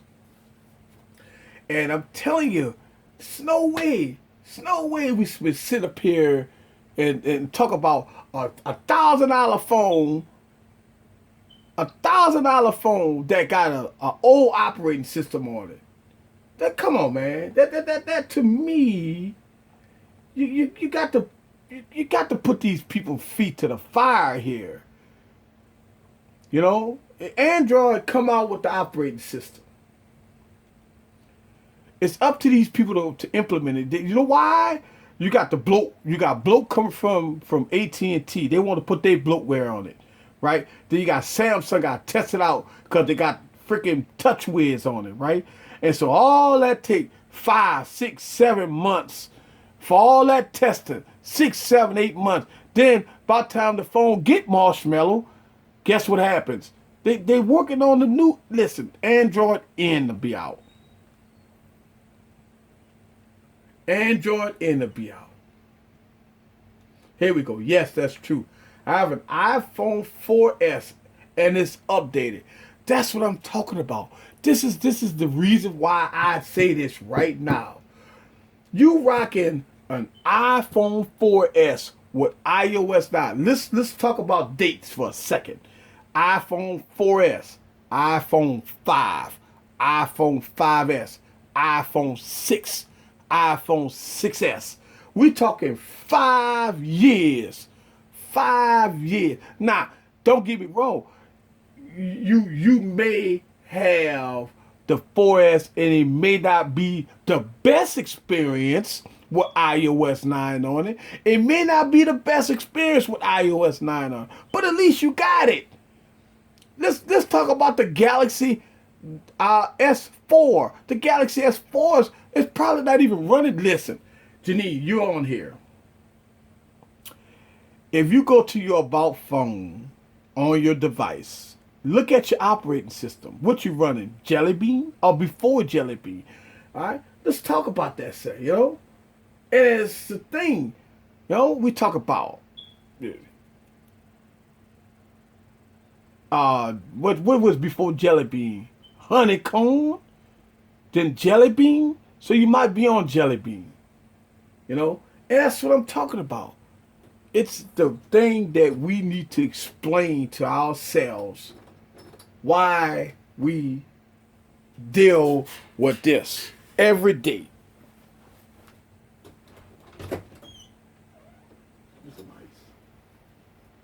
And we need to hold their feet to the fire and go from there. And we should not have to deal with this. Yes, go to settings. All right, let's see what we got. All right. Well, how do I access that? She don't know where it is. They should have mentioned that. All right. Do you know that the phone ban is the best? All right, so on Android, let's go on and go through that for a second. Let's get the Note 5. All right, so here we go. All right, so on Android, you go to your settings. All right, so your settings. Scroll all the way down. See your settings. You scroll all the way down. See about phone. And you see Android version. All right. You see Android version 5.1, whatever you rocking. So you want to look at that and go to Android version and scroll all the way to the bottom and go from there. But you rocking a Galaxy 4. All right, Galaxy 4. And I'm anxious to see what you running. What you running on the Galaxy 4? Samsung forgot about it, you know. And it's one of those things that why in the world do we have to accept that? We shouldn't have to accept that. We should definitely not accept that you running an outdated operating system. And I remember it like it was yesterday. Kit Kat. Wait a minute. So they all right, so the Galaxy S4 is running Kit Kat. That's what I'm talking about. Like, you are 4 operating systems behind with a phone that been out 3 years ago. That's so depressing that we as Android fans and me as a tech reviewer, we get so less. I remember like it was yesterday. The guy on the stage, he got the Galaxy S4. He got the Galaxy S4 in his hand. He talk about all the features and all of this and that. You build it, da. You could do this and do that and do that. It has the latest and greatest. We promise you're going to have the best phone possible on the planet, right? What happens? You go out and you get a 2-year contract. At the time, it was a 2-year contract, right? So you got the Galaxy S4, Galaxy S5, Galaxy S6. So now you're in the Galaxy S6. Samsung, stop supporting that device. This is why I be on the fence about the Samsung phone. You got people that Samsung purists that will always buy Samsung phones. But what happened to them? Look, Galaxy Note. This Galaxy Note, I have to boot it up. The battery's dead. This Galaxy Note's probably running 6 years, whatever the first 2 or 3 operating systems are. This Galaxy Note lost support the first year it came out. And that's what I'm saying. And it's crazy. Wow. And it said it's have version 4.4.4.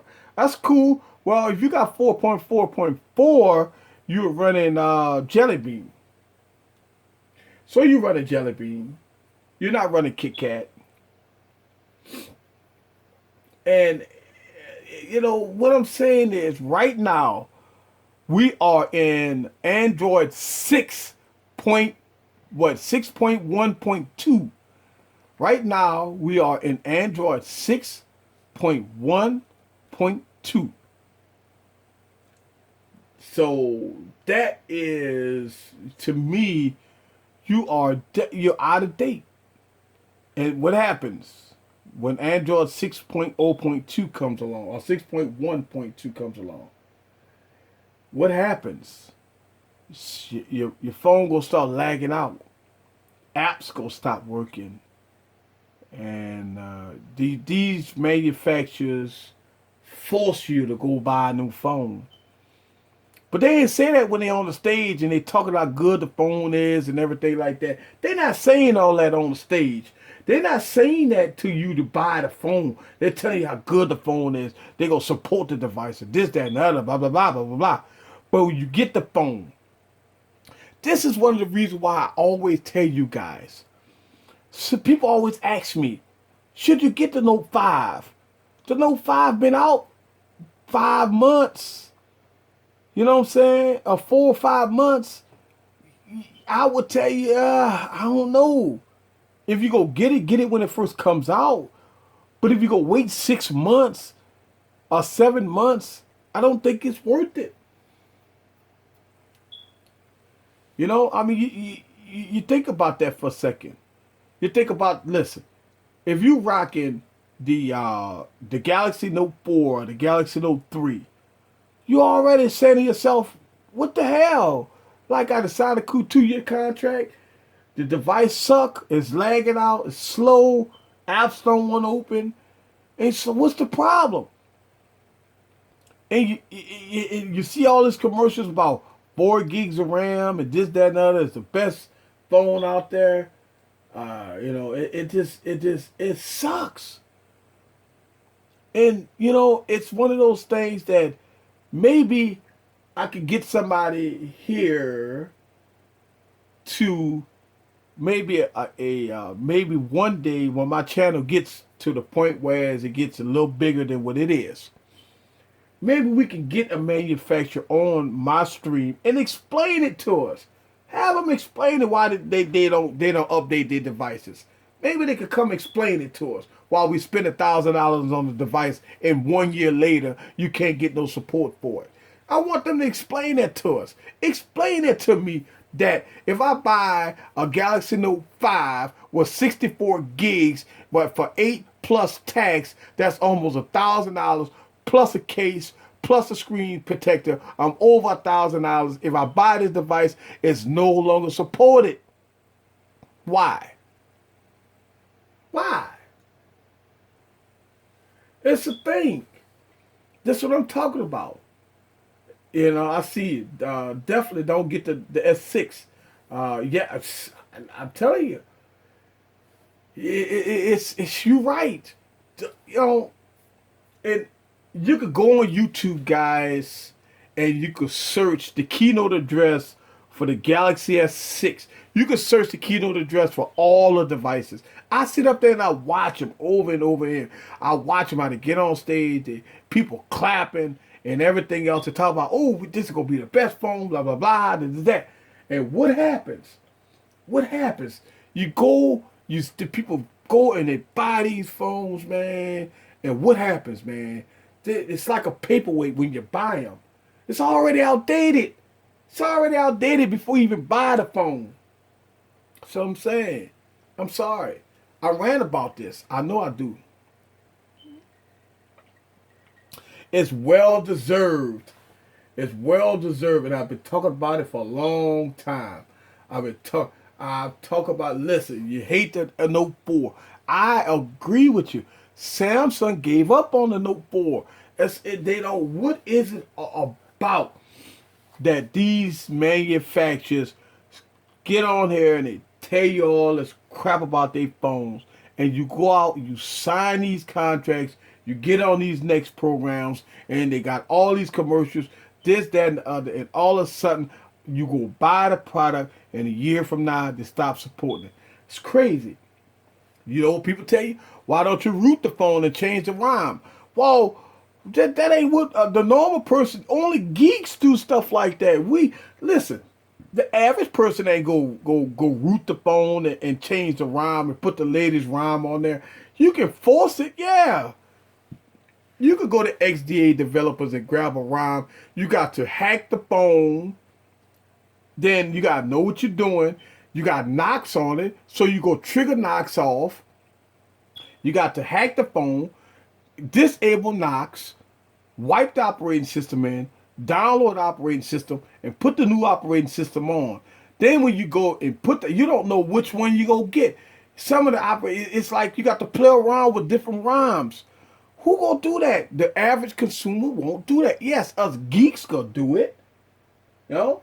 Yeah, exactly. That's right. Darren said it right. If you trigger knocks off, you void your warranty.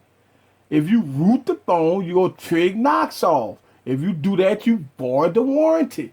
That's the thing. Yeah, well, yeah, you're right. So now we'll have to change that. So if the manufacturer, think about this. If the manufacturer only care about their money and not people, then we shouldn't care about the manufacturer. We ought to care about us. That means that we ought to lay up there and change the way we buy phones. Change the way we go at these manufacturers. We just saw supporting tech channels that put their feet to the fire, that make these manufacturers watch our channel. Watch that we bash them. When you get 1 million, 2, 3 million subscribers, then they start paying attention. They'll start paying attention when I got 2, 5, 6 million subscribers and I got all these people watching. I'm bashing Samsung. Of course they gonna start watching it. You best believe it. You best believe it. You best believe that if a YouTube channel, big YouTube channel, get on the mic and talk bad about a manufacturer, you best believe they go watch it, they go listen, and they go take heed to it. That's my goal. My goal is to put their feet to the fire and stand up for the people of this channel. I'm telling you, I stand up for you guys. I stand up for you guys. I promise you this. And I've been saying this. I've been saying this. That the only way we can stand up to the people is you got to have real YouTube channels. You have to have real YouTube channels, right? So if the problem is they buy all the reviewers. That's right. Let's get that out the open. You see these reviewers out there giving all these biased ass reviews about this tech product. They get bought out by manufacturers. That's a fact. I don't care what they said. Oh, I don't buy. I say what I want. Bullshit. I'm telling you. So you see them out there. They don't talk bad about manufacturers because they already bought out. You got all the people that don't talk about Verizon and AT&T and T-Mobile because they got paid by those companies and they work for them. They're no longer independent. They're not independent anymore. They have a job. That means they got a boss. That means their boss is the manufacturer. If the manufacturer tell you don't do it, don't do it. If they don't pay you. That's why. All right, so here we go. So when I get 5 million, because I'll be right there growing with you. All right, cool. Thumbs up to him. Are threatened by them to take legal actions for speaking ill of their devices. Thumbs up to that. So basically, save your money and buy your phone outright. Yes, easy. It's not in Samsung or other OEM's best interest to change their system. Change the system. It's right. Listen, it's a game. They won't update this phone. You know why? They want you to buy the Galaxy Note 6. This phone is null and void. They've been selling this phone in 2015 in the grocery stores. They'll never support this device. People buy it. HTC, I give it up to HTC. They're supporting the device. HTC don't have a choice but to support the device. They're about to go under. LG made a mistake. They come out with the G4, pissed everybody off, came out with the LG V10. If I was holding the LG G4 right now, I'd be throwing it in the river and pissed off at LG, and I'll never buy another LG phone again because they left there and came out with the G4 flagship. Then they came out with a double flagship on them, pissed everybody with a G4 off. I would be pissed off. Then here we got Microsoft. Microsoft, the only one that's in the game. Latest operating system, support their devices. There we got Microsoft updating their devices. They gonna put Windows 10 on these devices, and they gonna port over some Android apps to these devices. But guess what? People don't want these devices. They 4% of the market. Everybody buying these devices. Android is 40-50% of the market, and iOS take off the rest of the pie.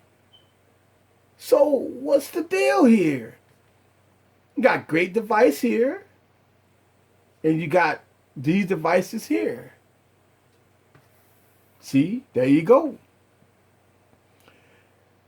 These devices here is cheaper than that. And this go get the latest and greatest all the time. So what's wrong with this picture here? What's wrong with this picture? 2% of the market, Sally. But why is that? It's a myth about the apps. You're right. What's wrong with that picture? You know, it is what it is. Let's be real about it. Let's be real. Listen, let's be real about it. Every year, people go out and buy these devices. And you know what the manufacturer's doing to us? Right there. That's what the manufacturer's doing to us.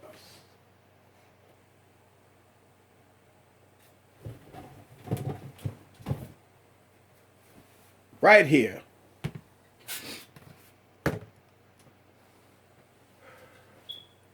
This is what the manufacturer's doing to us right here.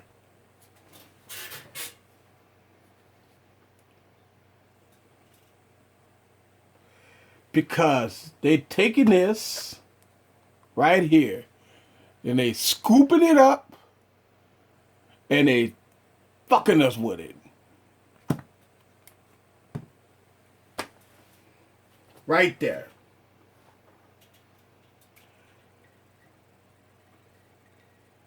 I'm going to give y'all a little time to sink that in.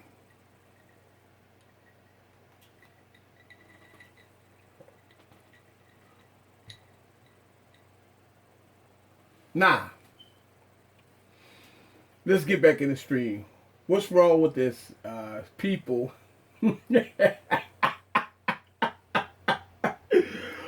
$60 Battlefront, but hey, additional $50 if you want the full game? Oh my God. Alright, so what's wrong with it?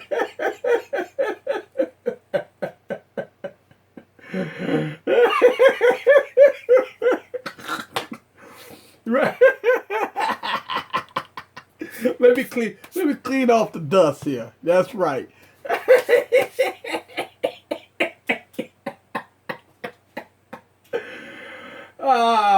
That's what I'm talking about. Listen, every time you watch a Galaxy Note 5 video commercial, a Samsung commercial, every time you watch a Samsung commercial, first thing come to your mind is Vaseline and Lubriderm. Every time you watch a Samsung commercial, every time you watch a HTC commercial, every time you watch it, this is right here. Every time you watch an iPad Pro commercial, every time you watch an iPad Pro video that talks so good about the iPad Pro, this is what you need to think about right there. All right.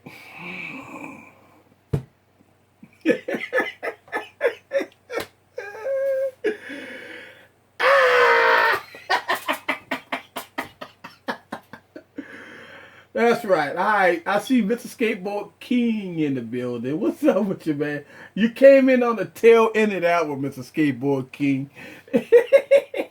You might have to rewind the stream a little bit and listen to what I said. But yeah, I'm back. Look, EA, man, come on, man. You spend $60 on the game, you gotta pay another $50 if you want the full version. So what you pay $60 for? What you work? What do you listen? You pay $60 for the game. You got listen. So you telling me that Battlefront go cost you $110. That what you telling me? Battlefront go cost you $110. All I want to know is that's telling me that Battlefront gonna cost you $110. That's crazy, man. Come on.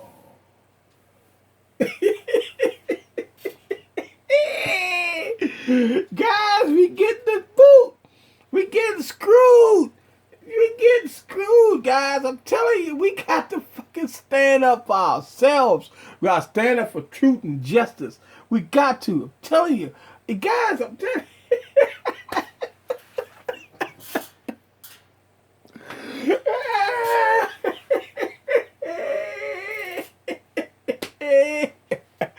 We got to stand up for truth and justice. And I'm telling you, that right there is not truth and justice. And a lot of people say, well, there's nothing you could do about it. Bullshit.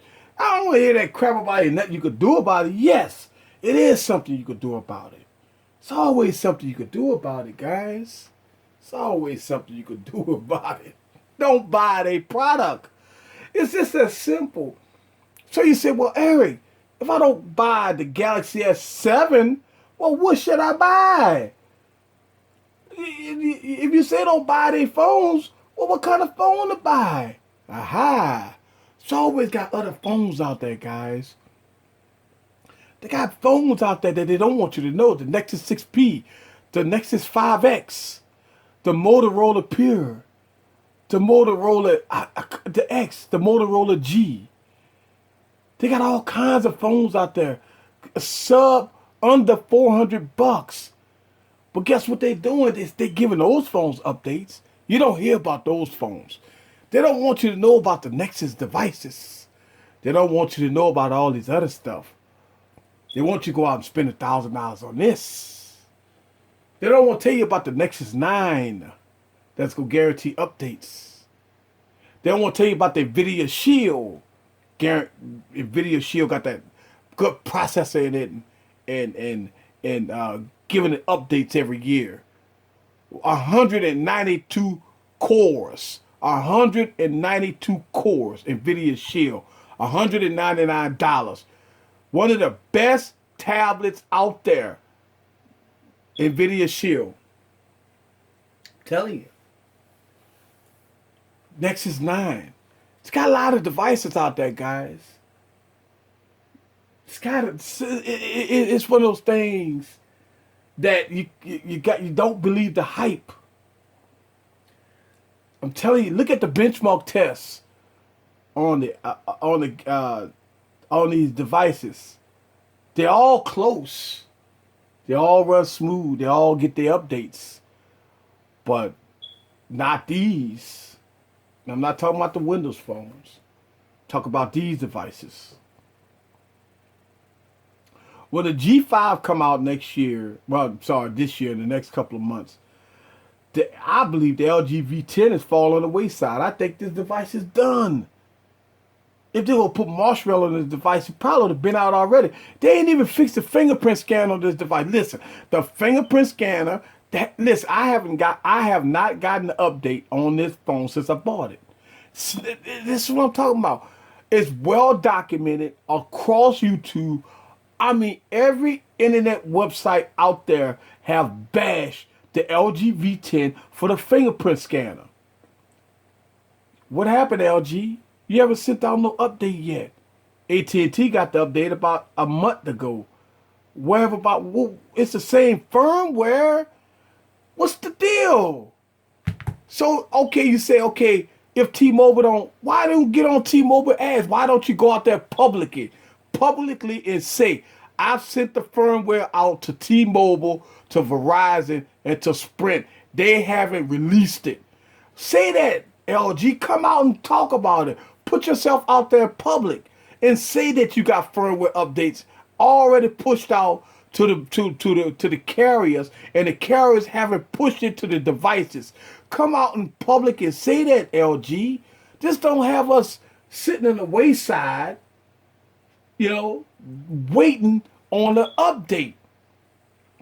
It's LG fault. I blame LG for this. I don't blame T-Mobile or Sprint and Verizon. That's what I'm talking about.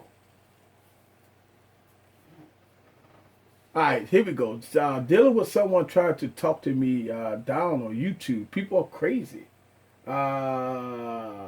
What's on YouTube?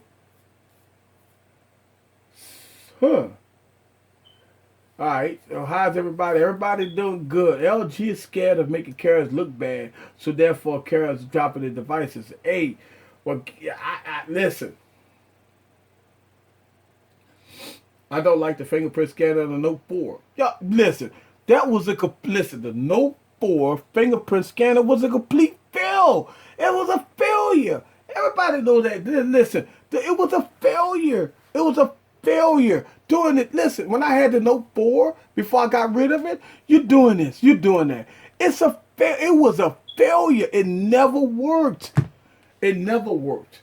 You're right. It never worked. Not here. A comment I made on a different video weeks ago. Oh, okay. It never worked. It never worked. And that's crazy. It never worked.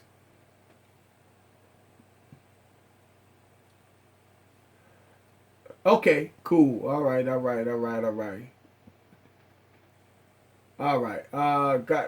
to roll for a bit, maybe a little bit. All right, I see you, Darren. Thanks, man. That's what I'm talking about. All right, so y'all know how I feel about some of this stuff, man, and I've been talking about it on all my streams, and y'all know how I feel about some of this stuff, and it's a shame. Y'all learn off this stream, and when I talk about it, I'm sincere about it. It's no excuses. If LG is scared of carriers, then they shouldn't sell phones. That's I mean, think about it. Apple did it for AT&T. They sold exclusive to AT&T for about 3 years.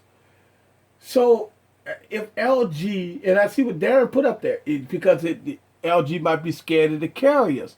It's $1 billion company. LG is $1 billion company. Why would they be scared of anybody? They shouldn't be scared of anybody. It's the consumers that bought these devices. That's the only thing LG need to be scared of.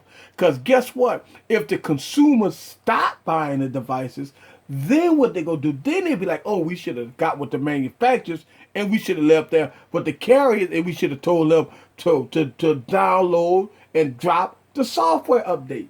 That's all I'm saying.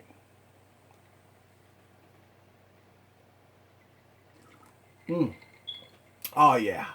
See, that's how we have fun.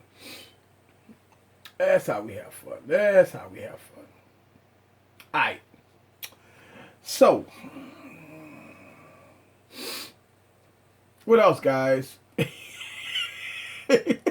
You hear it all on this stream. You hear it all on this stream? I'll tell you. One thing you go hear it all on this stream. Let me tell you something. On this stream, guys, what I tell you is that this stream do not compromise. I don't hold back. It is what it is, and we talk, and I let it all on the table, And my thing is this: if a manufacturer disagree with me, they're more than welcome to email me at easycomputersolutions@gmail.com, or they could go to my Twitter and DM me on Twitter, or if they feel that they being misrepresented on this channel, they can always contact me.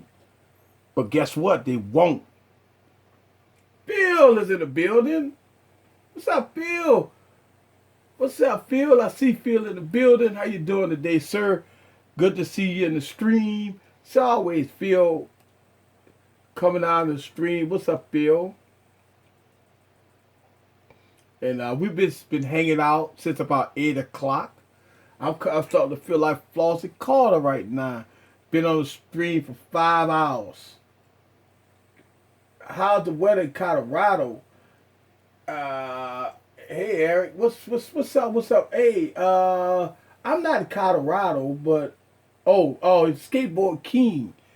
All right, what's up with you? What's up with you? I know it's cold. Yeah, cold as always in Colorado. We had snow. I gotta come up there one day ski. Nah, I don't know about skiing out there. Nah.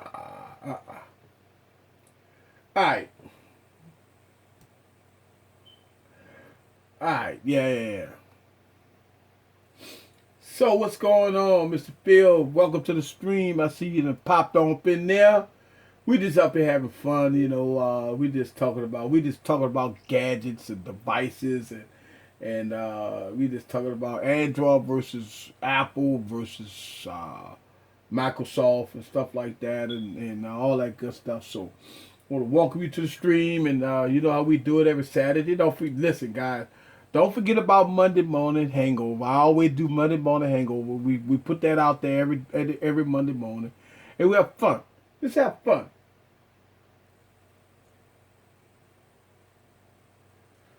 Let's see, your boy, some skins. Wait, what's that? What? Yeah, so yeah, T-Mobile said that they will switch out my Note 5 for a 6S Plus on Monday. Yay! All right.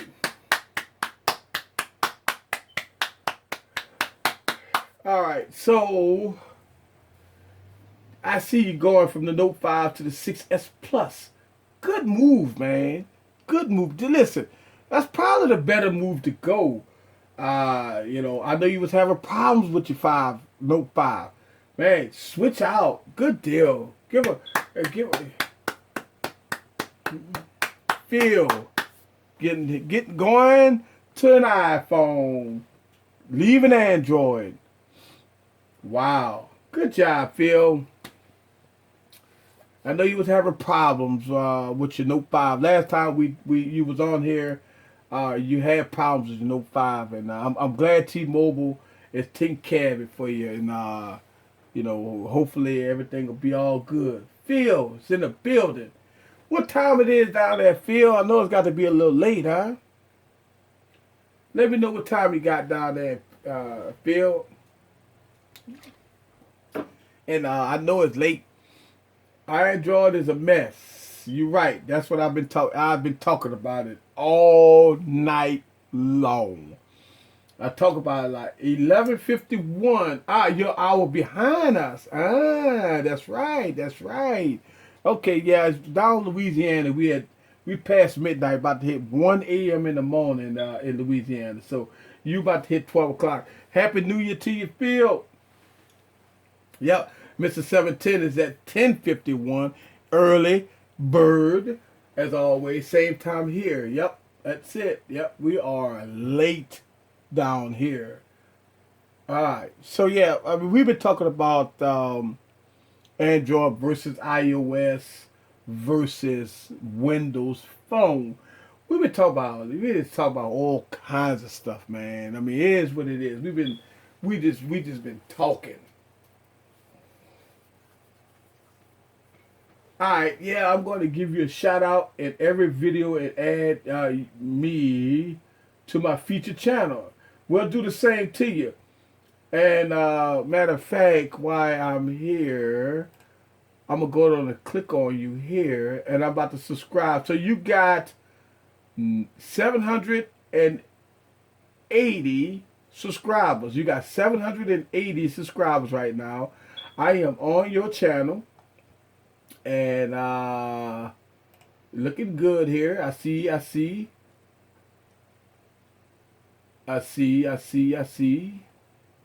You have a lot of videos here.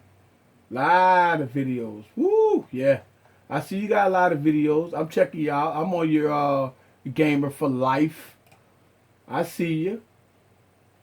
All right, I see you. I just subscribed to you. That's what I'm talking about. Support. That's how we do it. We support. So I just I subscribe to you. I like it. What you think about the new BlackBerry coming out?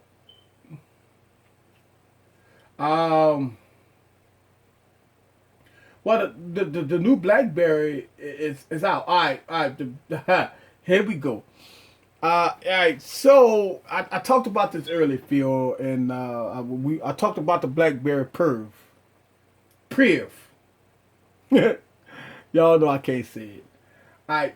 Here's the thing. Here's my thoughts about the BlackBerry Priv, or whatever they call it. Priv. Is that I think BlackBerry lost his marbles. Why would you come out with a Android device on a BlackBerry platform? A lot of people believe that that's what they had to do. Bull. All you have to do is have your BlackBerry platform, BlackBerry 10, right? That's what they rock it with. And port Android apps to the App Store and the BlackBerry store. And keep your platform the way it is. I think BlackBerry they cause a pickle. Now you got a BlackBerry Priv. What you gonna do with the next BlackBerry? You gonna make it BlackBerry? You gonna make it Android? I don't know. I mean, it's I don't know. It's I think BlackBerry did open up. I know it's probably because they needed money, but then it opened up a can of worms here. You know, you got BlackBerry, traditional BlackBerry, always made for the business savvy person. But I understand that BlackBerry messed up. BlackBerry should have catered to the younger generation. BlackBerry should have came out and they should have did the iPhone thing. You know, but BlackBerry sat on their laurels and they let Apple take over the market and take all their customers from them. Right? Now BlackBerry trying to come back by going and cahoots with Android. I don't understand that. I think it's a bad move. Just my opinion. I think it's a bad move. But what they gonna do with the next BlackBerry? What they gonna come out with a BlackBerry Priv 2? So what's BlackBerry next move? So that's the thing. Like, if they gonna go back to BlackBerry 10, or they gonna stick with Android? Or are they looking for Android to buy them out? So it's a lot of things you got to think about with the BlackBerry right now. Would you buy a BlackBerry? Hell no, I wouldn't. I wouldn't buy no BlackBerry right now. Why? What you gonna invest in Android, or you want a BlackBerry? You know, so I think BlackBerry kind of messed up a little bit. You're right. Brokeberry 2016. First of all, being desperate is one thing, but when you gonna change the whole operating system, you gonna go for what you gonna call yourself, BlackBerry Droid? You gonna call yourself BlackBerry Droid? I don't understand. So BlackBerry's got themselves in a little pickle here. I don't understand what's the direction BlackBerry is gonna go in. But will buy a BlackBerry Priv? No. Don't know which way BlackBerry going. I'm gonna tell you what's gonna happen. Would a BlackBerry perv get marshmallow? Probably not. And that's the thing.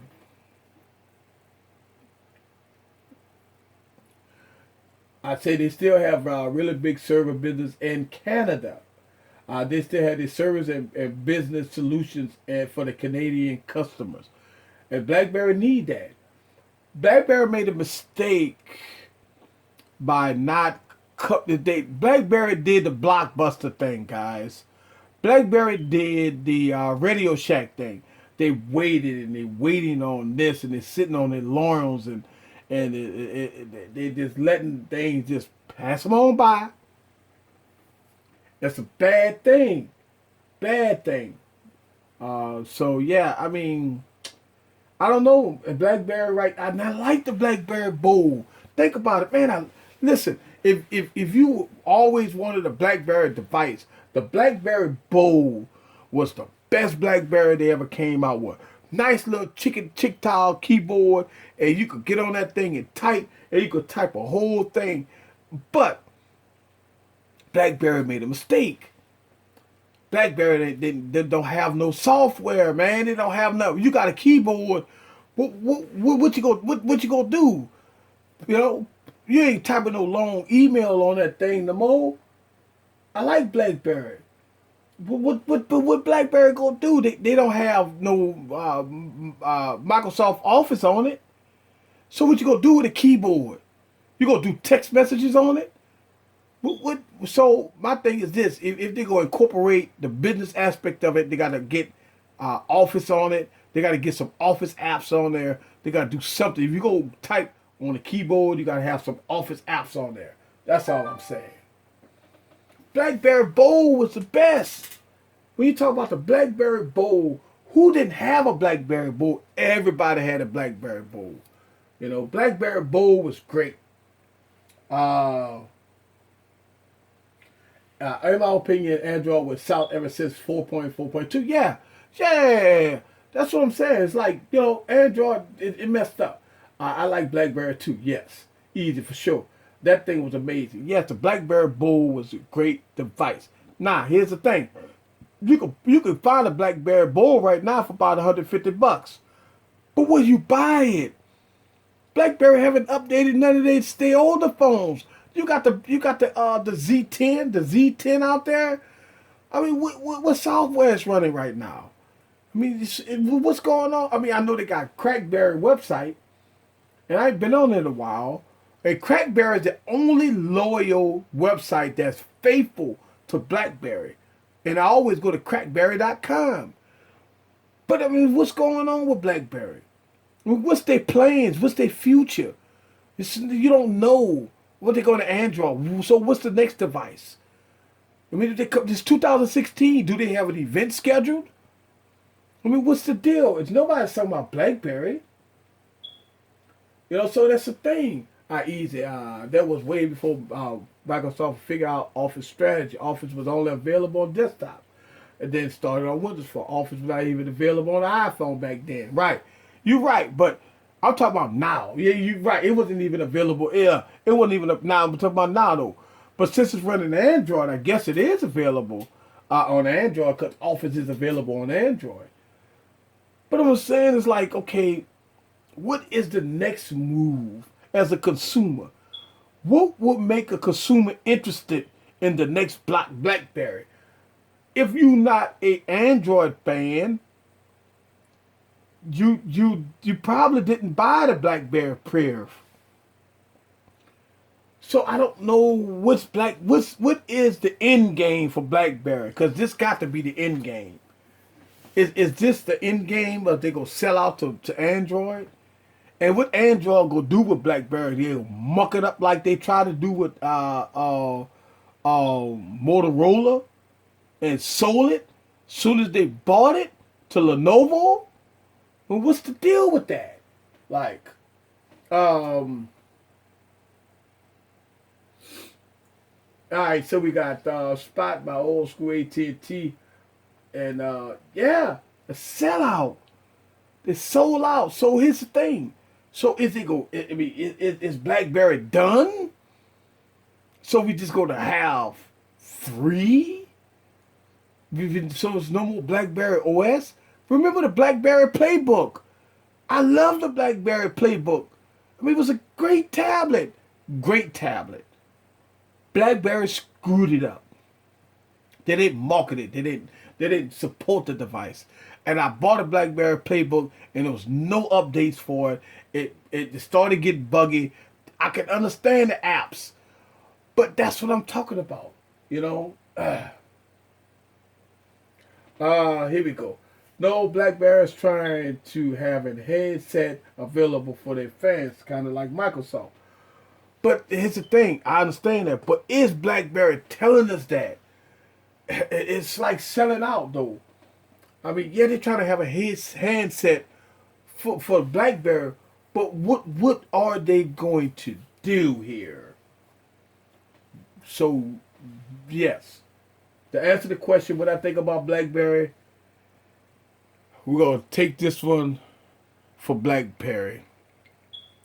Rest in peace, BlackBerry. 2016, you was a great entity.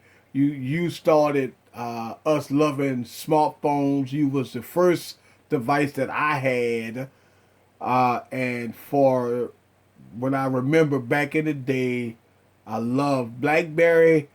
And BlackBerry was always there for me. And I worked with BlackBerry, and I had almost every BlackBerry device. They had a good platform.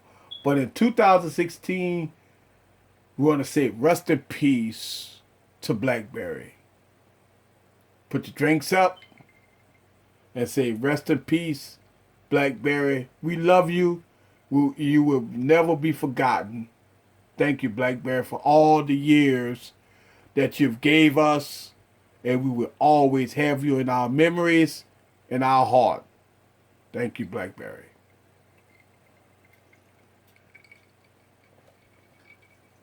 All right.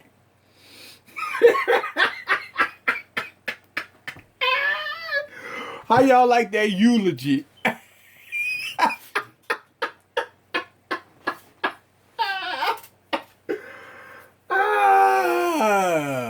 Right.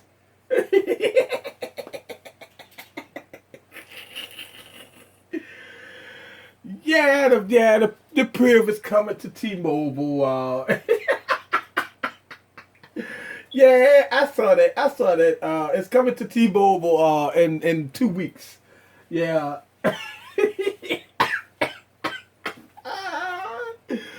Oh man.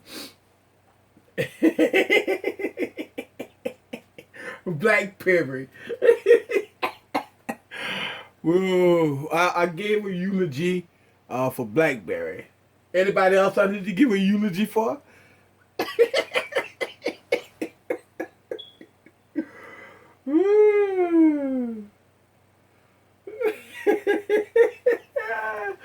Oh wow, yeah. Oh man. Well, who else I need to give a eulogy on today? Yeah, I'm just having fun, man. That's all. All right. Well, if Microsoft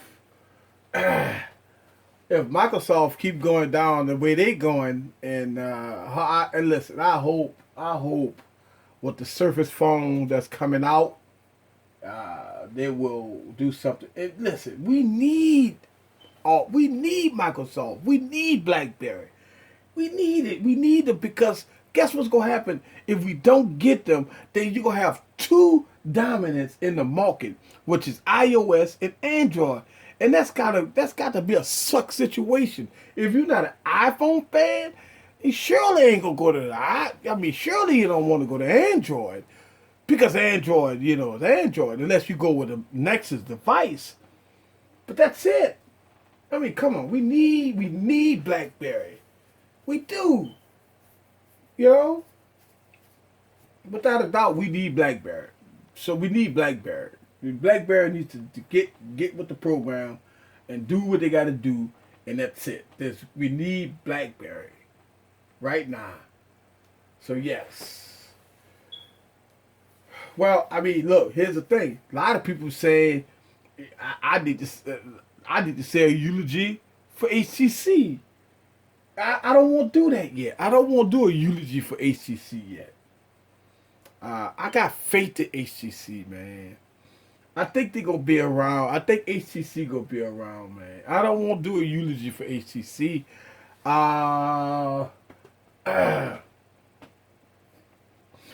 Let's see. All right, so Microsoft said that they're going to keep plugging away BlackBerry. Hopefully, they will try to differentiate themselves to make it more than having Android. Well, right now, 710, look like the BlackBerry Perv look just like an Android device. The whole operating system, the front, everything looks just like an Android device. So, and the only thing BlackBerry did was put a little some of the BlackBerry software on it hidden. You actually got to look for it. All right, look for that software and it's hidden. So yeah, I don't know. I'm not sure. Here we go. Watch. We will have 6 gigs of RAM on phone this year, and we'll be able to use 1.5. All right, so listen. I would agree with you that Samsung will probably come out with 5 gigs of RAM. I think that's gonna happen. I think Samsung gonna do that. I think Samsung will probably come out with the Note 6 with 5 gigs of RAM. They got the 64-bit processor in it. Now, I wouldn't be surprised if that happened. Someone would buy HTC for their patents. Yeah, I agree with you. Listen, everybody been talking about 6 and 8 gigs of RAM on a phone. And you're right. The way Samsung is going, that they're gonna have to put 6 gigs of RAM in there. I would think that the Galaxy Note 6 will probably have 5 gigs of RAM. I think that's where we're gonna go. But that's not good because Marshmallow supposed to use less RAM.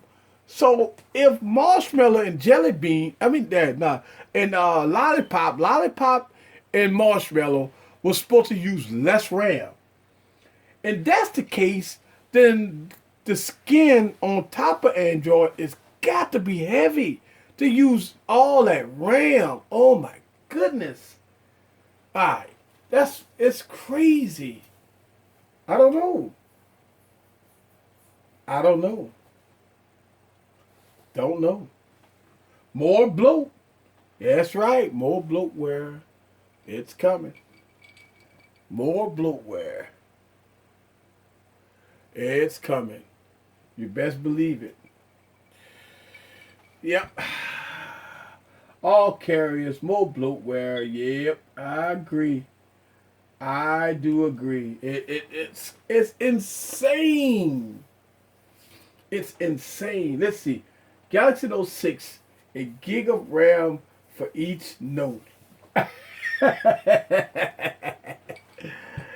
Yes, sir. I agree with you there, man. That sucks, man. That just freaking sucks. All that shit sucks. I don't know. I mean, look. They talk about the foldable display. Now, they claim that something going to have a foldable display. Let's see. Whoa. How about that Nintendo 3DS running Windows 95? Your thoughts? I never knew that the Nintendo.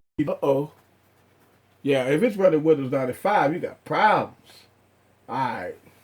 Windows Phone let you install all that nonsense. Yep, you sure do. It sure do.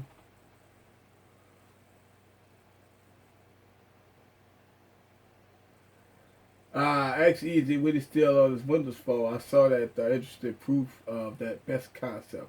Well, time to jump to Windows Phone. Well, look, I have talked about Windows Phone in this stream a lot. I mean, I gave Windows Phone a lot of attention, a lot, man. I'm telling you, I gave a lot of praise to these devices. Let's look at them here. Let's move this out the way here. Let's look at this here. Let's look at it here. Let's prove all. Let's give credit what credit is due here. Let's look at it. Let's put these front and center here.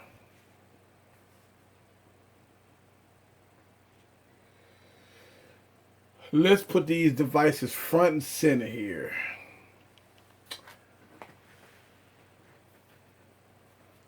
Alright, so let's look at these devices. First of all, the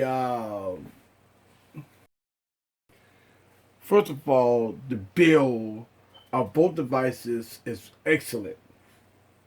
Tramp stamp at the bottom it need to be, but you can buy it unlocked without the tramp stamp.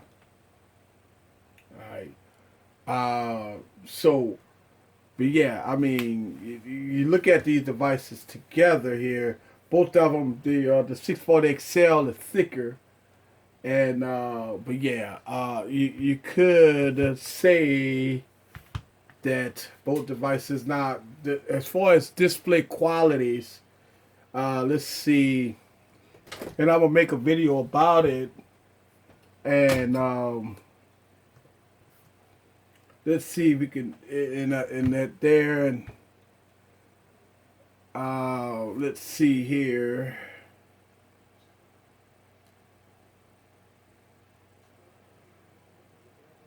Google. All right, and but we looking at. If you're looking at some of the screen, the only thing I'm not liking is the brightness here. And let's see. Let's go to the brightness set. Here's high. All right, be high here, be high over there. And the only issue I have, if you look at here versus here, this obviously you have this screen is a whole lot brighter than this screen, but the viewing angles, change out the battery and the smoke detector. Yeah, listen. People been telling me, y'all guys been telling me that for months. And I am, that's the funniest thing, man. I can't even hear it. I'm like that. I can't even hear it.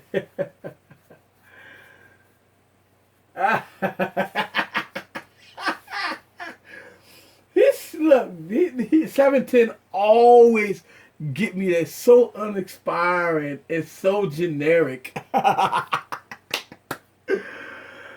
I hear you, man. Yeah, I hear you. Hey, man, it's okay. I'm still working on it. I'm still working on it, buddy. I'm still working on it. It's all good. Alright, so alright. Yeah, it's all good, man. It's all good. Alright. It's 1 o'clock in the morning. Let's see what we got. Woo! Alright, so I want to say that this is my longest stream yet. I'm telling you, I'm getting like Flossie. I'm getting the game headset 141 sound. Beep, yeah.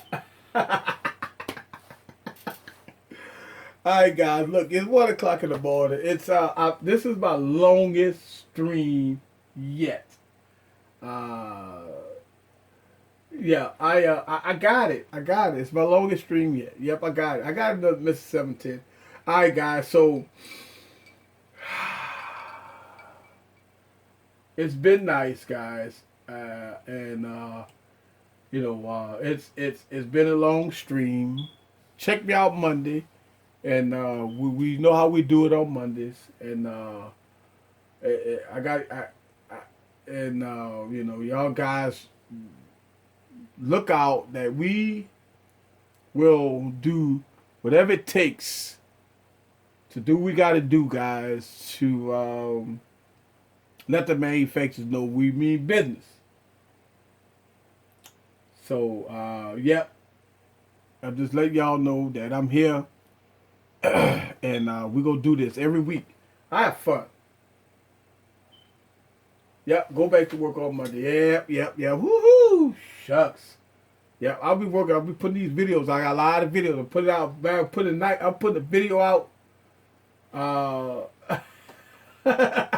I'll put a video out tonight. I'm about to upload this video right now. I got a video I'm about to put up right now. So trust me, it's coming out. It was fun. All right, guys. Y'all have a good night. Peace.